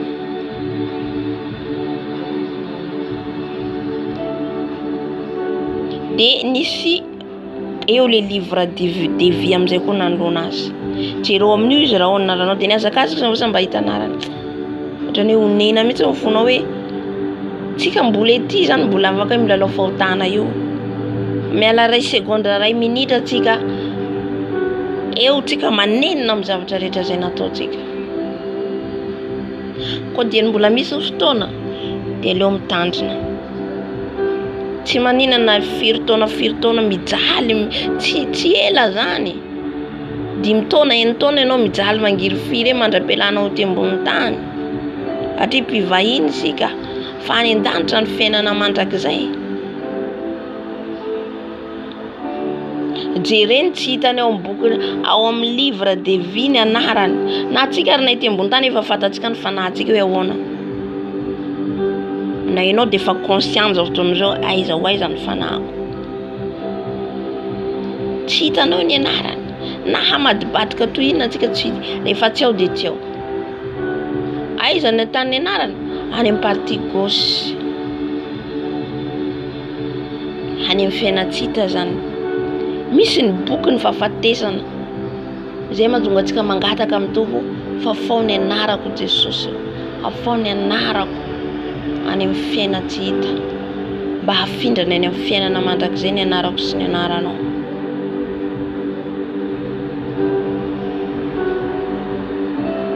Halleluja.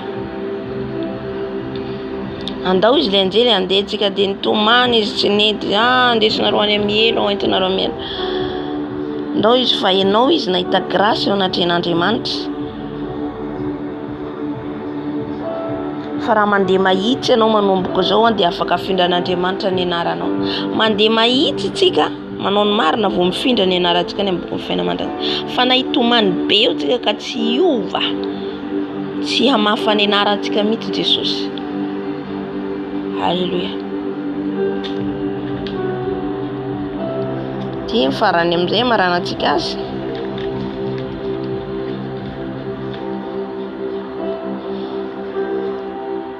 andeha izy ireo dia hitatsika Jesosy nitsangana teo andohan'izy ireo mihazavana be tonga dia miprosterne ny anjely dia mandohalika. Alléluia. Inona ny teny tamin'i Jean Paul? Viens, oui, mon fils, vers moi. Avy eo izy ny zanako. Tsy zakan'i Jesosy tsika rehetra rehefa mahatsapa le fahotantsika io. Mahatsapa tsika ka tena mifona, tena manantona azy amin'ny fo torotoro. Miaino antsika Jesosy ry havana. Mbola misy fotoana antsika matotonga amintsika ny hafatra. Mbola misy fotoana hibebahantsika. Mbola ahafahan'ny tompo mamindra fo amiko sy aminao. Matotonga ny teny. Mbola manatsotra ny tanany izy amiko sy aminao. Nanatsotra ny tanany izy hoe viens, oui, mon fils, vers moi. Tsapany zany izy manao aviana le fiadanana miditra ao anatiny. Io fiadanana io tsy azon'izao tontolo izao, tsy avy amin'izao tontolo izao. Le fiadanana ety ambony tany no. Hoe miada anao fa manambola manambady vazaha, miada anao fa manana fiara. Fiadanan'izao tontolo izao ireo ry havana. Fa le fiadanana omeny Jesosy asanao, dia le fiadanana ao anatintsika tsisy afaka makana io. Amen. Io le azo zay tiany devoly atao amin'ny nofonao io. Ataony devoly torotoroiny ny vatanao. Fa mahatsapa fiadananao io Jesosy ao anatinao le fiadanana io. Nataon'olona tsinitsinina anao, haratsin'olona ianao, enjen'olona ianao. Nefa ao anatinao misy fiadanana foana. Io le Jesosy ao fiadanana. Io le tsy avy amin'izao tontolo izao io. Fa raha vao tsy ao le fiadanana, eo ianao le misamboamboatra ianao. Zah nataony izao, ka zao. Tsy ao le fiadanana zany, non. Olona misy fiadanana zany mitony, angina, calme. Alléluia. Namina azy tamin'ny brany Jesosy. Alléluia. Tsara Jesosy tsika io. Izy no mamindra fo. Izy Jesosy. Izy no mamafy fanenaratsika ny ambokon'ny fiainantsika. Izy no raitsika, mamela heloka mamindra fo. Tena notany azy Jesosy hoe mivavaka ve ianao? Eny izy mivavaka ao. Tsy eo Jesosy tsy mivavaka ianao. Tsisy afaka ho lavintsika, ho vavavantsika rehefa natren'Andriamanitra. Raha tsika ka mivavaka, tandremo fahotana rehefa tsika tsy mahavita mivavaka. Manomboka izao i Jesosy, mila mivavaka ianao.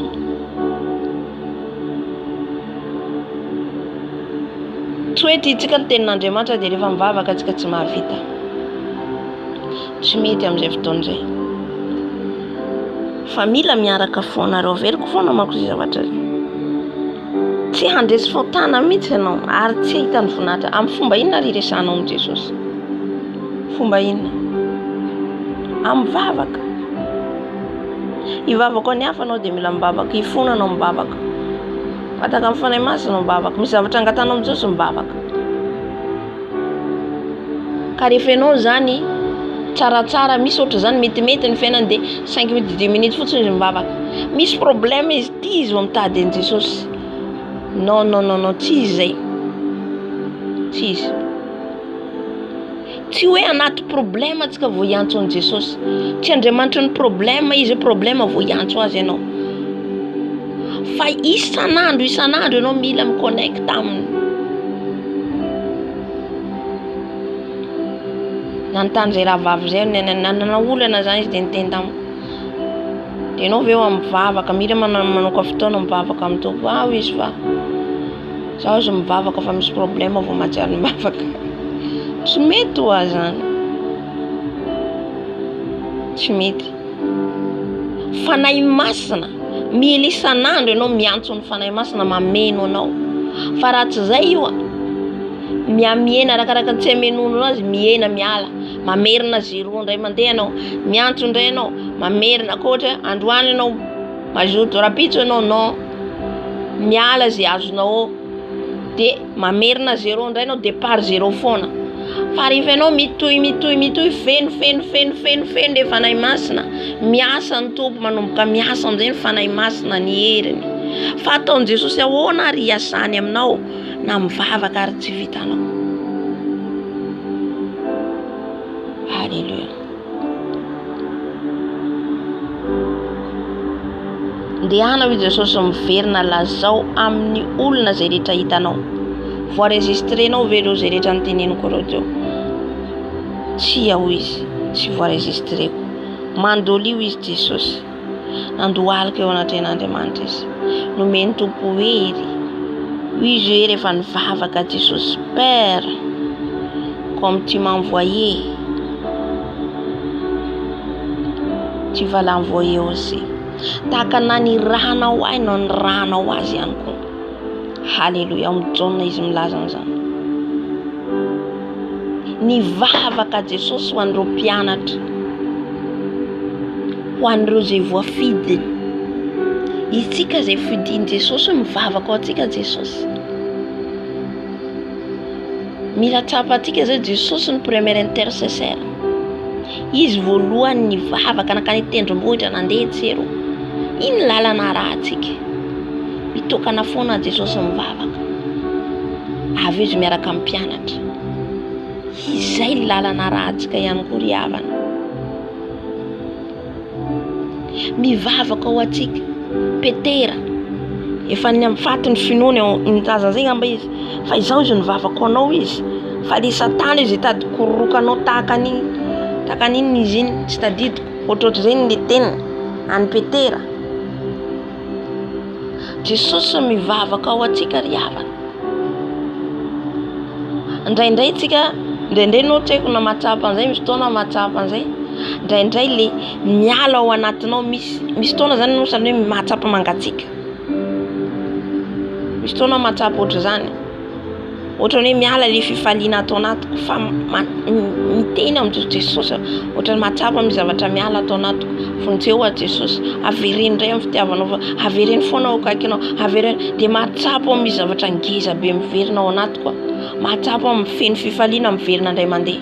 Mivavaka antsika Jesosy rehefa ianao matsapa miantsoa an Jesosy satria le devoly tady sitonanao foana aka zay ao anatinao foana minitra segondra.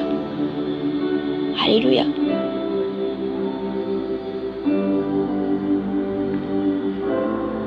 De tahaka nanirahan'iray azy nirahako nanirahanao ahy nanirahako azy koa. Jesosy mihitsy ho maniraka atsika. Alléluia. Arakaraka ny révélation meny tsirairay. Ny rahany izy eto andehanao niasa. Naniraka hitory ny filazantsara amonjy ny fanahy ampalala ny olona mba hiverina amin'ny Jesosy mba hikatsaka ny fanjakan'ny lanitra. Marobe ny mivavaka miazakazaka meno trano tsy izay le voalohany fa le fanahy le olona andeha amin'ny fahamarinana sy ny fahamasinana mba hikatsaka ny fanjakan'ny lanitra zay ny premièrement fa tsy le trano etsero. Alléluia. Azonao ro trano rehetrarehetra reo feno ny fiangonanao nefa fanahy ho very rehefa avy ao. Loza. De ny teny ihany koa zay multiple son intelligence. Mivavaka ho azy ny tombona ny mehery azy. Le fahaizany verina aminy. De ny teny koa izy hoe izy rehetra miady aminy izy de tsy miady aminy fa miady amiko. Tandremitsika miady amin'ny mpanompon'Andriamanitra. Mpanompon'Andriamanitra any Jesosy ny teneniko eto. Tena matahotra an Jesosy. Satria tsy olona io ny dianao fa Jesosy.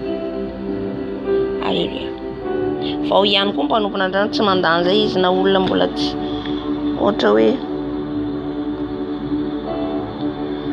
mpanompon'Andriamanitra izy aka na de hoe tsy mandeha amin'ny fahamarina izy tsy anjarantsika zany hiteny ny olona io tsy anjarantsika satria tsika tsy natao hitsara. Alléluia. Fa ny olona tena mandeha fataon'Andriamanitra ajao. Satria izy rehetra mibeny azo izy de beniko izy Jesosy ho tahiko hatrany amin'ny dernier génération zay rehetra mitahy ka mahatsapa zany hoe nompan'Andriamanitra io dia voatahy ihany koa izy. Alléluia. De farany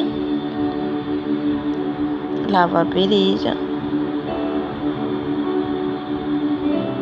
Andehanao izy courage maniraka anao andeha anambara zay rehetra voarainao teo. De hoy izy hoe aiza hoy izy andehanao izy mandeha am'izao tontolo mitovy amin'ny filazantsara. Aiza izy natako vola izy andeha toriny zany andehany. Aiza natako vola izy. Zaho izy Jesosy no miandraikitra an'izay tsy anao mihitsy izy fa izaho no miditra atsehatra. Ny tompo rehefa maniraka dikan'izay izy rehefa mialoha amin'ny zavatra rehetra. Izy no anokatra ny zavatra rehetra. Izy no anome ny vola. Io izy ny vola sy ny arena. Izy ny volamena sy ny volafotsy. Amen. Ka mandehanao izy teneno izy lazao zay rehetra hitanao fa izao izy capable afaka manova ny anaranao ao ambokiny fiainanao mandrakizay.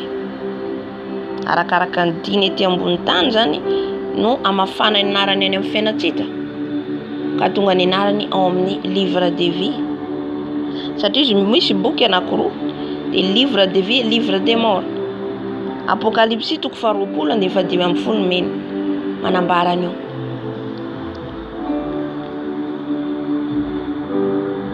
Ndiano izy miverina am'ireo anjely zay nitondranao de tsy nety moa izy hoe zao izy hoentin'ireo any amin'ny elo. Ndianao izy miverina Jesosy foana tsy nety.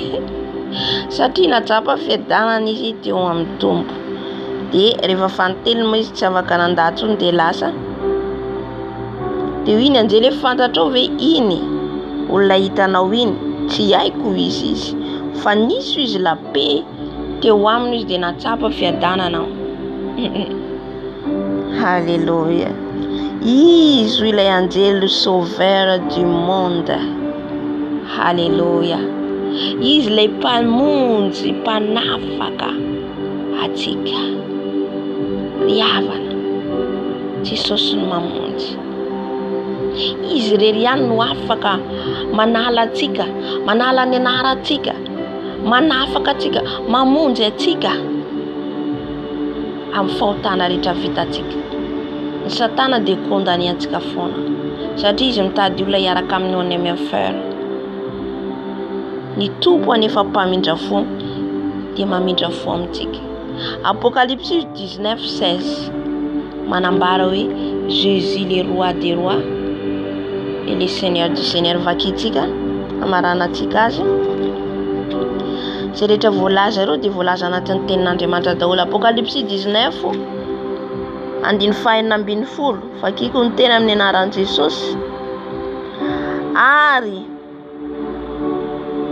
manana anarana voasoratra amin'ny lambany sy ny feny izy nanao hoe mpanjaka ny mpanjaka sy tompo ny tompo. Alléluia. Roi des rois, seigneur du seigneur. Alléluia. Mpanjaka Jesosy, mpanjaka atsika io. Koka tsika tahotra azy foana zany. Voaraitsika ny rehetrarehetra afatra teo andeha alohan'ny beba atsika. Bebaka alohatsika. Efa tsapako endo fanahy masina eto. Ibebaka atsika amin'izay rehetra voaraitsika teo. Ianao malala izay tandrify ianao. Mibeba ianao amin'ny Jesosy. Tahaka ny Jean Paul nibebaka. Jean Paul nibebaka nitomany tamin'i Jesosy. Amen. Afaka mandohalika ianao. Lasy mety aminao. Amen. Alléluia.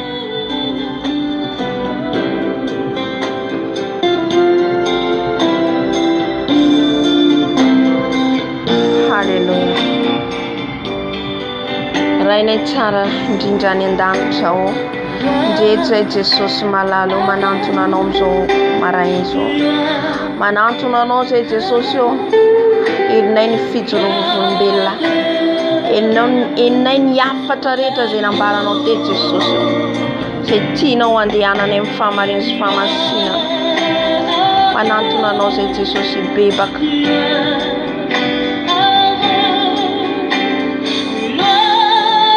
Anantona anao zay Jesosy mifona amin'izay rehetra nataonay Jesosy tsy araka ny sitraponao. Mifona Jesosy, mifona eto anao seza fiandriananao zay Jesosy. Ianao le mpanjaka ny mpanjaka, ianao le tompony tompo, mibebay ianao tenenao amin'ny Jesosy za rehetra nataonao ka tsy mety, ibebao amin'ny Jesosy, mibeba aminy ianao Jesosy malalo. Eto a Jesosy mifona, mifona Jesosy raha misy nanandraiky fiazy rehetra tenenao teo Jesosy. Ny amin'ny nataon'ny tanako Jesosy raha nanala zaza Jesosy na fanafody ny hoaniko Jesosy, ibebako eto anatrenao, ifonako eto anatrenao dada malalo. Panota Jesosy mamindrafo Jesosy mamindrafo.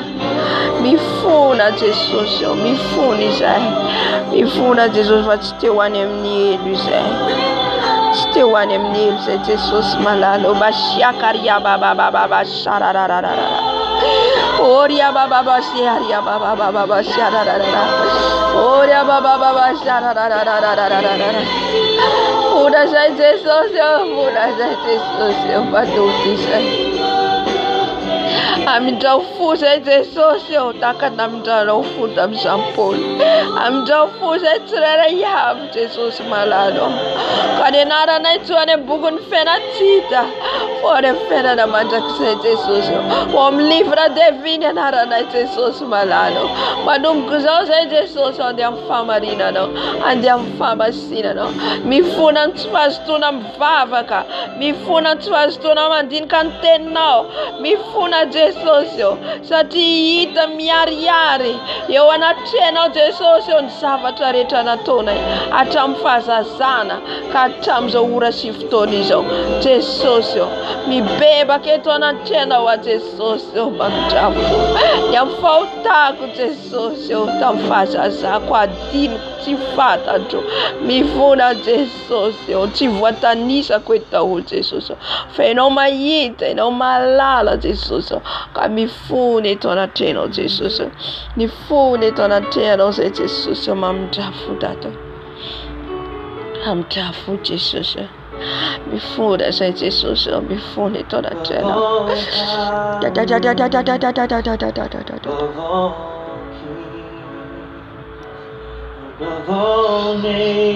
Jesosy mbola manatsotra ny tananao ianao Jesosy. Satria ianao rery ihany no mpamindrafo, ianao rery ihany Jesosy, ianao le namonjy anay Jesosy teo miazo fijaliana Jesosy. Oria bababa siakaria bababa siatata. Tsy ho kristiana fahazarana izay Jesosy, tsy ho kristiana fombafomba izay Jesosy. Mifona eto anatrenao, funa dada mamindrafo baba siakaria bababa siakaria bababa siakaria. Funa milaingalainga vitavitaka fahatezerana ny avinavina fiatsaram-belatsia Jesosy. Jesosy mifona Jesosy fampanota dada basiakaria bababa, oye bababa siakaria bababa siakaria basiakaria. Funa dada, funa Amtrafu Jesosy, amtrafu Jesosy. Siakari baba siakari baba siakari. Ifuni zay dada, funa zay dada. Amtrafu Jesosy. Tinataony tanako na le antokotro. Nandehanako tany amin'ny hôtely nisy-trokitoka mifona Jesosy. Nangalarako vaton'olona baba siakaria bababa, fona eto anatrenao Jesosy. Fona Jesosy, fona dado, manuti zay, Fona milainga rehetra naloakany vavako Jesosy eo. Fona Jesosy eo mamindrafony tsy toriako ny filazantsara anao. Mety misy fanahy tianao vonjena mialalako nefa tsy navita an'izany aho. Fona Jesosy eo mifona menatra anao izay. Menatra mitory anao. Menatra manambara anao. Menatra anao zay Jesosy. Menatra zay anambara ny fahotana iny. Jesosy eo mifona. Mifona dadao. Aie pitié papa. Akari mama.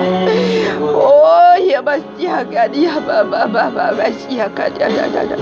Oh ya basiakari baba basiakari baba basiakari baba. Oh ya basiakari baba basiakari. Oh ya baba basiakari. It's comme dans futur de ça di fuku de ça. Di fuku tiar ko tara tieno. Oh ya we. Amchafu Jesús, padutise, aie pitié, papa, aie pitié, Yahweh, Yahweh, pitié, amchafu Jesús,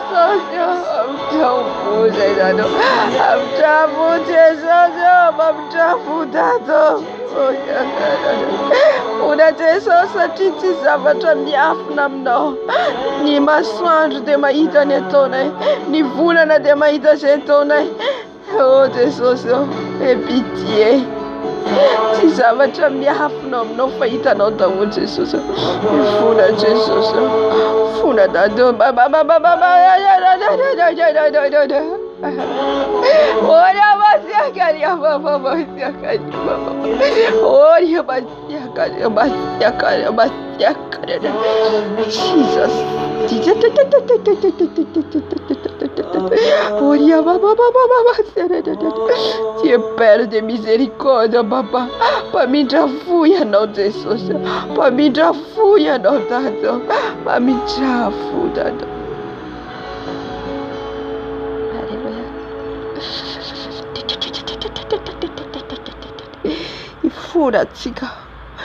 Fura tsika ho any mpiasa-panjakana rehetra, ny président rehetra, ny musicien enitsika ny fitarainan'izy ireo. Enitsika ny fitarainan'izy ireo any amin'ny elo. Izay mitaraina no fandrika Satana. No rifandrika Satana amin'izy ireo ka tafalatsaka nanaraka ny tenin'ny Satana. Tsy afaka manao ninina intsony izy ireo. Efa tapitra ny androny. Kanefa kosa antsika mbola misy ety ambony tany be dia be. Mpiasa-panjakana, mpanao politika izay mila hentsika eo amin'i Jesosy. Ibebahantsika eo anatrehan'ny Tompo. Ibebaka antsika. Mifona ho an'izy ireny. Jesosy malalo. Mifona manokana zay Jesosy malalo. Andro mpiasa-panjakana, mpanao politika, ny président de la république Jesosy naiza. Ny amin'ny firenena Jesosy eo. Amin-drafo Jesosy eo. Izay manaiky rebelebe Satana Jesosy eo. Mifona eto anatrehana zay Jesosy eo. Fona zay Jesosy eo mamindrafo dado. Mamindrafo Jesosy amin'izy ireny Tompo malala.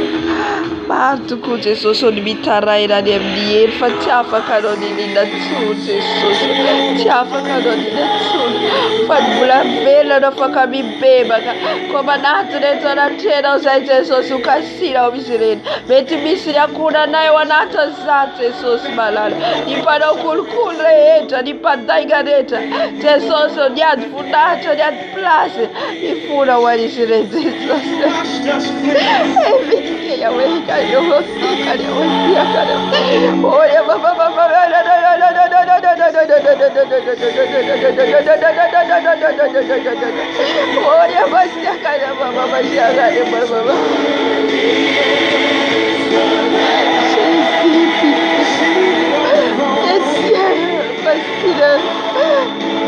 Nos familles aussi des âmes Yakaria Baba Baba Baba.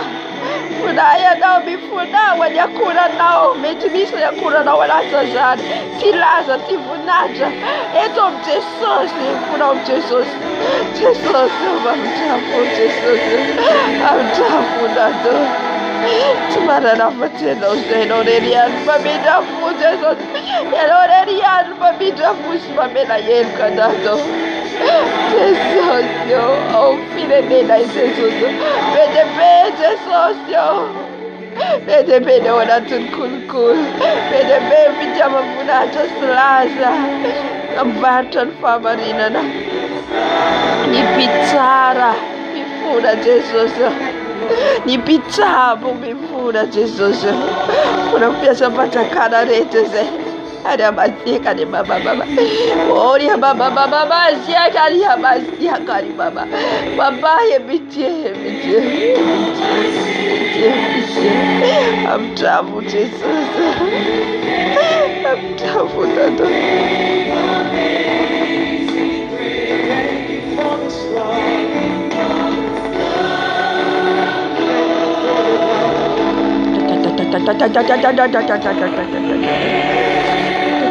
Mulai fura pastera, fura war Kristian lah, baru Kristian makanya family sana. Kami dah putus sosial, oh siara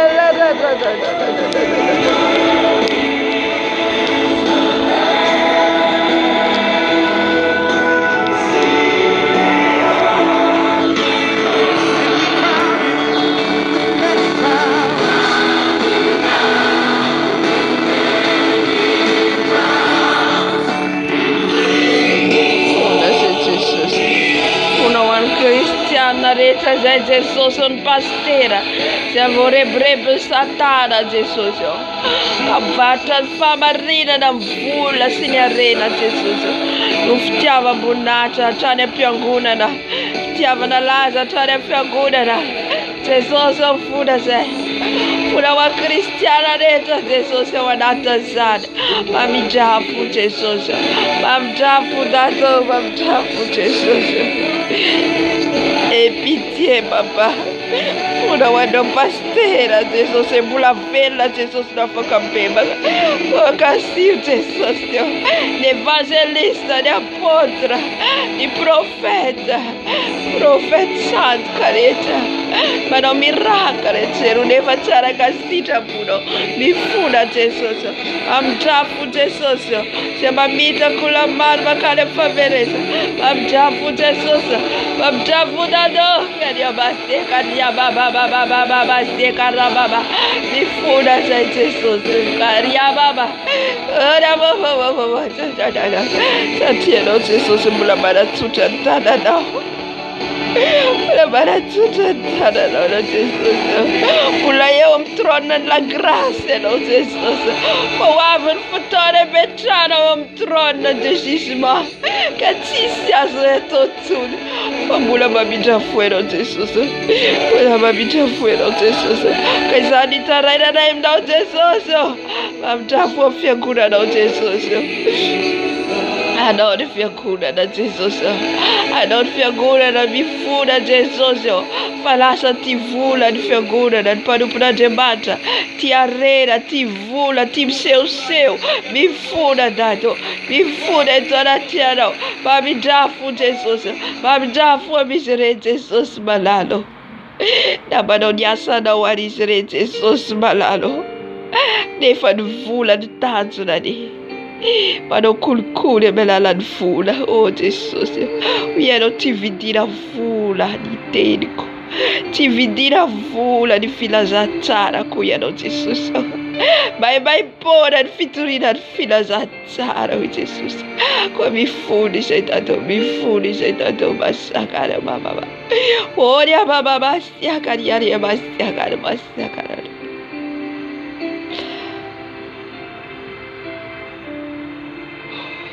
Je sais que tu es là, Saint-Esprit. Je sais que tu es là. Jésus. Je sais que tu es là, Saint-Esprit. Alléluia. Sauta Jésus. Sauta Jésus. Je sais que tu es là, agneau de Dieu. Ifunatika onyankunatika zanatika. Ifunao Jesus. Je sais. Ifunao Jesus zanaka onyankunano. Hallelujah. Bamindra futumpo. Bamindra funtumpo amiziro. Zay rehetra mbola lavitra an Jesosy, zay rehetra mbola tsy mahalala azy. Jesosy rery ihany no afaka manova ny ankohonantsika ry havana. Andaontsika hitondra ny zanantsika eo amin'ny Jesosy mba ho kaziny tompo. Jesosy malala.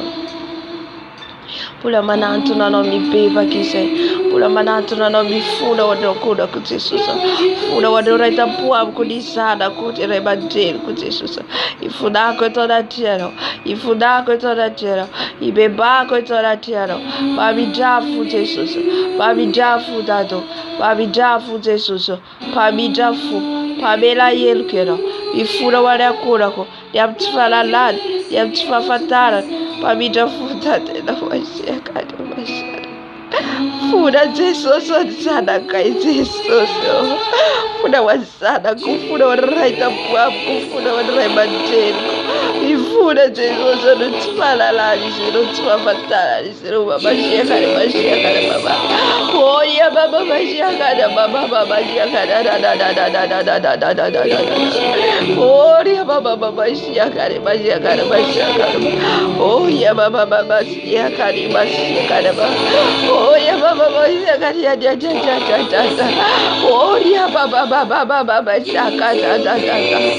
Funa Jesosy nakuna naye. Funa dado amtafu Jesosy. Amidrafu ianao. Mamela heloko ianao. Jesosy vonjeo ny zanakay Jesosy. Vonjeo ny ankonanay Jesosy malalo. Hallelujah. Mbola ifona ihany tsika. Ifona fanalan-jaza rehetra nataontsika. Nanalala zaza ianao. Hallelujah. Raha ny zavatra nataonao na ianao tsy nanala zaza fa ray tsy kombakomba. Anatin'izany dia mila hibebanao. Nanoro ny toerana misy dokotera manala zaza. Nanome fanafody. Na toerana vidiana fanafody. Efa nanala niaraka aminy ianao efa ray tsy kombakomba niaraka aminy. Ka andao hibebaka anaty antokotsika.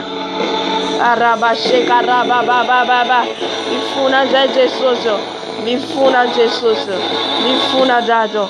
Ny amin'ny zaza rehetra resorina.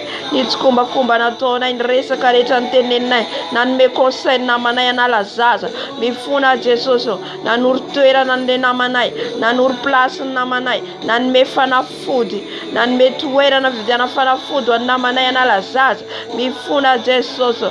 Mifuna eto anaty anao. Mamindrafo Jesosy. Satria anao dia mahita izao rehetra izao. Tsy zavatra miafina ao alohanao. Ka dia mifuna izay Jesosy.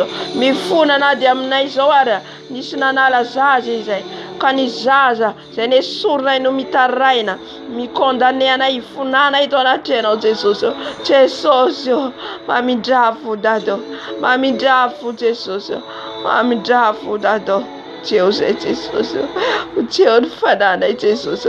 Vonjeo ny fananay dado. Vonjeo afao izay. Afao izay Jesosy.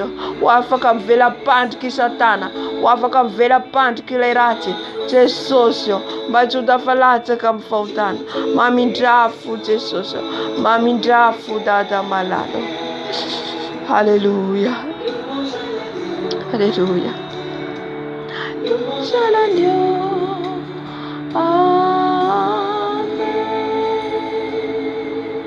Sotra Jesus. Sotra dada malalo. Hallelujah. Hallelujah.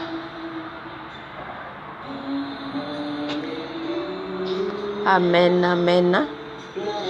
Amin'izao fotoana izao tsika angataka ny rano Jesosy. Angatao ny rano Jesosy. Tena hoe anadio atsika. Ny rano Jesosy aminao tsika tanteraka. Atsoy ny rano Jesosy ry havana. Atsoy ny rano. Halleluja.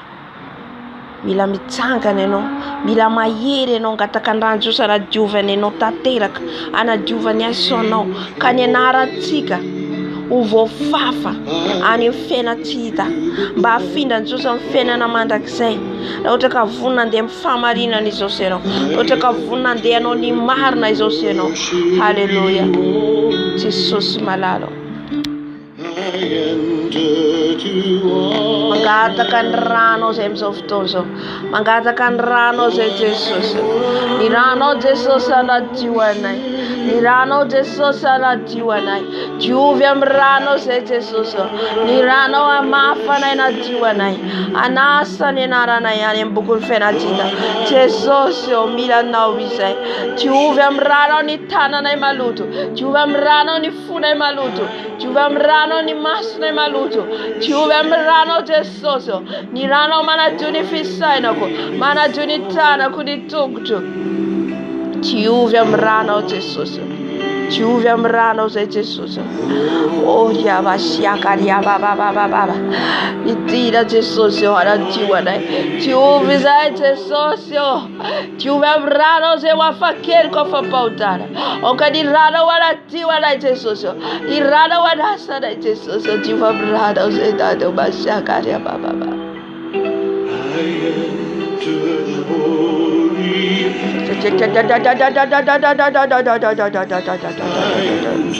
Rano Jesosy, atsoy ny rano Jesosy anadio anao, atsoy ny rano anadio anao tanteraka, manomboka any amin'ny lohanao ka hatrany amin'ny faladinao, ny volonao diovy amin'ny rano Jesosy, ny tongotra. Halleluja. Ny rano Jesosy manadio anay, ny rano Jesosy manasa anay, manasa Jesosy ny rano manomboka any amin'ny volo ka hatrany amin'ny faladiko. Ny rano Jesosy, ny rano Jesosy, ny rano Jesosy manadio ny voloko, manadio ny kranako, ny intelligenceko. Ny rano Jesosy, ny rano Jesosy manadio ny masoko, manadio ny foko, manadio ny fisainako. Ny rano Jesosy, ny rano manadio ny tanako, ny tongotro. Ny rano manadio a Jesosy, sesao rano wa yariabaste kariababa, korabastia kariababa. Ny rano Jesosy, ny rano Jesosy manadio ny tenako, manadio ny masoko, manadio ny sofoko. Ny rano Jesosy manadio ny foko Jesosy. Diovy amin'ny rano, diovy amin'ny rano, sesao rano. Lay rano sanakundry, lay rano sanakundry iskelema. Mila anao zay Jesosy, diovy amin'ny rano zay. Ny rano manasa anay Jesosy, ny rano manasa anay Jesosy. Diovy amin'ny rano zay Jesosy, ny rano sanakundry, ny rano sanakundry, ny rano sanakundry, ny rano sanakundry, ny rano sanakundry manadio anay, manasa anay, manasa anay, manomboka any amin'ny lohanay ka hatrany amin'ny faladinay. Ny rano Jesosy kariabase karabababa, koriabase karabasiarara, oriabasia kariabababa, oriabababa starara. Papa Jesosy ni narako, arifera tita Jesosy, da. Rano Jesosy manadio anay, diovy amin'ny rano Jesosy, diovy amin'ny rano Jesosy ny tenanao, atsoy ny rano Jesosy. Diovy amin'ny rano zay Jesosy, diovy amin'ny rano zay Jesosy. Ny rano manadio ny masoko, ny rano manadio ny foko, ny rano manadio a Jesosy. Diovy amin'ny rano, ny rano manadio ny foko, ny rano manadio ny fisainako, ny rano manadio ny lelako, ny rano manadio ny masoko. Jesosy malalo, diovy amin'ny rano ny foko, ny rano manadio, ny rano manasa. Diovy amin'ny rano Jesosy, lay rano sanakundry, lay rano sanakundry. Manadio any rano Jesosy, manadio any rano Jesosy, manasa any rano Jesosy, manasa any rano Jesosy. Anomboka amin'ny lohako hatrany amin'ny faladiko. Ny rano Jesosy, ny rano Jesosy Mana dunia narako. Ane bugun fena tita. Nirano Jesus. Manalan pent-pentina. Manalan tasti. Nirano Jesus. Mana diwai. Mana sanrano. Lei ranza na kundi. Lei ranza na kundi. Hallelujah. Nirano Jesus. Manasa na indrano. Manasa na Jesus. Manala de rara de bugun fena tita. Manala de rara de bugun fena tita. Jesus nirano. Sobrado Jesus. Sobrado Jesus. Aleluia. Aleluia.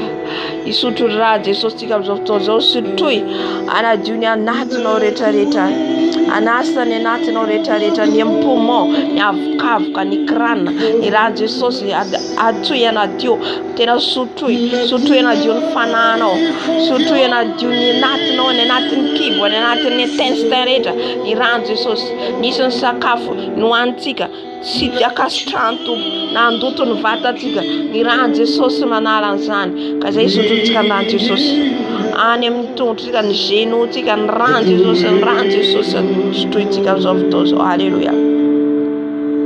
Jesus mbola indeto zay Jesus indeto zay Jesus mangataka ny rano Jesus mangataka ny rano Jesus tena nadio anaitateraka anateraka ny anatina ya sotoko ny rano Jesus sotoko ny rano Jesus sotoko ny rano Jesus sotoko ny rano Jesus sotoko ny rano Jesus sotoko ny rano Jesus sotoko ny rano Jesus sotoko ny rano Jesus sotoko ny rano Jesus ny rano Jesus sotoko ny rano Jesus sotoko sotoko ny rano Jesus sotoko ny rano Jesus sotoko ny rano Jesus sotoko ny rano Jesus sotoko ny rano Jesus sotoko ny rano Jesus sotoko ny rano Jesus sotoko ny rano Jesus lay rano zanakondy sotoko ny rano Jesus sotoko ny rano Jesus sotoko ny rano Jesus sotoko ny rano Jesus sotoko ny rano Jesus sotoko ny rano Jesus riavana sotoko ny rano Jesus anadio anao tanteraka sotoko ny rano Jesus manadio ny pomoko sotoko ny rano Jesus manadio ny tanako sotoko ny rano Jesus manadio ny fisairako sotoko ny rano manadio ny kranako sotoko ny rano Jesus manadio ny fanako sotoko ny rano Jesus Irano Jesus manadio ny feoko manadio ny feoko ny rano Jesus Irano Jesus manadio ny kibo manadio ny testinko Irano Jesus sotoko Irano Jesus sotoko ra Jesus sotoko ra Jesus bashakaria baba sotoko ra Jesus sotoko ra Jesus sotoko ra Jesus sotoko ra Jesus manadio lualko sotoko ra Jesus sotoko ra Jesus shara baba shara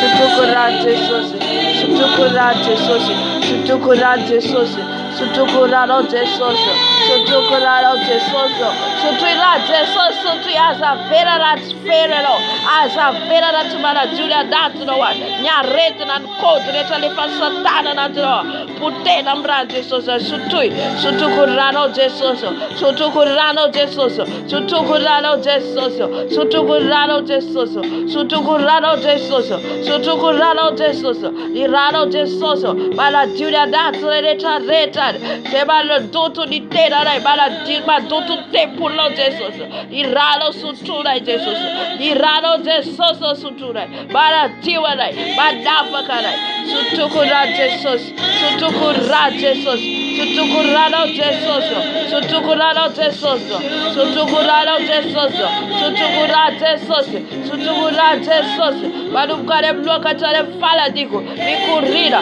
manala na retna manala tasreja manala peace ni kamera sotoko ndrano Jesus sotoko ndrano Jesus sotoko ndrano Jesus sotoko ndrano Jesus wala diufana sotoko ra Jesus sotoko ra Jesus sotoko ra Jesus bala juni kradako bala juni luako bala juni sufko sotoko ra Jesus sotoko ra Jesus irano Jesus balalo badala de la bugun feratita Jesus, sutukurado Jesus, sutukurado Jesus, para juda dat kuretareta, para judi tas rejeta, sereta faka bitare dat today, tinambulero rejeta, demnyala sa de medalandrado Jesus, wa sutukurado Jesus balalo, manala nya reta, nya reta na furun satara reta, sutukurado Jesus, sutukurado ba dev na bajava zal, sutukurado Jesus. Sutui ran Jesus, sutui na tiuva de nota teraka, katisa pagan satana tika, sutukurado Jesus, sutukurado Jesus, leirado bayeri, leirado basta, sutukurado Jesus, tukurado Jesus bara sita na bara la reta na reta, sutukurado Jesus, sutukurado dado, sutukurado Jesus, oria basia karababa, oria basia karababa, oria basia karababa,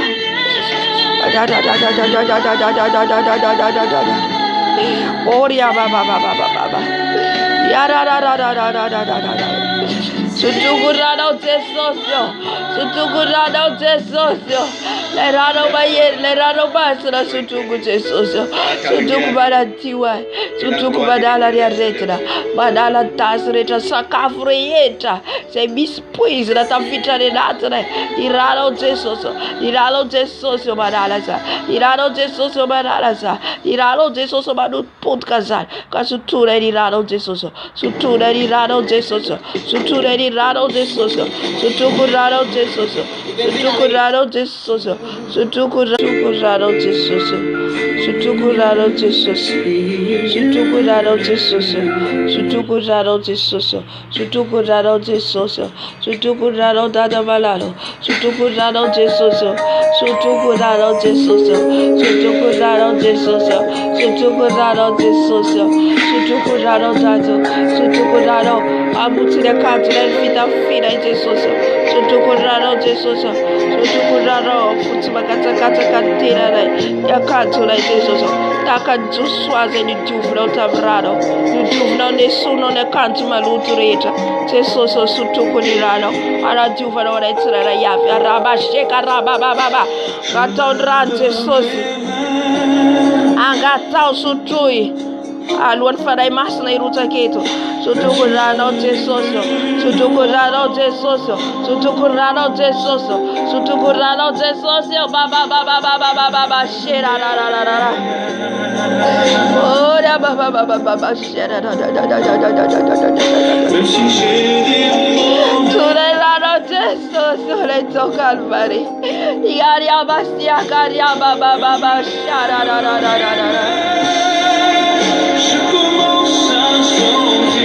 Turelado Jesus,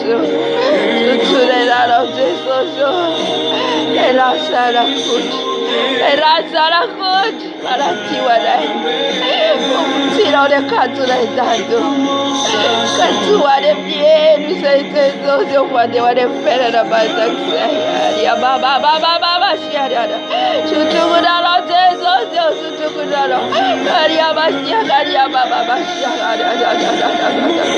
oh, Baba, Abagero Jesus, Abagero is Rabia to the Radero, Lay Rad Fabija, Pule Rad Babela de Lucutia, Gatodi Rad, Agatodi Rad, Adasano, a tree the sauce and a tiwano, Caria Baba, Adasa Lutzana Reja, such a tenant de Bata de Blaza, Tismara Jerakuda, Tismara Jerakuda. Basia Caria Baba, Yakara Baba, so Tukurano Jesus, so Tukurano Dado, Baba, Yaria Basia Caria Baba, Futurtura Jesus, Adatiwatika, Yaria Basia Caria Baba. On élève les mains vers le Jésus, que sont descendus nous, qu'elles sont descendus nous, pour nous nettoyer, pour nous libérer. Oh, descends, tu vas bravo, Aïe, Abasia Kariba. Kadara descends, la tiwana na fakadai. Ilala sala fakadai, oh, Siakaria baba baba, Siaria baba baba. Tu veux bravo, c'est dado. Tu veux bravo. Tu veux bravo de Kantunai. Tu veux bravo fida. Oh, Yaria Basia Karia baba. Oh, Jesus, tu m'as dit que ça tu veux. Jesus, la rado tete so Calvary. Padatiwe. Sotuiko tu na fiera na sierwa. Sotuiko na tado. Il est dans la présence de Saint-Esprit. Et tout le fanatiel farai basta bageno yanko. Fagatau tu fute so satera geno. Satini ranu barati watikari havara. Urate so kali havara kare baba. Tukura no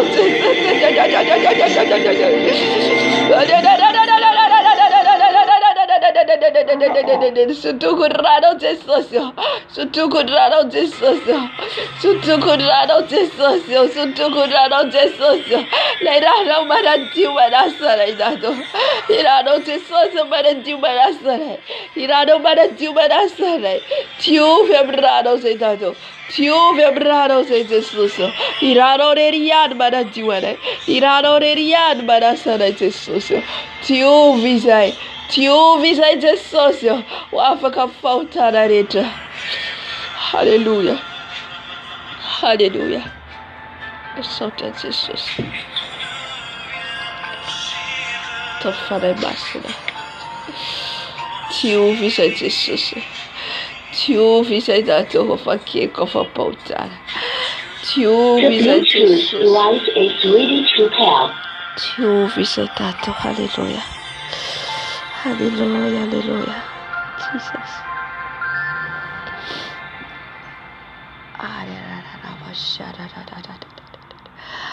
Oria basia karia baba shararararara. Katakan farai basra tika idretwa. E fayetuis. Padat katiki zemsoftoso. Sukaful sufuno. Sukaful funo. Sukaful funo. Idnetul fanai masna. Amangetik and fanai masna. Idina fanai masna. Mana trays of tons of fanai masna. Mana trays of tons of fanai masna. Mangeta yeta nose. Connected. Mangeta nose fanai masna. Mangeta yeta fanatiano.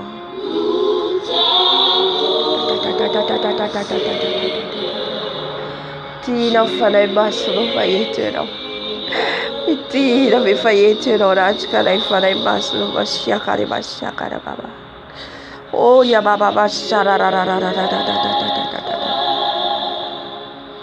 and John Mega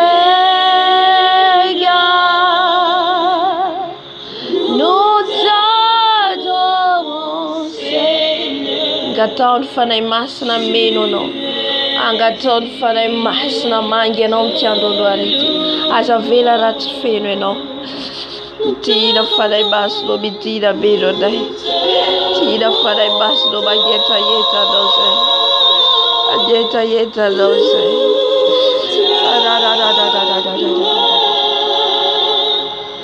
Oh ya baba shara Oh ya baba shara Oh ya baba shaka Oh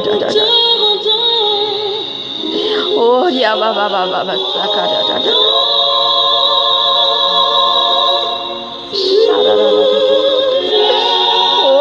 Baba sharara vitira farai masno vitira beronai vitira teram dai tira ratkanai farai basno. Tore tureroso. Tore tadiavarero vitira farai basno milanose fenuise. Fenuise farai basno baba baba siakara baba baba shara. El Omega, non t'attends, non Seigneur, tu es Dieu de louange. Tira fare basso, vedone. Tira fare basso. Tira fare basso. E c'era la tira fare basso, tira fare basso, tira fare basso, baba baba baba baba stia cara baba baba shara la la la la la. Oh ya bastia cara baba baba baba shara la la la.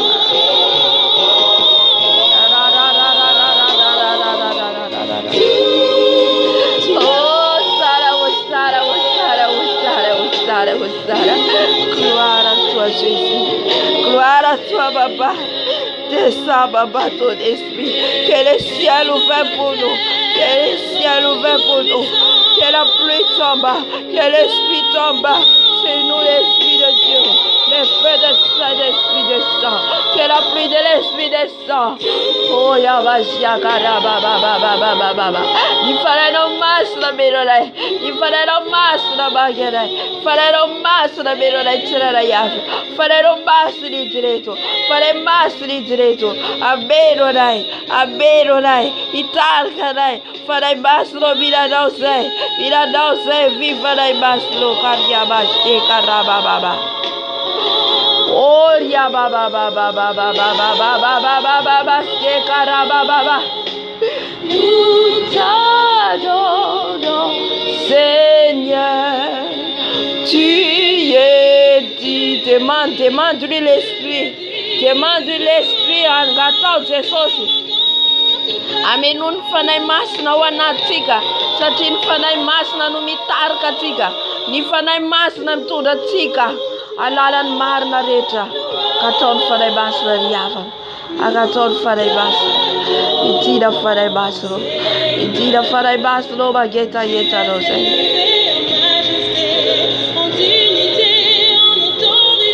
oh farai bayer vitira ara baba oh ra baba sharara Tira farai basro, Milanose farai basro,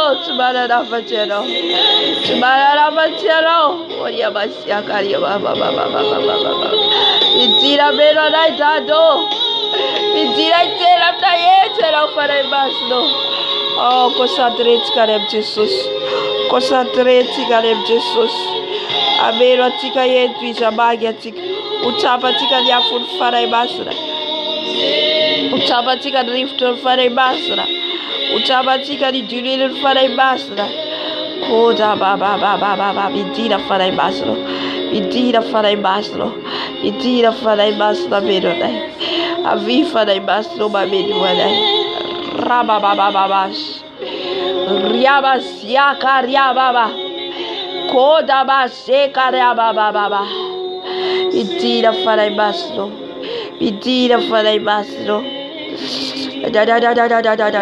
Fenuise farai basro. Fenuise. Baba. Oh ya baba. Vakil zetrana ya farai basro. Vakil dierlo. Vakil diafno. Sobre siftoleso. Ariaba seka riaba. Que le feu descende sur nous. Que le feu descende sur nous. Takatabia d'une pianata. Les rifts al fufu. Aliafun farai mas. Les routes comme ça. Ramangeta yeti zay. Fais-nous farai mas no. Fais-nous farai mas no. Kariaba baba sharara. Itira farai mas no. Itira farai basra bero dai bagedai. Fagiuse fare basso.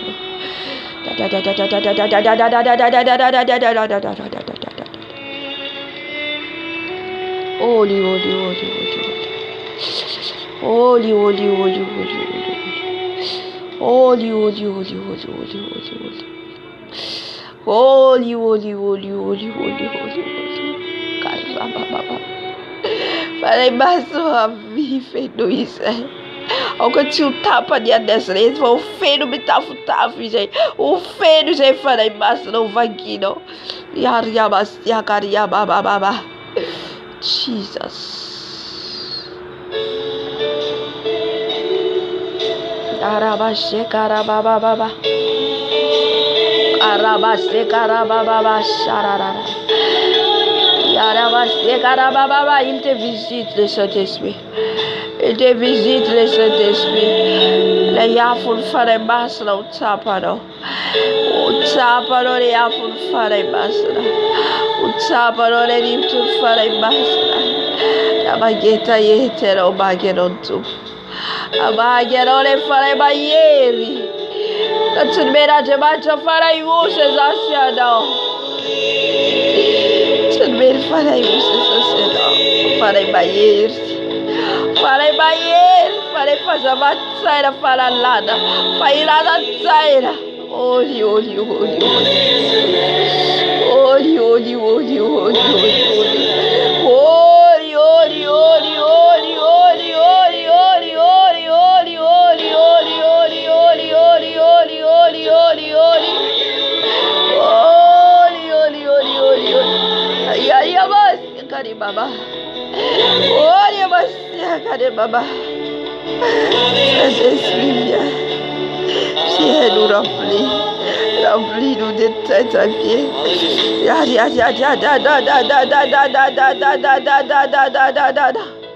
Appelle l'Esprit. Appelle l'Esprit de Dieu, il est là. Il est là avec nous. Il est là avec nous. Merci Saint-Esprit. Merci pour ta présence. Merci pour ta présence. Merci pour ta présence. Merci pour ta présence. Merci pour ta présence. Merci Saint-Esprit. Merci, visite-nous. Visite-nous, papa. Visite-nous, Saint-Esprit. Visite-nous car nous soif. Nous soif de ta présence. Nous soif de ta chakarababa. Jesus. Kariyababa shararara. Oh, yababa shararara. Yes, yabasi adora yero yeba. Yero. Il est là. Il est là l'Esprit de Dieu. Il est là l'Esprit de Dieu. Reçois. Reçois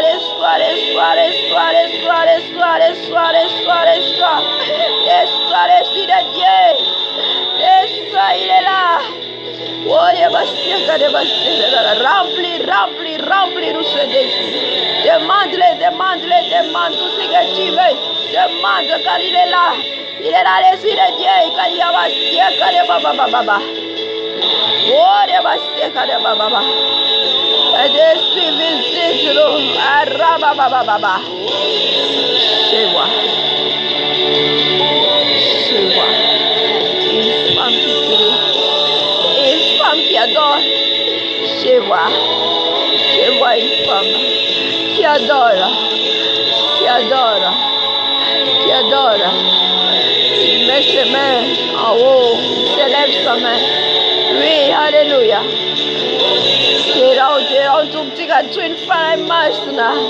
Chez moi une femme. Alabastia karababa.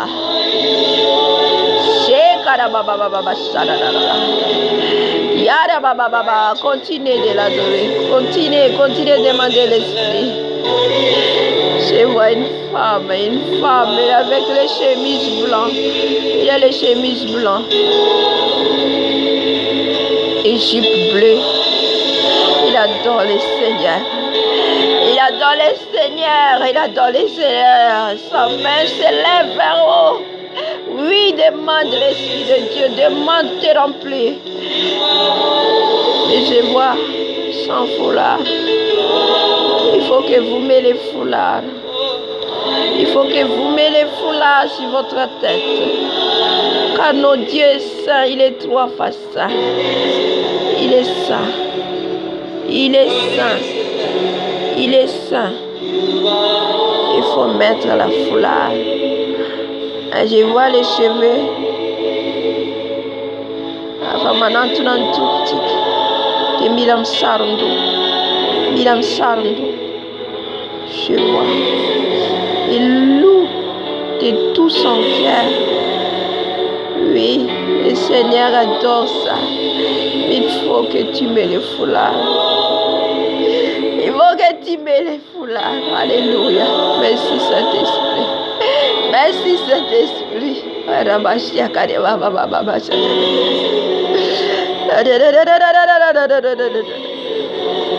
Merci Papa. Merci Yahweh. Yariabastie Kariababa.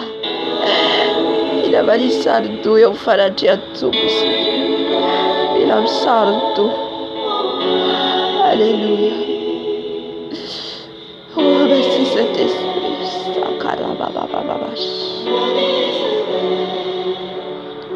Merci Saint-Esprit. Il a ça tout. Merci Saint-Esprit. Oh,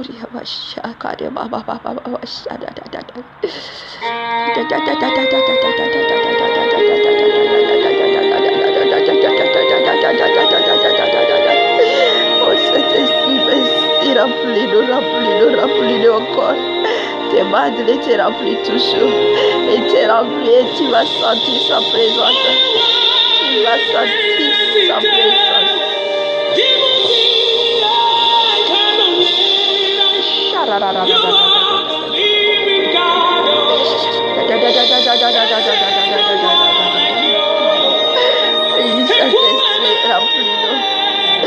Remplis-nous Saint-Esprit.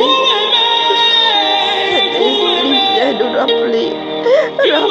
Remplis-nous, parle-nous Saint-Esprit. Parle-nous Saint-Esprit. Te la fare il basso.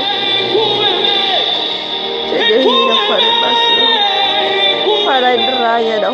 Araba baba baba baba baba baba karia baba baba baba baba baba baba.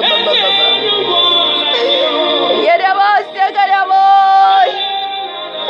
Yeramos, yeramos. Jesus. Il a foi la présence de Dieu. Si tu es ouvert ton cœur, escapera el furo. Amagero Jesus. Amagero is. Anuman fiera is. Oh yes, yeah, baba,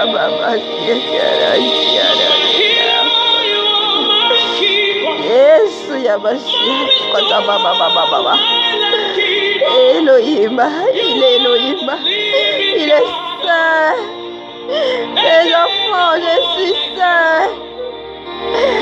Je suis Dieu qui est saint. Je ne supporte pas le mal, le péché. Je ne supporte pas. Vous éloignez de moi si vous êtes en péché. Le péché, c'est vient du diable. Pas vient de moi. Il faut que vous l'écoutez.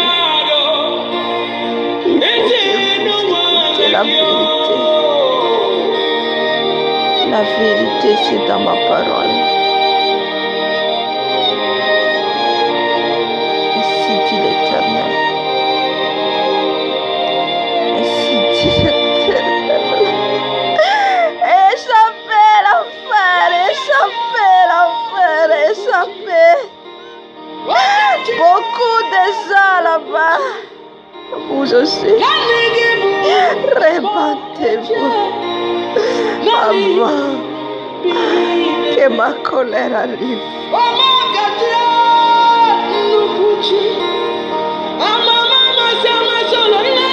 Il veut pas y aller. Il veut pas. L'unifique. Titanité.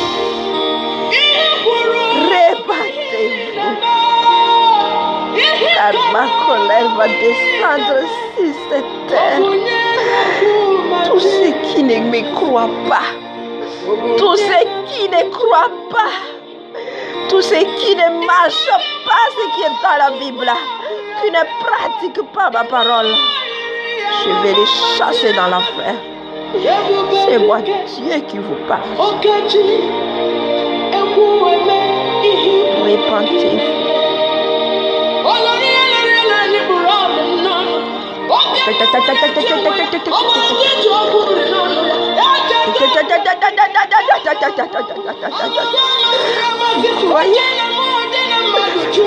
Croyez que vous pouvez échapper l'enfer sans moi? Non, vous ne pouvez pas.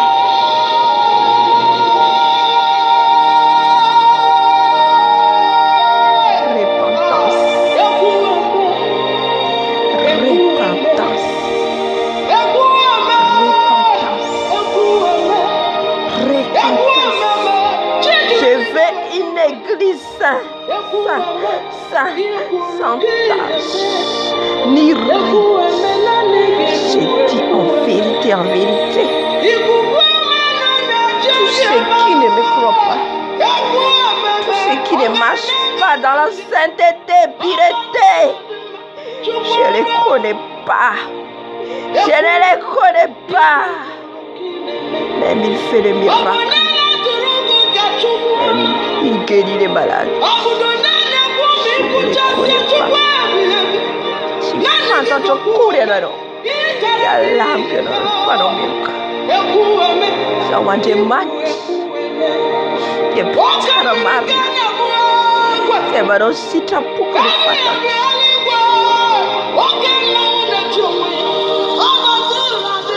Arrêtez de suivre les messages de prospérité. C'est le temps de vérifier moi des enfants.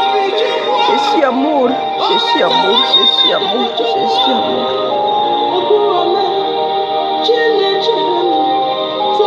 Vous ne croyez pas la puissance du Saint-Esprit.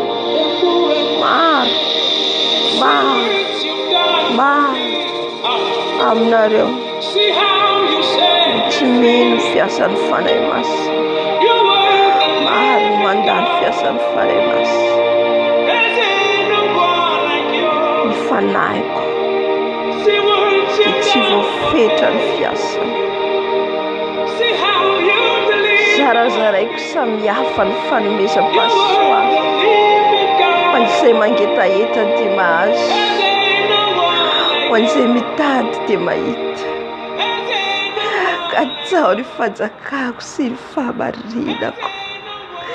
Dia hanampy anareo ny zavatra rehetra. C'est moi qui vous parle. Repentez-vous.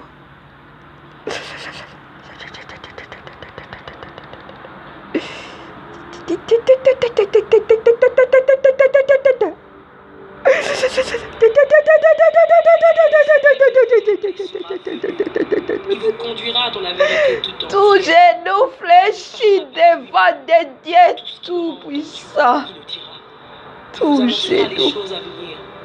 Le temps venu, ce sera difficile. Je répète toujours, le temps qui va venir, ça sera difficile.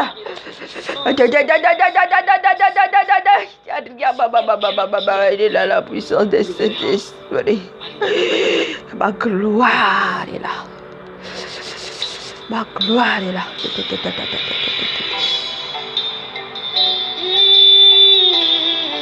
Toda se wapi.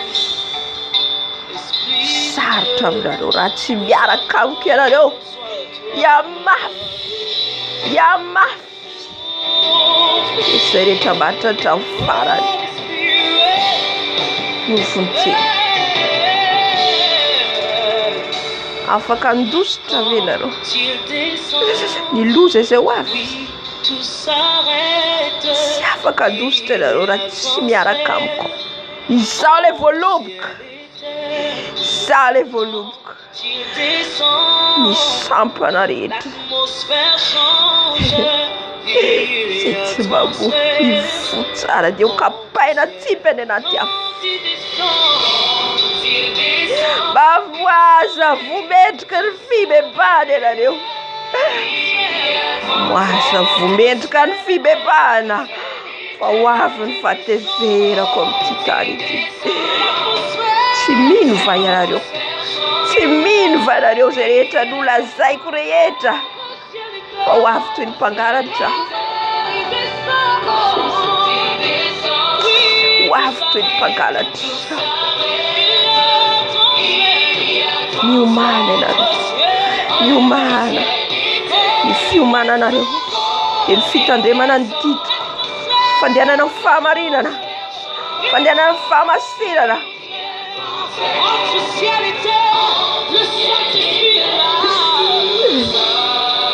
Ne cherche pas les choses de cette terre. Les choses de cette terre, c'est vanité des vanités. Vous avez écouté les messages. Vous avez écouté. Vous fermez encore vos oreilles. Vous êtes ingrédients. Vous n'écoutez pas, mes enfants. Vous n'écoutez pas la vérité là. Devant vous, la vérité, c'est moi. C'est moi la vérité. Il ne verra mon Père sans que vous marchiez dans la vérité, sainteté, pureté. Je suis le chemin, la vie et la vérité. Vérité, je veux la vérité. Je veux la vérité. Vous n'êtes pas encore arrivé. Cherche-moi, cherche-moi, cherche-moi. Ainsi dit l'Éternel. Ne crois pas que c'est moi qui parle. Je parle à travers de la bouche de ma servante.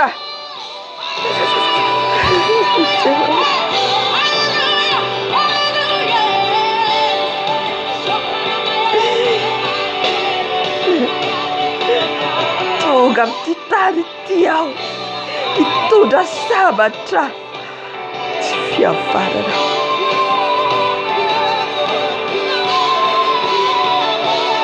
Marchez dans la vérité. Marchez dans la vérité. Je suis la vérité. Sale fama nidana. Sale fama nidana. Sale tout moi de macho. Sale tout là, on est tout là. Kamula vula now. Sale nafaka now. Kamyadala now.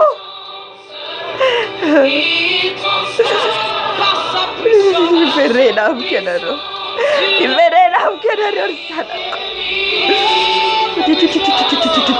sanako.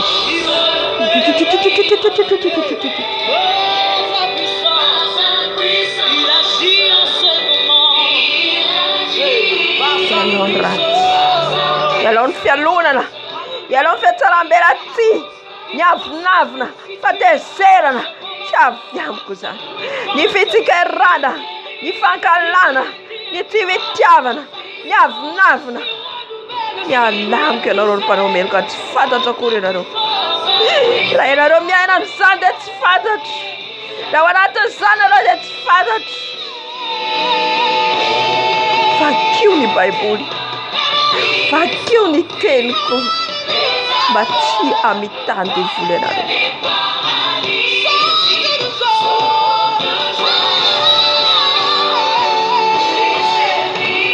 Nino vai ianareo ny zavatra ho avy. Efa asehoko etsero. Mbola milalao fahotana ihany ianareo. Mitandrema. Mitandrema fa zaho tsy azo vazivazina. Izaho tompo Andriamanitra. Tsy vazivazina. Tsy olombelona ka andainga.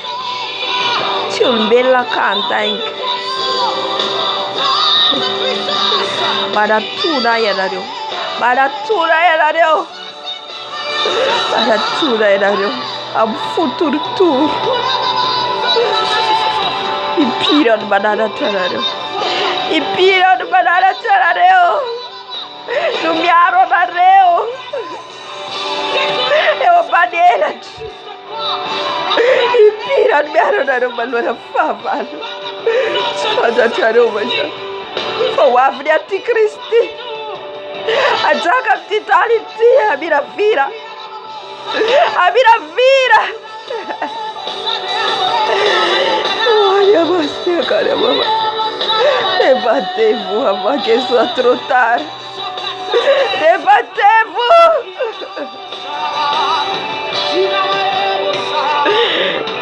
Il aura le temps venu. Vous ne m'écoutez plus. Seigneur, nous souliers dans la Italia. Tiens mission futura ta diavolo. Tiens bula bis di futura ta diavolo.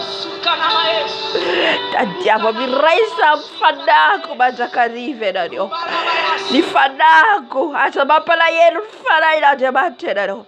Asa mapala yel farai bastra. Sarà si la top castella rota mi fala futara.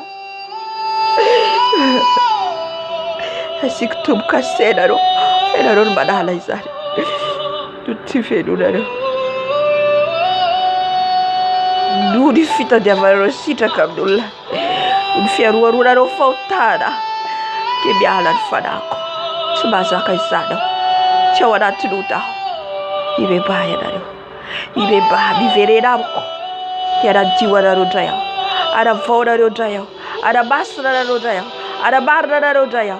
Satiza tupo de battere. Sale de battere. Di figlia da ro. Di figlia da rewa to wala tribar. Di figlia da ro ba de amukata. Itu da vukata. Baisivu. Baisivu. Wataka le yas tirabu. Kan kapaira. No zun kula yas. Sati mandavna futini yan fatisivu. Yana roko voisan mandavna. Katito da vukata. Oh ya wasia de. Nyas tsara. Tsy mahay mamofo ratsy. Miazo ratsy. Tsy afaka mamofo tsara. Za rehetra zany teny efa voalaza to daholo. Ao amin'ny teniko ao amin'ny Baiboly. Mamaky ianareo ny teniko. Izaho lay teny. Izaho lay teny. Izaho Andriamanitra. Tsy ao anao voalohany. Fakio ny teniko. Fakio ny teniko. Mba tsy hamitany devoly ianareo. Mba tsy hamitany Satana ianareo. Satria avy ny fampianaran-diso maro etsero. Ny mpaminany sandoka. Be dia be etsero. Mitandrema ianareo. Mitandrema. Tsy ho azony ambody mitafy volon'ondry. Bon matin, nouvelle vie. Les Soyez enfants, tous bénis. J'espère que vous êtes je contents suis de la connecter vie, la encore une vérité. fois avec Le l'équipe de chemin. louange pour louer le nom du Seigneur. Je suis Ce votre matin, on Dieu. célèbre le nom de Jésus, le nom le plus élevé ce matin. Comment Il n'y a pas Dieu plus que moi. Alléluia. Raha misy zavatra tianareo mihoatra dia efa Andriamanitra kely izany. Raha tia vola ianareo dia efa Andriamanitra kely izany. Raha tia rena ianareo dia efa vola, efa Andriamanitra ianareo izany. Raha vao tia voninahitra ianareo efa vola, efa Andriamanitra ianareo izany. Raha vao tia ny fiainana izao fiainana izao ianareo, ny lamaody, ny filana, ny sakafo. Izany rehetra izany dia Andriamanitra kely ianareo. Aza takalo anireny aho. Aza takalo anireny. Aza takalo anireny aho. Tao voalohany amin'ny zavatra rehetra. Raha vao ny asanareo nataonareo voalohany, efa Andriamanitra reo izany. Raha ny namanareo no tianareo mihoatra dia efa Andriamanitra reo izany. Raha ny fotoananareo laninareo amin'ny zavatra hafa dia efa Andriamanitra reo izany. Raha ny télévision no tianareo dia efa Andriamanitra kelynareo izany. Repentez-vous. Repentez-vous.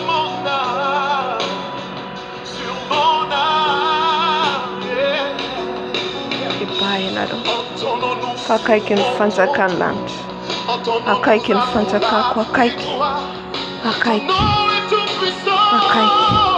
Akaiky ny fiaviko. Miomana ianareo. Miomana ianareo. Ho avy ny loza. Zay mbola tsitra anareo hatramin'izay. Izay rehetra manaraka ty ahy no arovako. Izay rehetra ty ahy manaraka ny didiko sy ny teniko ny anjely ny manodidina azy. Ka na dia tonga ny loza dia miaro azy aho. Fais attention. Fais attention vos marches. Fais attention. N'aimez pas les prophéties de ce monde qui parlent du bien de votre chair. La chair doit mourir. Colossiens tukufate. Ila maty ny nofonareo. Misaintsaina ny zavatra any ambony teniko aminareo zany. Fa tsy ny zavatra ny tany. La chair doit mourir. Doit mourir. Doit mourir. Ila maty ny nofonareo zanaka. Ila maty ny nofonareo. Asa manahiko ny nofonareo. Asa manahiko fampiasainy devoly zany. Ny nofonareo no mitarika anareo ty zao tontolo izao. C'est mort pour vous sur la croix. C'est si mort pour vous sur la croix. Mon sang versé pour vous. Votre âme est précieuse devant moi. Il faut aller au savant de meu.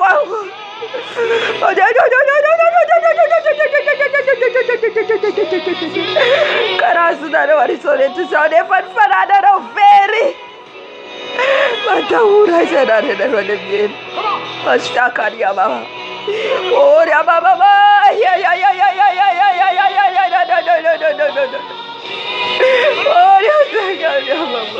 Inufnaro bula banzaka. Inufnaro no mibaiko nareo. Patsin fana. Itero mkarasiana tukfadiva. Pafaduta nufsil fana. Pourquoi vous massez dans la chair? Pourquoi?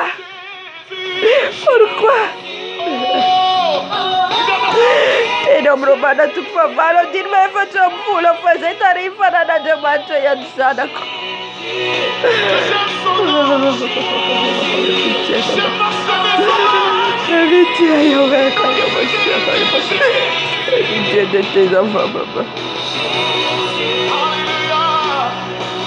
Farai ma villa. Fanuft ma sona ina. Essa casa que era no funeral. Essa casa que era no funeral. Essa casa que era diferente. Uai, será-eu? Essa casa que uai, será-eu? Essa casa que uai, será-eu?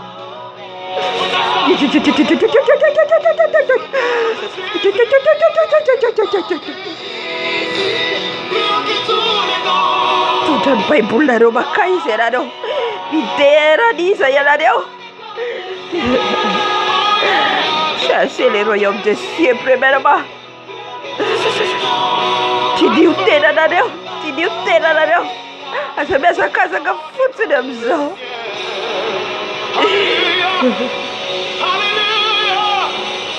Aucun nom comme le nom de Jésus. Alléluia. Gloire à God. Merci Seigneur.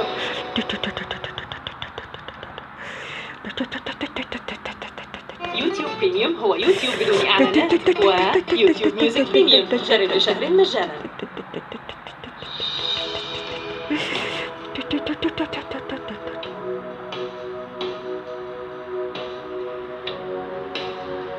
Samara bafulfura rödaro. Adera reu arte de bula visura bafulfura. Bula ter fora sa tikeraro.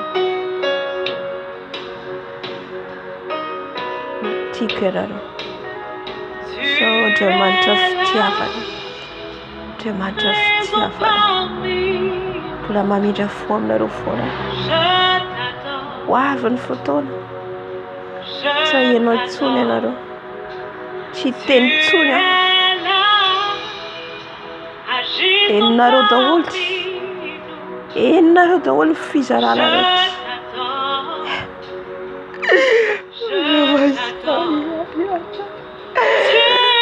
Qu'est-ce que vous voulez? Vous voulez que comment je vais parler? Fomba ahoana tenenako aminareo zanako? Fomba manao ahoana tianareo tenenako aminareo? Moi j'ai les péchés, j'ai les péchés.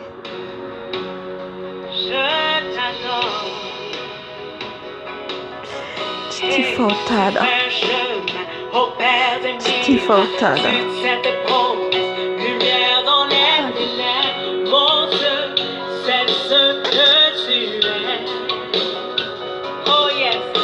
Ne mélange pas. Ne mélange pas moi. Ne mélange pas moi.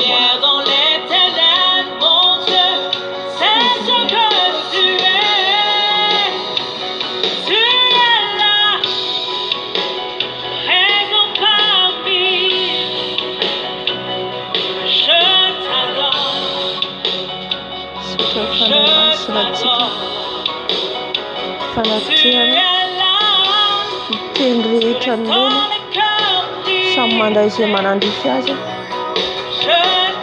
Anay masina ny teny antsika mazana ianao samy mandray tsy hoe raha miteny eto ampitenen'ny fanahy dia tsy anatiny anaza anatiny.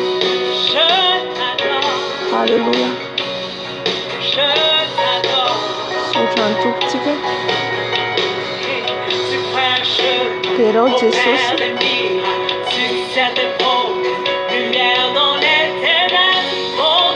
sotra ny tompontsika Jesosy misotra anao ohatra Jesosy mbola mamindra fo aminay ianao sotra miteninao dadao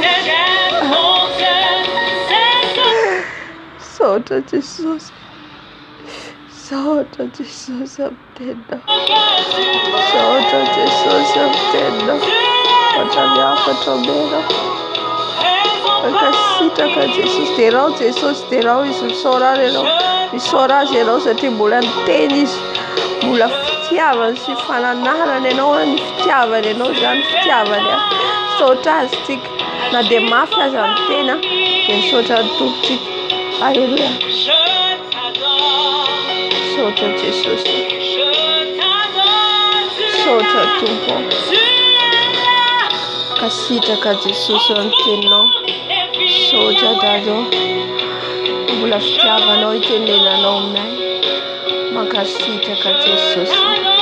Halleluja.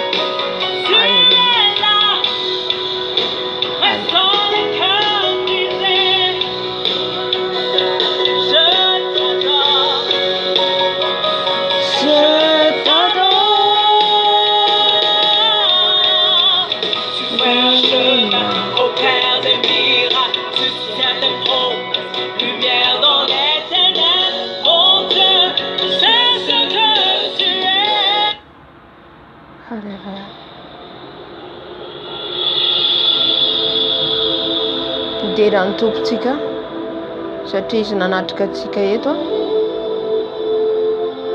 miovonahitra Jesosy miovonahitra Yesoa Amasia izay mbola miteny amintsika foana noho ny fitiavany dia raha izy amin'izao fotoana izao. Halleluja. Afaka mira ianao afaka midera ianao amen.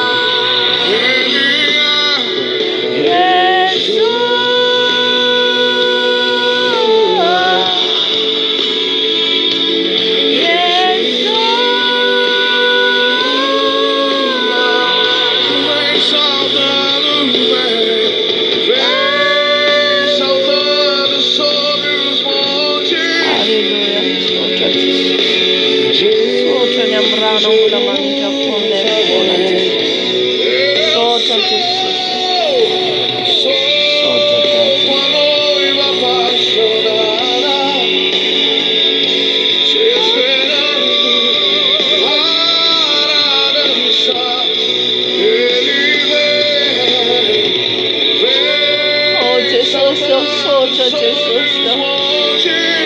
Sotra dajo makasitra ka Jesus. Sotra nanumananao anay toerana efa manomana toeranao na ianao. Hallelujah. Hallelujah. Sotra dajo.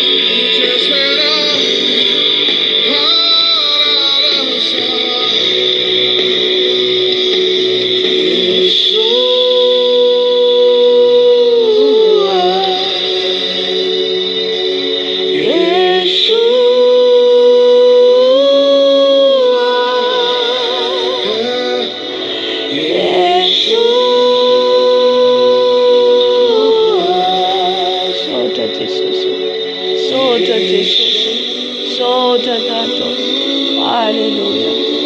Hallelujah.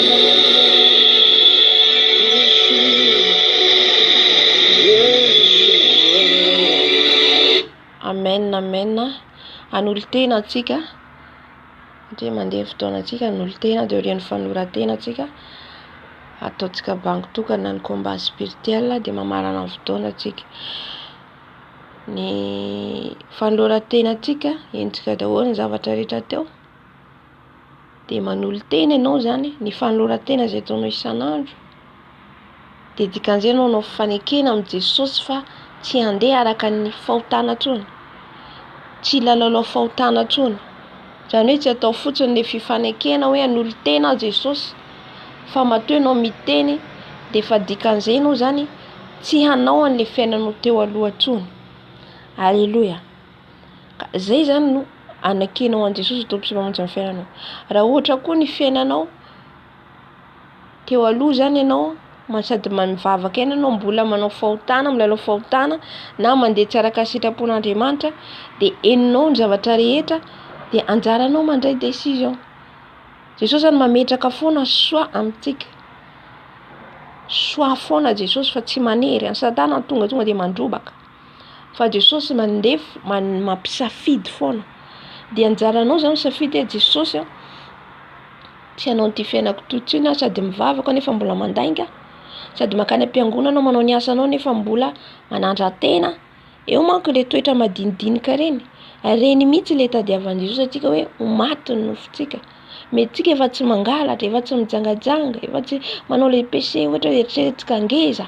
Eo anatrehany tompo na ngeza na kely na ngeza na lehibe dia fahotana. Fa le toetra tsika mihitsy zany heverintsika madinika reny tiany Jesosy ho maty, tsy ho hita amintsika tsony. Fa tsy le fahazototsika loatra zany, fa raha tsika mandeha famarina sady mazoto tena hoe makasitraka atsika ny tompo. Fa mandeha tsika nefa mbola miaina amin'ireo fiatsaram-bela ty, fialona, navinavina, ty fitiavana. Dia amin'izay fotoana izay tongotra ho ilany zany dia amin'ny fiangonana ilany mbola an'izao tontolo izao satria fiainantsika tany amin'izao tontolo izao zany. Rehefa amin'ny Jesosy sika tsisy tsony ny fialonana, tsisy tsony ny fiatsaram-bela ty, tsisy tsony hoe maka alany ihany anao, tsy tiako ihany na alako ihany. Fa ninona ny toetra ny raha vavinao mpiara-manompo aminao dia tiavinao mandefotra ianao.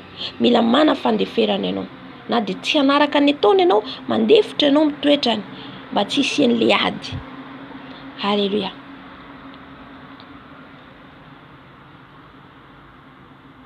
Dia anolo tena atsika toloran'i Jesosy raha ianao koa mbola tsy nandray an'i Jesosy ianao mihaino izao video izao, raiso Jesosy tompy sy mamonjy amin'ny fiainanao mba tsy ho tara. Tsy ho tara satria naverimberin-dobo ho avy izy kely sisa. Kely mihitsy ny fotoana, tena kely. Raha dia tena mahatsapa an'izany hoe tsisy tsony ny fotoana. Ka tsy tokony zany tsika hanao kitoto ny ara-panahintsika. Raha ohatra ianao isan'andro ho fanatrehan'ny tompo foana, lanio fanatrehan'ny tompo ny fotoananao. Omeny Jesosy 24 heures atsika. Omeny io fotoana io fanjarantsika mandamina azy. Halleluja. Alamino ny fotoananao. Amboary ny programanao hoe ny nofinao no manjaka amin'ny fotoananao rehetra. Asa, fikarakarana tokantrano, lany resaka miara resaka fianakaviana. Fianakavianao io tsy raha voavonjy ny fanahinao. Miresaka anao ohatra 1 heure de temps c'est tout, fini, vita. Na 30 minutes efa vita zany. Zany hoe fananolo tenao Jesosy tsika Jesosy voalohany amin'ny rehetrarehetra. raha zaho zao fotoanako amin'ny fianakaviana fa tsisy tsony za teo taloha fa nanomboka nanolo tena ho an'i Jesosy tsy mana fotoana amin'ireo tsony nareo ary gaga efa an Jesosy ny amintsika rehetra zany hoe an Jesosy zany tsy nitiako tsony ataoko na ataotsika ambiambin Jesosy tsy mety na nahoana tsika tsy mety za na ohatra fotsiny za na ohatra hoe andro ray aho ohatra variana ny zavatra nataoko ohatra efa miteny ana fanahy masina lany amin'io fotoananao efa angalarin'ny devoly amin'io fotoananao na variana mijery zavatra amin'ny internet ohatra misy zavatra zany maha-olombelonao mba misy zavatra jerenao efa miteny fanahy masina lany amin'io fotoananao angalarin'ny devoly amin'izay anao tsy anana fotoana iray fa vao mivavaka eo anao tokoa dia hitanao hoe tsy mi-concentrer satria le fisainanao lasa any amin'ilay zavatra ary iny zany fandrika ataon'ny devoly daholo manao sakafo ohatra ianao adiny 5 adiny 9 lany amin'ny sakafo foana fikarakarana amin'ny tokantrano fotsiny adiny 9 adiny 7 adiny 8 oli adiny 8 adiny 7 menao amin'i Jesosy adiny 3 adiny 2 mikarakara ohatra hoe manana vady aman-janaka moa ianao mba hoe zarainao le izy adiny 10 ohatra ianao miaraka amin'ny ankonana sy ny sisa tsy voatery hoe ny ankonana koa tsy azonao hoe avela satria vady aman-janaka ao io après nino miteny amin'izany miaratsiny fa hivavaka loza hitokanao an Jesosy izay zany tadiavan'i Jesosy amintsika amin'izao vanandro farany satria tsika moa zany hoe olombelona misy ny hotatsina dia amin'ilay fanatrehan'ny tompo tsika isan'andro Jesosy manadio atsika manasa atsika manadio mameno ny fanahy masina atsika mameno ny fanahy masina atsika satria tsika mampalahelo ny fanahy masina amin'ilay fahotana atsika dia iny anefa mampiala ny fanahy masina dia raha tonga Jesosy tsy tafakatra atsika na raha miala amin'ity satria mampalahelo ny fanahy masina atsika na koa hoe hitatsika zao ny Virgina Dala Virgina Dala tsy mieritreritra izy nandray ny fanahy masina Virgina Dala vao nandray ny Jesosy tsika io samy manantomboka kase ny fanahy masina daholo fa ny Virgina Dala tsy nikolokolo ny fanahy masina izay kolokoloinao le fifandraisanao amin'ny Jesosy halleluja mba hampitombo an'le fanahy ao anatinao araka ny Jaona 7:7 ny nofoko mihetra zany fa le fanahy misandratra le fanahy masina amin'izay mitarika anao rehefa eo taonao aloha foana anolo tena zany tsika atoloran'i Jesosy ny fiainanao samy manolo tena atsika zany zay manandrify atsika halleluja Jesosy malalo andrety zay manolo tena ho anao manatonao ny seza fiandriananao zay Jesosy mba hisokatra anay Jesosy ny lanitra amin'izao ora sy fotoana izao enonao ny vavaka rehetra nasandratra iteto ny aretana iteto Jesosy ny hainy teny ny zava-baovao ny lanitra Jesosy tsy tonga ho azy tonga eto fa mangetaeta zay Jesosy ny ahitanao nitra mifanjakanao hiaraka isakafo hiaraka ifaly aminao Jesosy ankehitriny zay manandratra ny tananay any aminao anolo tena ho anao anolotra ny tenanay rehetra ho anao Jesosy ka manomboka izao zay Jesosy ny fiainanay dia anao tanteraka Jesosy tompo manavao ny fanoloran-tenako eto anaty anao mba tsisy zavatra hafa ataoko aloha mihoatra anao na ny asako na ny volako na ny sakafo na ny namana na ny ankonana na izay rehetra Jesosy manodidina aoka ianao foana Jesosy ny ataoko aloha Jesosy enoy Jesosy ny fanoloran-tenako fanavaozako ny fanoloran-tenako eto anaty anao manaiky irakao manaiky anao ny asanao manaiky Jesosy mandritra ny andro mpiainako rehetra mandra-pialako amin'ity tany ity mandra-pahitako anao amin'ireo lanitra Jesosy tia Jesosy indreto izay Jesosy miaraka manolo tena eto anaty anao eto Jesosy manatrika atsika liava manatrika atsika Jesosy eto izy arao izy riavana arao dia miranona latsano antsika tsarovo ny jaliany Jesosy efa manolo tena anao tsarovo ny jaliany ho anao toy azy fijaliana atoloro azy aza misy avela tsony tazomina ao anatinao io toetranao io meo an Jesosy amboariny io enta mavesatrinao io eto amin'i Jesosy raha tsy vitanao ainy manamboatra an'io ry hafana, ainy manamboatra an'io.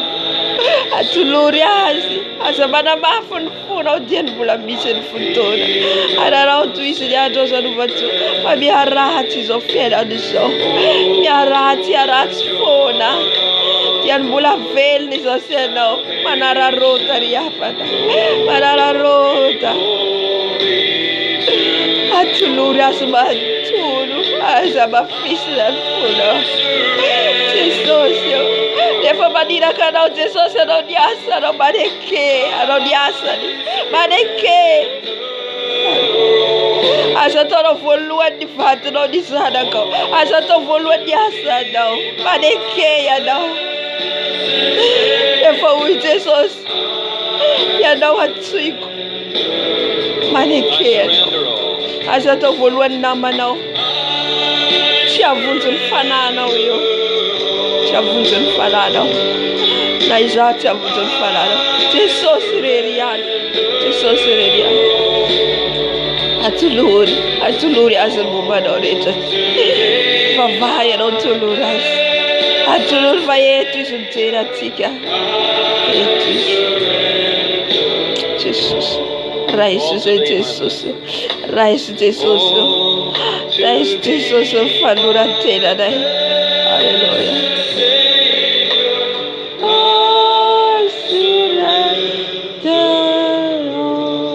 Alleluia. Oh dada. Amen. Nitra amin'ny combat spirituel atsika, tambatsika ray. Alleluia. Androka ny devoly rehetra atsika ny asan'ny maizina rehetra. Efa nangataka ny fanahy masina atsika efa feno. De roa ny devoly rehetra, ny devoly manambady, ny devoly fijangajangana, ny devoly avy anaty rano, ny devoly eny amin'ny rivotra rehetra, eny amin'ny première ciel, milanitra, ny miabakabaka, ary ny devoly roa amin'ny anaran'i Jesosy. Ny devoly rehetra mitondra fanahy fahafatesana. Enao malala zany zay manandrify anao, zay fantatrao hoe devoly manafika anao, blocage amin'ny fiainanao, mahatonga anao tsy mitombo ara-panahy, mahatonga anao tsy hanana fandraisana amin'ny Jesosy. Misy limite foana. Ao ny devoly ny torimaso be de be ny place misy ny devoly manafika atsika ry havana, devoly ny akamona, devoly ny tsy fahazotona, devoly ny avinavina be de be. Ianao malala inona ny toetra mangejanao, efa devoly zany ry havana. Roa aza vela angejanao. Alléluia. Aza vela angejanao. Jesosy malalo. Ndrehetra zay Jesosy androka ny asan'ny devoly sy ny asan'ny maizina rehetra Jesosy. Ny devoly ny torimasom-panahy, ny devoly ny fahatezera, ny avinavina de fa roako amin'ny anaran'i Jesosy. Tsy manan-kely, tsy manam-pahefana aty amiko. Devoly ny fahatezerana rehetra zay manafika anay, ravana amin'ny anaran'i Jesosy, tsy ambina tsy manan-kely. Toroko amin'ny ranao Jesosy eo. Toroko amin'ny ranao Jesosy eo. Ny asan'ny maizina rehetra sy ny forongany rehetra Jesosy eo. Ny devoly avy any anaty rano rehetra Jesosy malalo. Ny fanahinao masina, ny afonao androdana, andrava ny asan'izy ireo. Ny tafika ataon'izy ireo amin'ny alalan'ny olona, miditra amin'ny alalan'ny olona izy ireo hanafika anay, handavo anay tonga anao tafalatsaka amin'ny fahotana, de efa foanako amin'ny anaran'i Jesosy. Roaho amin'ny anaran'i Jesosy satria manao programa foana izy ireo handavo atsika. Misy olona foana ataon'ny fanena atsika tafalatsaka amin'ny fahotana, raha vao amin'ny anaran'i Jesosy. Manomboka mifo eto zao hoe ka zay olona iranareo handavo de efa tsy ambinina amin'ny anaran'i Jesosy. Halleluja. Raha vao amin'ny anaran'i Jesosy. Raha vao satria hiditra maraina vao efa misy programa n'izy ireo any. Isakasakana ny diantsika foana. Ahatonga antsika saraka amin'Andriamanitra foana. Rava tsy ambinina amin'ny anaran'i Jesosy izy zany. Tsy ambinina amin'ny anaran'i Jesosy ny tafika ataonareo. Ny olona rehetra ampiasainareo manoloana dia aresy an'izany aho. Ny lela rehetra miady amiko dia tsisy ambinina. Halleluja. Ny tafika rehetra ataonareo dia efa tsy ambinina amin'ity tontolo andro ity. Ravako amin'ny anaran'i Jesosy.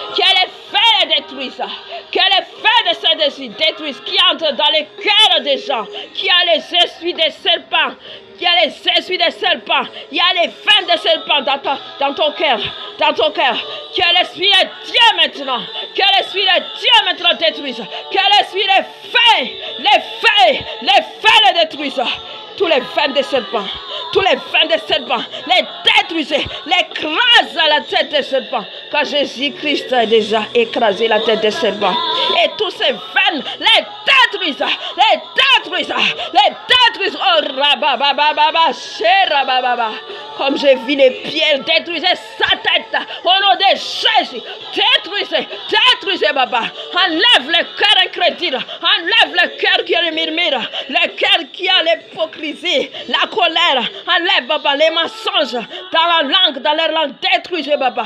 Détruisez, détruisez, détruisez au nom de Jésus. Sors au nom de Jésus. Sors dans leur cœur. Sors dans leur cœur au nom de Jésus. Et va dans les des affaires.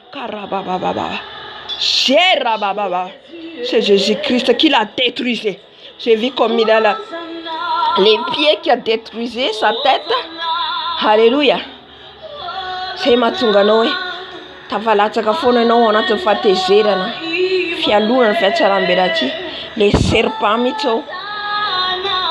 Le mibaiko ao anatin'ny fonao. Aza manaiky. Alléluia. Jesosy anafaka anao. Alléluia.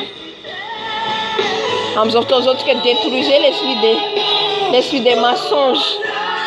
Amlela tsika mandainga foana tafalatsaka amresak'olona foana. Raha vatsika amin'ny anaran'i Jesosy. C'est l'esprit des serpents. C'est la langue des serpents. C'est lui le père des mensonges. On va détruire au nom de Jésus. Tous les esprits des mensonges. Tous les esprits des mensonges. Sors dans la langue. Sors dans la langue. Sors dans la langue de Jésus. Détruisez. Détruisez tous les chaînes que tu as mis. Détruisez au nom de Jésus. Détruisez au nom de Jésus. Les grâces au nom de Jésus. Détruisez toutes les langues des serpents. Détruisez les papas. Détruisez-moi ton fait. Détruisez-moi ton fait, papa.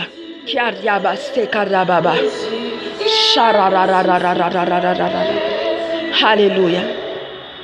Sota Jesus. Amizao fotoana zao tsika androka tsika ny fanahy ny famosavina. Fanahy ny famosavina. Fanahy rehetra. Zay ampiasain'ny Satana ny esprit rehetra ny olona rehetra. Azafady ny olona rehetra ampiasain'ny Satana. Alléluia. Ka ninina ataon'izy ireo a? Programme ataon'izy ireo na votomany kalibasy ny rehetrarehetra. Manomana vilany, manomana botay. Anaovany sacrifice olona, anaovany sacrifice tsy vatantsika na amintsika na miankona atsika. Raha vatsika amin'ny anaran'i Jesosy. Alléluia. Jesosy malalo. Eto dia androka mbola androka ny asa ny fahavany asa ny fanahy famosavina rehetra. Ny fanafody ampiasain'izy ireo. Ny vilany ampiasain'izy ireo. Alléluia. Ny kalibasy ampiasain'izy ireo. Ny fitaratra rehetra. Ny tendretra loaky ny vavan'izy ireo Jesosy. Anozana ny fiainany ny ankonanay. Efa ravana amin'ny anaran'i Jesosy. Ravana amin'ny anaran'i Jesosy. Lâche mon âme, lâche mon esprit, lâche mon corps. Roa amin'ny anaran'i Jesosy. Ny fanahy famosavina zany. Tokony tsy hanafitafika atsika tsony. Satria ny anaran'i Jesosy fotsiny dia efa mandositra izy ireo raha antsika mandeha amin'ny fatahorana an'i Jesosy. Alléluia. Rava ny asanareo. Tous les esprits de sorcellerie. Tous les esprits de sorcellerie. On va détruire au nom de Jésus. Que le feu de l'esprit les brise. Que le feu de cet esprit les brille. Au nom de Jésus. Et l'air médicament. L'air votement. Alléluia. Amin'ny fitaratra izy ireo miantso olona dia miseho le olona. Reny dia asa ataon'izy ireo. Mahita ny momba antsika tsy ho hitan'izy ireo momba antsika sy ny ankonantsika satria ny rano Jesosy manodidina antsika. Ka hodorantsika amin'ny rano Jesosy fitaratra io. Iantsoan'ny olona io a. Iantsoan'ny devoly io a. Dorantsika amin'ny rano Jesosy. Dorantsika amin'ny rano Jesosy. Karabababa. Ny médicament fanafody rehetra ararakin'izy ireo amin'ny tany. Ararakin'izy ireo na any ambadiky ny trano antsika any ambany tany. Ararakiny amin'ny ale atsika na amin'ny ale ny ankonantsika tsy fahatatsika. Raha vatsika amin'ny anaran'i Jesosy. Sarababababa sararara. Jesosy malalo. Ezay dia mbola mandroka ny asan'ny devoly. Ny asan'ny famosavina rehetra. Ny fanafody ampiasain'izy ireo any ambany tany. Zay nalevon'izy ireo ravana torana amin'ny rano Jesosy. Ny fitaratra rehetra ampiasain'izy ireo. Ka iatson'izy ireo ny devoly. Ka ny anvoteny olona torana amin'ny rano Jesosy ny fitaratra. Torana amin'ny rano Jesosy ny fitaratra ampiasainareo. Ny marmity ampiasainareo. Torana amin'ny rano Jesosy. Torana amin'ny rano Jesosy. Ka tsy hitany momba anay. Tsy hitany ankonanay. Ny sacrifice ataon'izy ireo. Rava torana amin'ny rano Jesosy. Ny botay rehetra. Ny tavoangy zay prisonnier ny fananay. Ravana amin'ny rano Jesosy. Ravana amin'ny rano Jesosy. Torana amin'ny rano Jesosy. Torana amin'ny rano Jesosy. Ny botay je l'écrase. Je l'écrase. Je l'écrase. Que mon âme sort au nom de Jésus. Récupérer nos âmes. Ny fanahintsika naiza. Amatorana ireo fanahintsika any anaty rano anatin'ny fasana. Any anaty ala. Miverina antsika amin'ny anaran'i Jesosy. Asan-dato ny feonao. Asan-dato ny feonao. Tenana izy ireo fahefananao fa ny Jesosy. Any Jesosy ianao. Zanaky Jesosy tika. Alléluia. Jesosy miadiny atsika. Jésus. tous les prisonniers de Satan, tous les prisons, papa, où soit où dans les royaumes des mers, dans les royaumes des ténèbres, quelles sont nos âmes qui sont prisonnières quelque part, que nos âmes sortent au nom de Jésus, que nos âmes sortent au nom de Jésus, ou soit dans les cimetières, dans la forêt, que nos âmes sortent au nom de Jésus. Je récupérer mon âme, je récupérer au nom de Jésus, je récupérer mon bonheur, je récupérer mon identité. Rise kun mon bareta, rise kun yesu faifana, and rise of the nangalani zero fenako, fenam babako. Vie de prière, vie de chaîne. Je récupérerai au nom de Jésus. Je récupérerai au nom de Jésus. Rise, rise, the return and galari zero fenano. Ni no fumente, so se lo fan mesa passava, no mente, so no. And galani zero, rise on Nenara Jesus. Rise on Nenara Jesus. Satiren lala and Alaska Katan and Dancha. Never rain meets no galani zero. Récupérerai au nom de Jésus. Récupérerai au nom de Jésus. Je récupérerai tout mon bonheur. Tout mon bonheur. Au nom de Jésus. Je récupérerai mon identité. Je récupérerai au nom de Jésus. Kariaba, se karababa. Hallelujah. Hallelujah. Hallelujah. Hallelujah. Sota Jesus. Anzoftora zotika njoka ni fana manambadia. Watika fana manambadia. Turetika mran Jesus. Hallelujah. Ninina zani. Ninina zani na lain zareo ani ni tafitafika ataony zareo raha to normal tokony izy raha tsika mifanaty amin'ny tompo foana azafady ny devoly manambady tsy afaka manafika atsika matahotra izy anantona atsika ny devoly rehetra zany matahotra atsika rehefa atsika eo mifanaty amin'ny tompo foana feno fanahy masina atsika arovan'i Jesosy tsika. Halleluja. Fa ianao vao tsy ampivavaka na nisy fahotana tafiditra dia manafika ndray izy. Zay zany ny ambena atsika foana io. Ka amizao zao tsika ndoka ny fanahy manambady ho tenentsika fa tsy manambady an'izy ireo tsika. Halleluja. Fofombadin'izy atsika, fofombadin'i Jesosy tsika. Halleluja.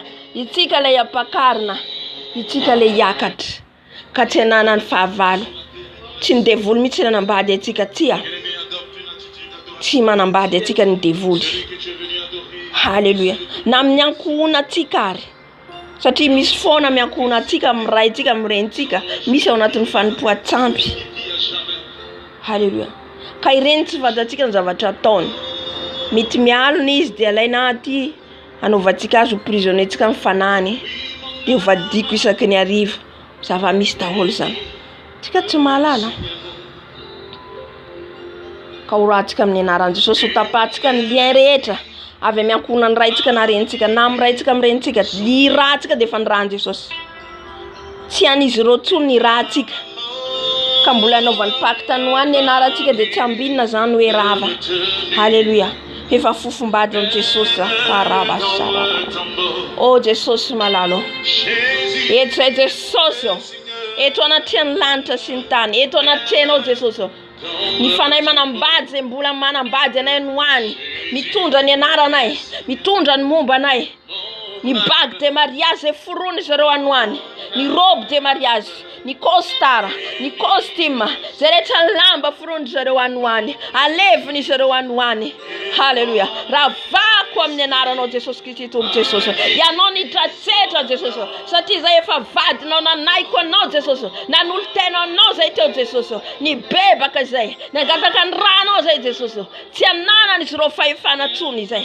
Ka nizaniza na fianakaviany ankohonako ny papako na mamako manafika amin'ny alalany spirituellement tsy fantatry Jesosy.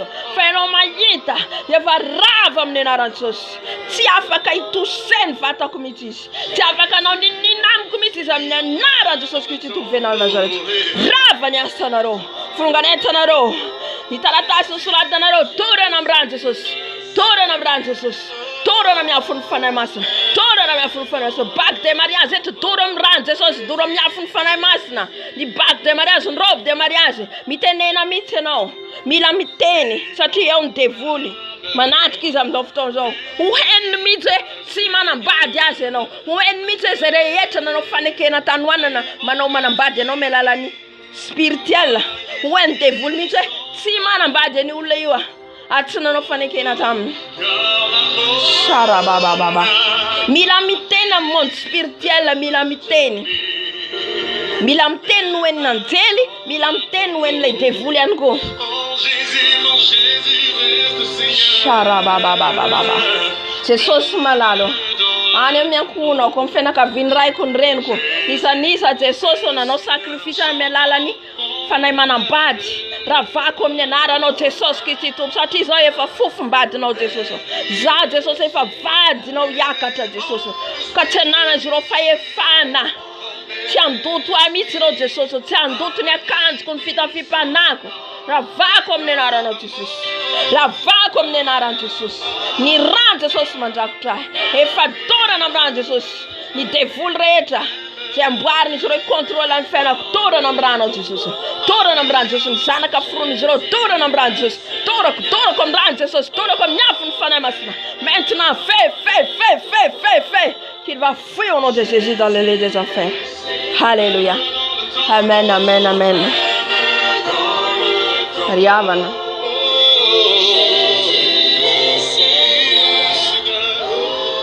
Raha ianao fanahy manambady nikasika anao tena mila ny antony hanafeny fanahy manambady Yesu eny akanjotsika le fitafitsika. Ka raha izy ianao natory nanao relation aminao izy dia nandoto anao izy zay. Tsy ataony relation fotsiny anao fa misy zavatra alainao ny semensinao foron'ny zanaka anoany dia iny zanaka forony iny lasa devoly mikontrôle anao. Lesy fotoana izarantsika zany daholo amin'izay tsika misokatra masom-panahintsika. Alléluia. Fa zay ny teknikan'izy ireo. Zara vao anomboka nafokana fotsiny izy efa mamoa ny fanahy masina. Tsy hoe miriariamo zany fa izay zany mahatsara atsika mandeha amin'ny famarina sy fahamasinana miaro atsika Jesosy. Alléluia. Tonga fotsiny izy na manomboka matory ka iny fanomboka nafokana. Eniko malemy lohanao satria anao matory iny tsy tombony tenanao ianao. Fa le fanahy masina mihitsy mamoa anao. Alléluia. Zay mahatsara ny tompo. Avy kasika anay dia efa mamoa anao fanahy masina amin'ny anaran'i Jesosy miala ianao. Tonga dia foano eo zay zavatra ataony. Fa izy tsy afaka mitose mihitsy izy. Tsy afaka mitose anao izy. Alléluia. Ka raha izy nitose anao dia mila mibebaka ianao sady mandroka manala an'izay rehetra nataony. Alléluia. Ratsy ane le satana. Rehefa tsy azony ianao surtout azony ianao miara-nofo, azony ianao miara-panahy. Na tsy azonao ra-nofo dirany miara-panahy. Fa zay hoe miady tsika raha mbola ety ambony tany. Tsisy hoe rehefa izaho ty efa pastera, izaho ty efa mpaminany dia hoe atoritory za fa tsisy devoly hanafoka anao. Tsy vao maika zay mihitsy ny devoly manafoka anao. Alléluia. Kombaka mifampivavaka atsika mifampahery. Alléluia. Azotsika hery. Amen. Sotra ny tompo lehibe tsika ny fanatrehany teto. Mialatsiny va niotra lelera. Sotra ny Jesosy tsika ny fanatrehany lay mpanjakan'ny mpanjaka, lay tombony tompo. Amen. Jesosy malalo. Misaotra anao zay ny amin'ny fanatrehanao teto. Niaraka taminay ianao tompo, ianao le alfa, ianao le omega, ianao le mpanjakan'ny mpanjaka, ianao le tompo mandrakizay. Lehibe, indraindray na teraina. Makasitraka Jesosy ny fanatrehanao teto, ny amin'ny fizarana rehetra, ny fitsovavam-bela tamin'ny vavaka, tamin'ny komba, tamin'ny afatra, ny teninao fananarana. Misaotra Jesosy satria tianao zay mahatombo lanarinao. Ka dia mametraka ny tontolo andronay rehetra amin'ity androandroany ity indray. Jesosy ny asa mandrara azy eo atrenay. Ny fotoana rehetra zay ataonay amin'ity androandroany ity dia apetraky ny ampelantananao. Ka ny velam-pandriky ny satana rehetra zay Jesosy eo zay fomany dia efa nifoananay teo. Efa tsisy ambinina ny programa ataon'izy ireo amin'ity tontolo andro ity. Efa niravanay teo zany Jesosy maralo. Fa ianao no miaraka aminay. Ianao fanahy masina no bitsika aminay mandrakariva. Ampalalao mandrakariva ny sitraponao zay. Satria zay dia mangetaeta Jesosy ho any amin'ny fanjakanao. Tompo arovo ny zanakao rehetra na izanay izy amin'izao fotoana izao. Ny fanahinao masina ny ranao andrakotra anay. Ka tsy hiala eo fanatrenao mandrakariva izay na mandena mitoetra. Isaintsainanao hikatsaka foana ny fanjakanao. Ary isaintsaina ny zavatra any ambony fa tsy ny zavatra ety an-tany. dia saotra dira laza tolotra ianao Jesosy, mametraka ny fotoana rehetra, ny programa rehetra ompelan-tananao, ny fotoana rariva ny amin'ny mbola hitohizany fitorovam-bombela izay hozaraina Jesosy, apetraka ompelan-tananao, anokatra ny masom-panahy foana ianao, masom-panahy ampalalanay foana izay zavatra zava-miafina, ary ampalala ny alebiazanao aminay zanakao, fa tianao zay ary misy zava-baovao manao eo an-danitra. Misaotra Jesosy. Alleluia. Tsika rehetra manao hoe amen, amen, amen. Tsara Jesosy dia mahireza daholy, aza miala amin'ny fanatrehan Jesosy fa tsara ny tompontsika. Amen. Aza miaino an'ilay devoly ninona zavatra teneniny amin'ny tany atsika, satria miditra foana izy amin'ny fisainana hoe ataovy zao, toero, toero, mandeha anaraka ny fahamarinana foana. Amen. Dia mirano soa antsika rehetra. Alleluia.